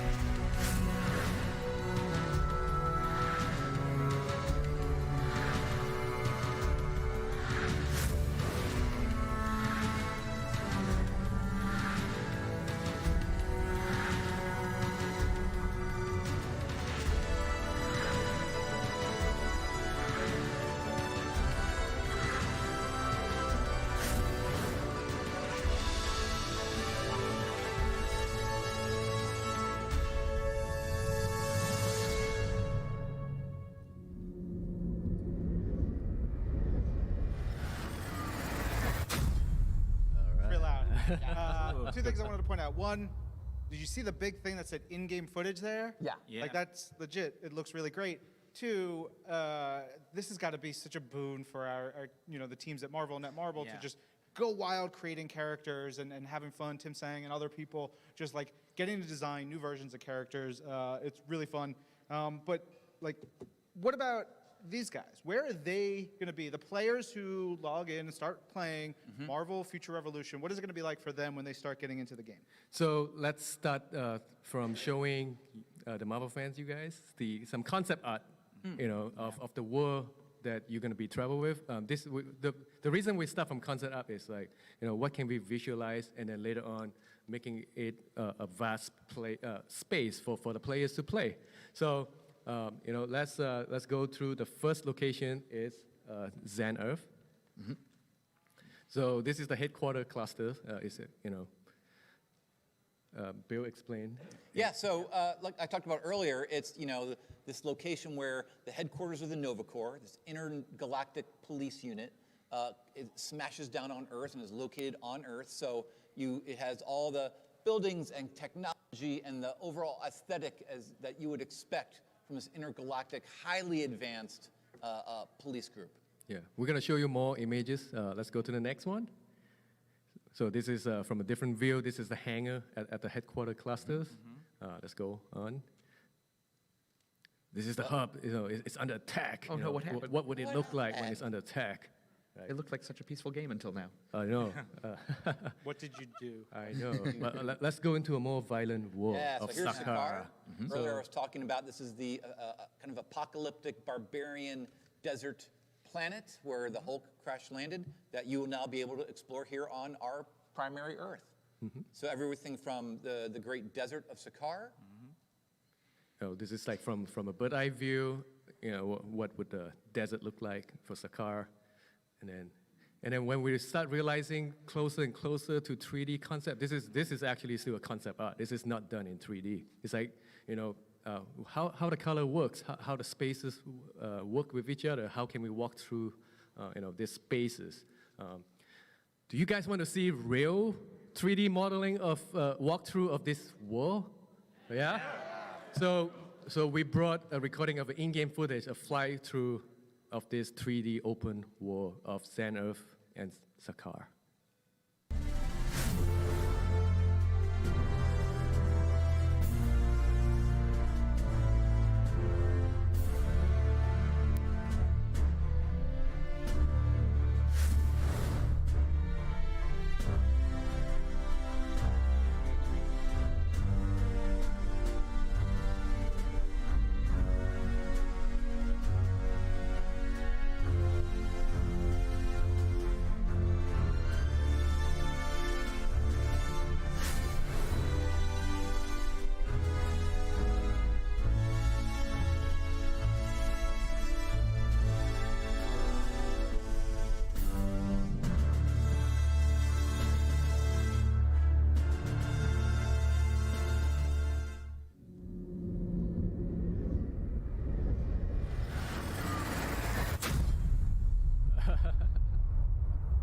Hundreds. Yeah, so we spent a lot of R&D on this to make it work on mobile. And as you can see, this is live mobile footage. It looks amazing. We want to create a high fidelity 3D. If you look at it, it's like, hey, is this on PC, on console? But no, this is on mobile. Yeah, it feels, it's like the Marvel Universe. We've got sci-fi, we've got fantasy, we've got realism, we've got technology. It's like all those pieces together throughout this game in various different ways. Yeah, we put a lot of resource and effort to make a big, gigantic open world based on Marvel Universe, right? So And for the different locations, we really thought about, well, let's make sure we pick locations that feel different for the player. So you definitely know where you are and it doesn't feel where you were before. And we're talking about the locations and everything. Of course, I'm sure y'all want to know who are the playable characters. So we've seen a little bit of it. But Simon, help us out. Tell us a little bit about who the fans will be playing. Yes.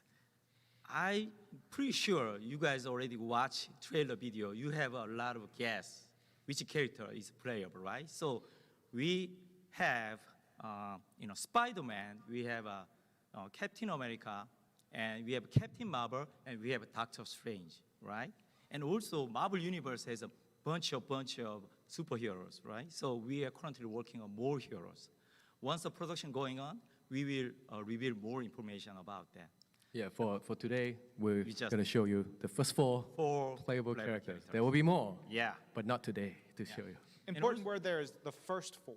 Yes. First. That's the right expression. Yes. And also, as you can see, we put a lot of effort to make AAA quality of a character expression and outfit, a visual quality, right? So it was very challenging, but we tried to implement like a full high quality 3D modeling experience on smartphone. And how do we achieve that? We can show you some video as well. Yes, you can see. see. They were going to say magic, You but can yeah, see. sure, let's see some video. Yes. It's magic, yes.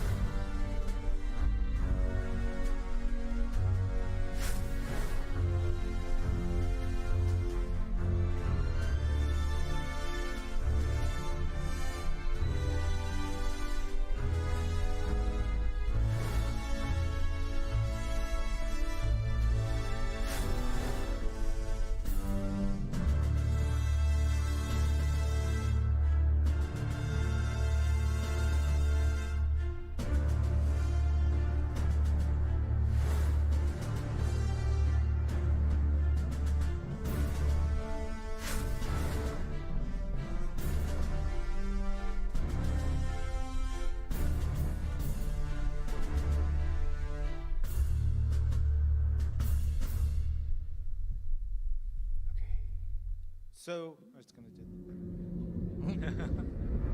Wait for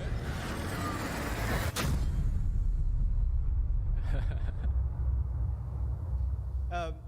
So, all right, we see Captain Marvel, Captain America, Spider-Man, Doctor Strange.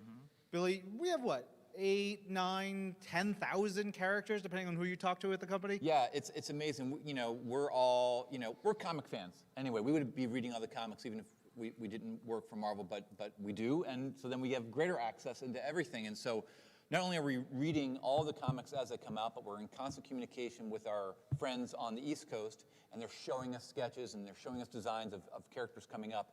So there's, you know, yeah, there's 8,000 to 9,000 existing, and it seems like every month and 80-some comics coming out that new, more and more characters are popping up. So, you know, our work is really cut out for us on like, well, who do we pick, and what's going to deliver that great game experience, and what will the fans want? So we kind of keep all these ideas in our head and kind of balance as we come up with our roster to really think about gameplay, their powers, their personality, the Marvel experience that you would want, the wish fulfillment, and then looking at all of our families. You know, you have the Avengers, you have characters from the Spider-Verse, you have, you know, the supernatural characters. So, you know, we want to go far and wide, the cosmic characters. So we want to make sure that we're delivering awesome characters from these families that you want to play, and then we just come up with like wish list, and we go from there.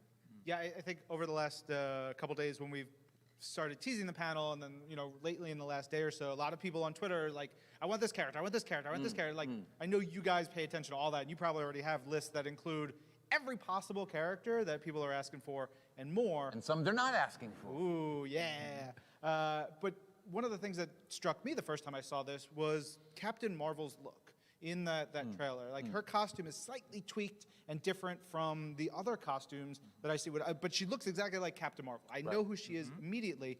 And it's, you know, you mentioned the comic books. We have movies. We have shows. We have animation. We have other games. Tons and tons of ways for us to interpret these characters. What are you guys doing? How are you making these versions of characters in Marvel Future Revolution look and feel different?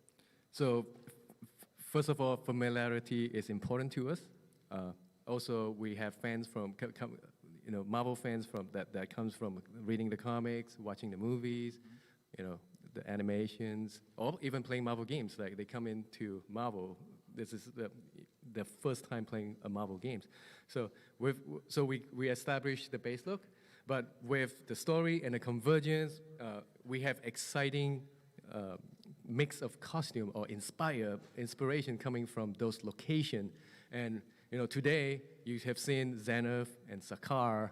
You know, what would Spider-Man looks like in Sakaar? What would Doctor Strange look like in this exotic location? So today, the dev team has decided to just show you guys so you can see what the possibilities are. And then on top of that, we are going to give you colors variation as well. So if all of us in this room decided to play as Spider-Man, and we're pointing at each other, you're Spider-Man, I'm sorry. But we would know that, you know, who is who, because we're able to customize our own version of Spider-Man. Yeah. And you're right, Ryan. Even before you get to the customization, you look and you're like, Captain Marvel. Oh, that's Captain Marvel. I recognize her, but I've didn't quite see her in that exact costume. So our goal for all of our games is we want to offer the freedom to our partners to make the characters instantly recognizable, but distinct for each game. So when you look at the detailing of Captain America's suit and Doctor Strange's suit, like, you know who they are, but you're like, oh, look at that detailing of their Captain America. There's a little more black here, and the straps are a little bit different. We want to make sure that, because the teams, they live with these games for years, and so do you. So we want to make sure that the character feels unique and different and very ownable. Like, this is the Marvel Future Revolution Captain Marvel. But then, on top of that, we now add the customization. Ryan, guess what? What's up, Danny? We have a video. We have a video? Yeah. Let's play the dang thing. Yeah.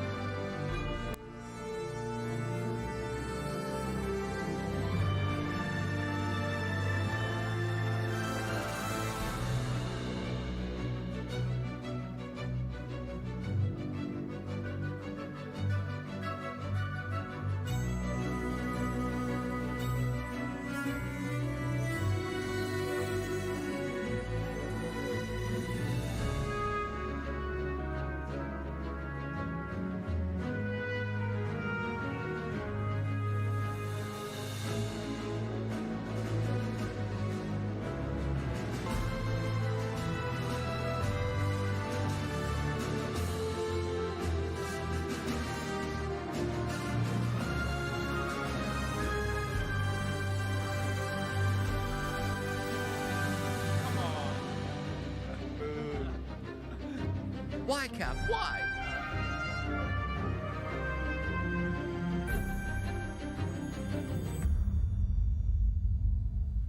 He's just poking the internet. As you can see, Gotta wait for it. oh, You're good. wait. As you can see, we provide a lot of different outfit looks, right? And also we provide, you can customize your characters, color variation or texture variation, so you can make your own superhero, right? Yeah. Yeah. How cool. It's gonna be awesome. How cool is it? Also, Doctor Strange was super swole in that Yeah. video. I was like, what is he even doing? It's been working out. Good for him. That cloth is inspired by Sakar, so you have to be swole to survive in right. Sakar. Yeah. All right, so we talked about characters, customization, worlds, story, so many things. It's too bad though. It's too early for us to show gameplay because I think that would be great. Au contraire, mon frère. What? We want to show that this is a real game. It's real, my friends. It's not just designs. It's not just a few quick videos. This game exists, and we have gameplay to show. Yeah, just a short glimpse today, just to give you a taste. It's not going to be long, but we're going to show you gameplay recorded from the game. Great. Let's see it. Yes? All right.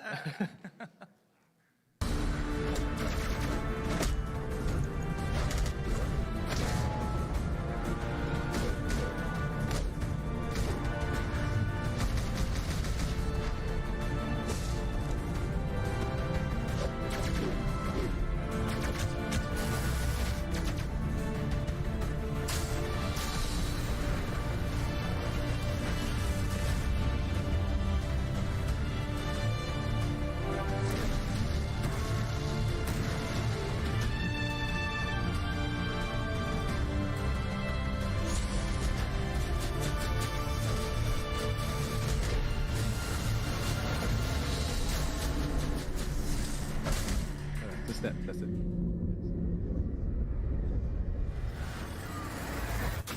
Yeah. Oh, they lowered it down a little bit. That big boy, whew, that yellow jacket looked real cool. Yeah. Big boss. Big boss. So we have a little bit of time for a couple of questions. We have a microphone here. If you want to ask a question about the game, please stand up right here. We're also going to have stickers for y'all in the room before you leave. We want to make sure that, that you can get something to walk away with. Hi, what's your name and what's your question? Hi, my name's Amani Sally. Can't hear you. You got to get a little closer. My name's Amani. Amani? Yes. There's a reason for that. Okay. This is that reason. Hi, Jack. So, do you think that with enough success with Future Revolution, let's say 2 or 3 years from now, you guys might want to port this game to console and PC? I can take this. So, sure, we are excited to provide entertainment where the fans would want it, right? For now, we want to focus and deliver the promise on mobile games. And then whatever the future holds, maybe Nick Fury will call back from the future, from today, we'll tell you, hey, we need console. But this game is for mobile. Yeah, I want to jump in. So yes, Netmarble, we are powerhouse of mobile, right? So we want to release this game mobile first. But we carefully listening, our fans' voice. Yeah, and we keep listening your feedback, right? But mobile first. Thank you. Yeah. Hi, what's your name and your question? Hey guys, what's going on? I'm Matt here. Hi, Matt. So here's my question, and actually I'm feeling kind of good about that last answer there.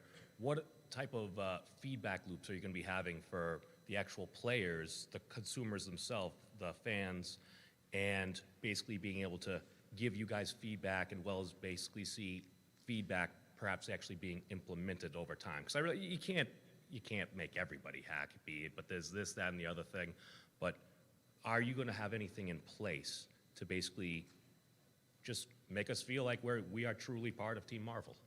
Sure. So as in any game development, so during, there are several phases. During the development, we will actually do like top secret tests, hashtag secrets, with selected participants from the community and get their feedback early on. And then as we finalize the game, we will do a sort of beta for everyone, right? And then we'll get a feedback. But when we just launch the game, like post-launch, we'll take the feedback and we'll consider what is important that affects most of the players, right? Because that's the most important.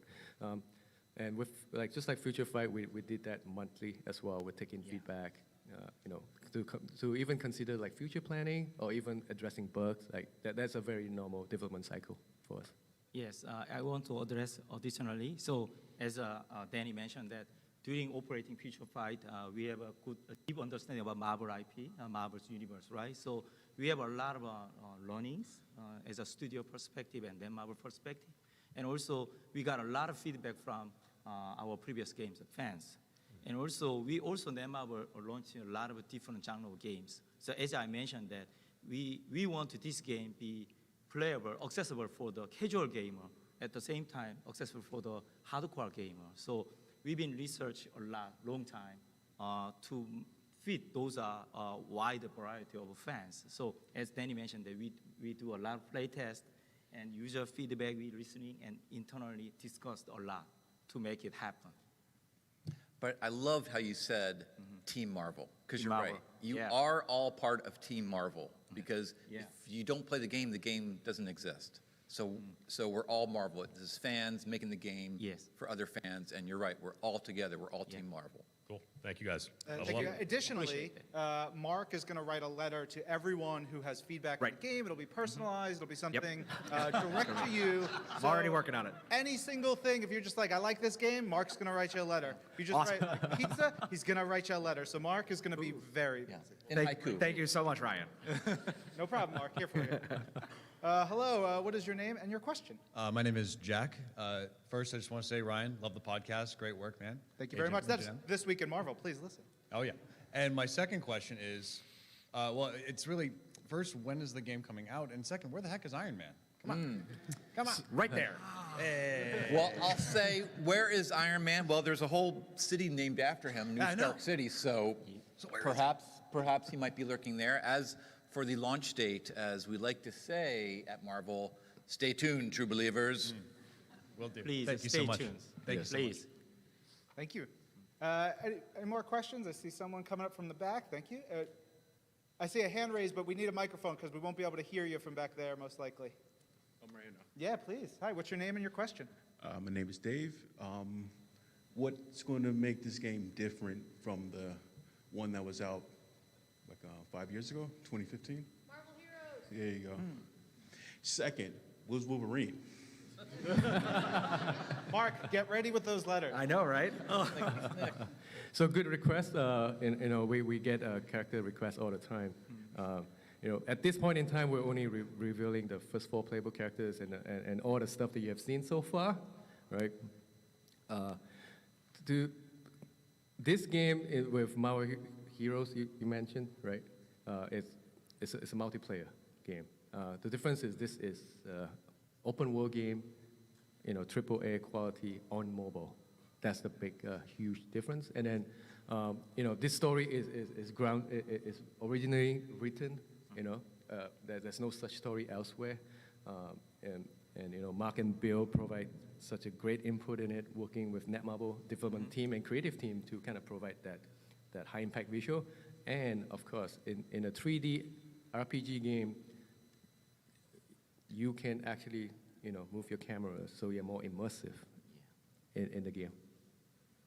So as I mentioned that there's not many open world RPG game in mobile, right? Even Marvel open world RPG game is the first time we developed, first one? right? So in small smartphone, you can play on open world and also with high fidelity of graphics. So we put a lot of research and development effort, and also we have a lot of experience about other games. We put in all the technology and experience to put in this project to make it happen. It's revolutionary and innovative, right? So. please enjoy our game. Yeah, I had a really tough day one day where I had to play the game a little bit, and I was playing it at home, and I was like, well, I got to go to work, and then I had to play the game at work. It was really tough, you guys. You're going to be able to play it anywhere. I'll write you a letter. Thank you. Mark, you're the best. All right, I'm going to try. The guy who raised his hand, or the person who raised their hand, if you shout, I will repeat the question if I can hear it. I was going to ask what he asked. He was going to ask what he asked. So I think we're good. Very good. Yeah. All right, guys. Whoa, we got one more with a hat. What's your name and your question? JJ. I was going to write down the question to get it accurate, but I was going to ask, since you were saying that you're able to look around and stuff, do you think eventually we'll be able to like use our controller with mobile or anything like that? That is still under development. Yeah. So we haven't finalized the specs yet. I wouldn't say it's impossible. And at this point, I wouldn't say it's possible either. So we got feedback on controller. Sure. Oh, okay. Yes. Also, please bring Deadpool. Noted. Nobody likes Noted. that guy. Got it? Deadpool. Yeah. Awesome. Well, thank you guys for showing up, for being here. Make sure you get stickers and before you leave. Whoa, wait. You know, we always like to deliver a little bit more, a little bit something new. Great. And, you saw the first 4 playable characters and worlds you haven't seen before, but there's another character in there that you might find him familiar. So let's... Yeah. Ryan. Let's see. Yes. Well, that's a URL. Yeah. Go URL, man. .com. Okay. On the what? What? This is Agent M in the game. Yeah. Yes. That's a handsome character, man. Welcome to Omega Flight. Oh, wait, Ryan. This is real, and we brought videos. Oh, yeah? You guys want to see it? Yeah. Agent M reporting for duty. Make that face. I don't know where you got that voice clip. Really straight. yeah. Ryan, we're always watching and recording you. Always. I love pouches. I wear a lot of flannel. It's very on brand. The stash? The stash? The stash. The modeling on the stash alone probably took y'all a couple weeks, so I appreciate the A lot of effort. pixels. Just wait till you see your Sakar armor. Oh. Yeah. This is a Hydra, Hydra America style. This is a subtle way of announcing something extra there. Okay, cool. That is amazing. Are there more surprises? Can I wrap it up? You can wrap it up. All right. You guys have been amazing. Everybody watching at home, everybody here at PAX East, thanks for spending your Sunday afternoon with us. Make sure you go to marvelfuturerevolution.com and stay tuned for a lot more info. I'm Ryan.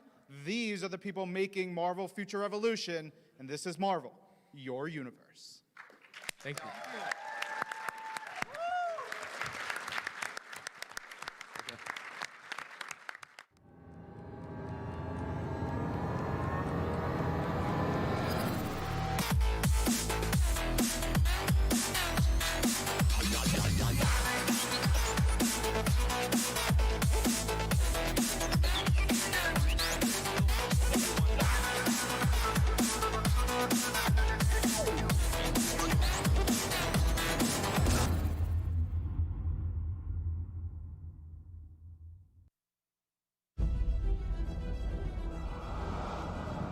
In a world of legendary heroes, one man will rise to take all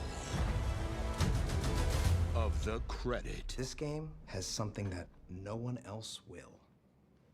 Me. This is where the magic happens. Hey, can I get a coffee? I'm coming, Ryan! Everybody has that game that they fell in love with because they make an impact. Those games were somebody's legacy. Well, this is my legacy. Our legacy. Our legacy, whatever. It's not my legacy. I have a BA in Women's Studies. What exactly is women's studies? It follows the experiences of women and the contributions they've made to... Inquiry withdrawn. Quick thing, I'm worried about the time. Yeah, David, I'm moving as fast as I can. It's not my fault that these watermelons don't explode like real heads. I can get you real heads. Not human, That's commitment. I built your vision. It's like you're this brilliant painter, and I'm your favorite brush. I'm just some tool to create your masterpiece. I like that metaphor, but it's not quite right, is it? Are you seriously about to noodle on my metaphor right now? I know that I can be difficult. Papa, you can't give up. We're like the Beatles.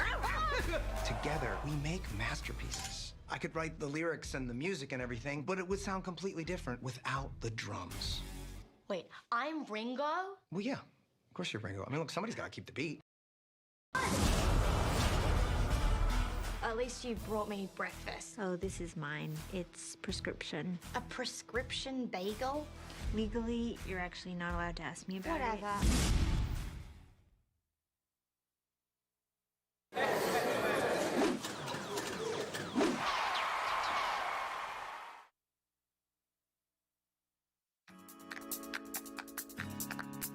Get up.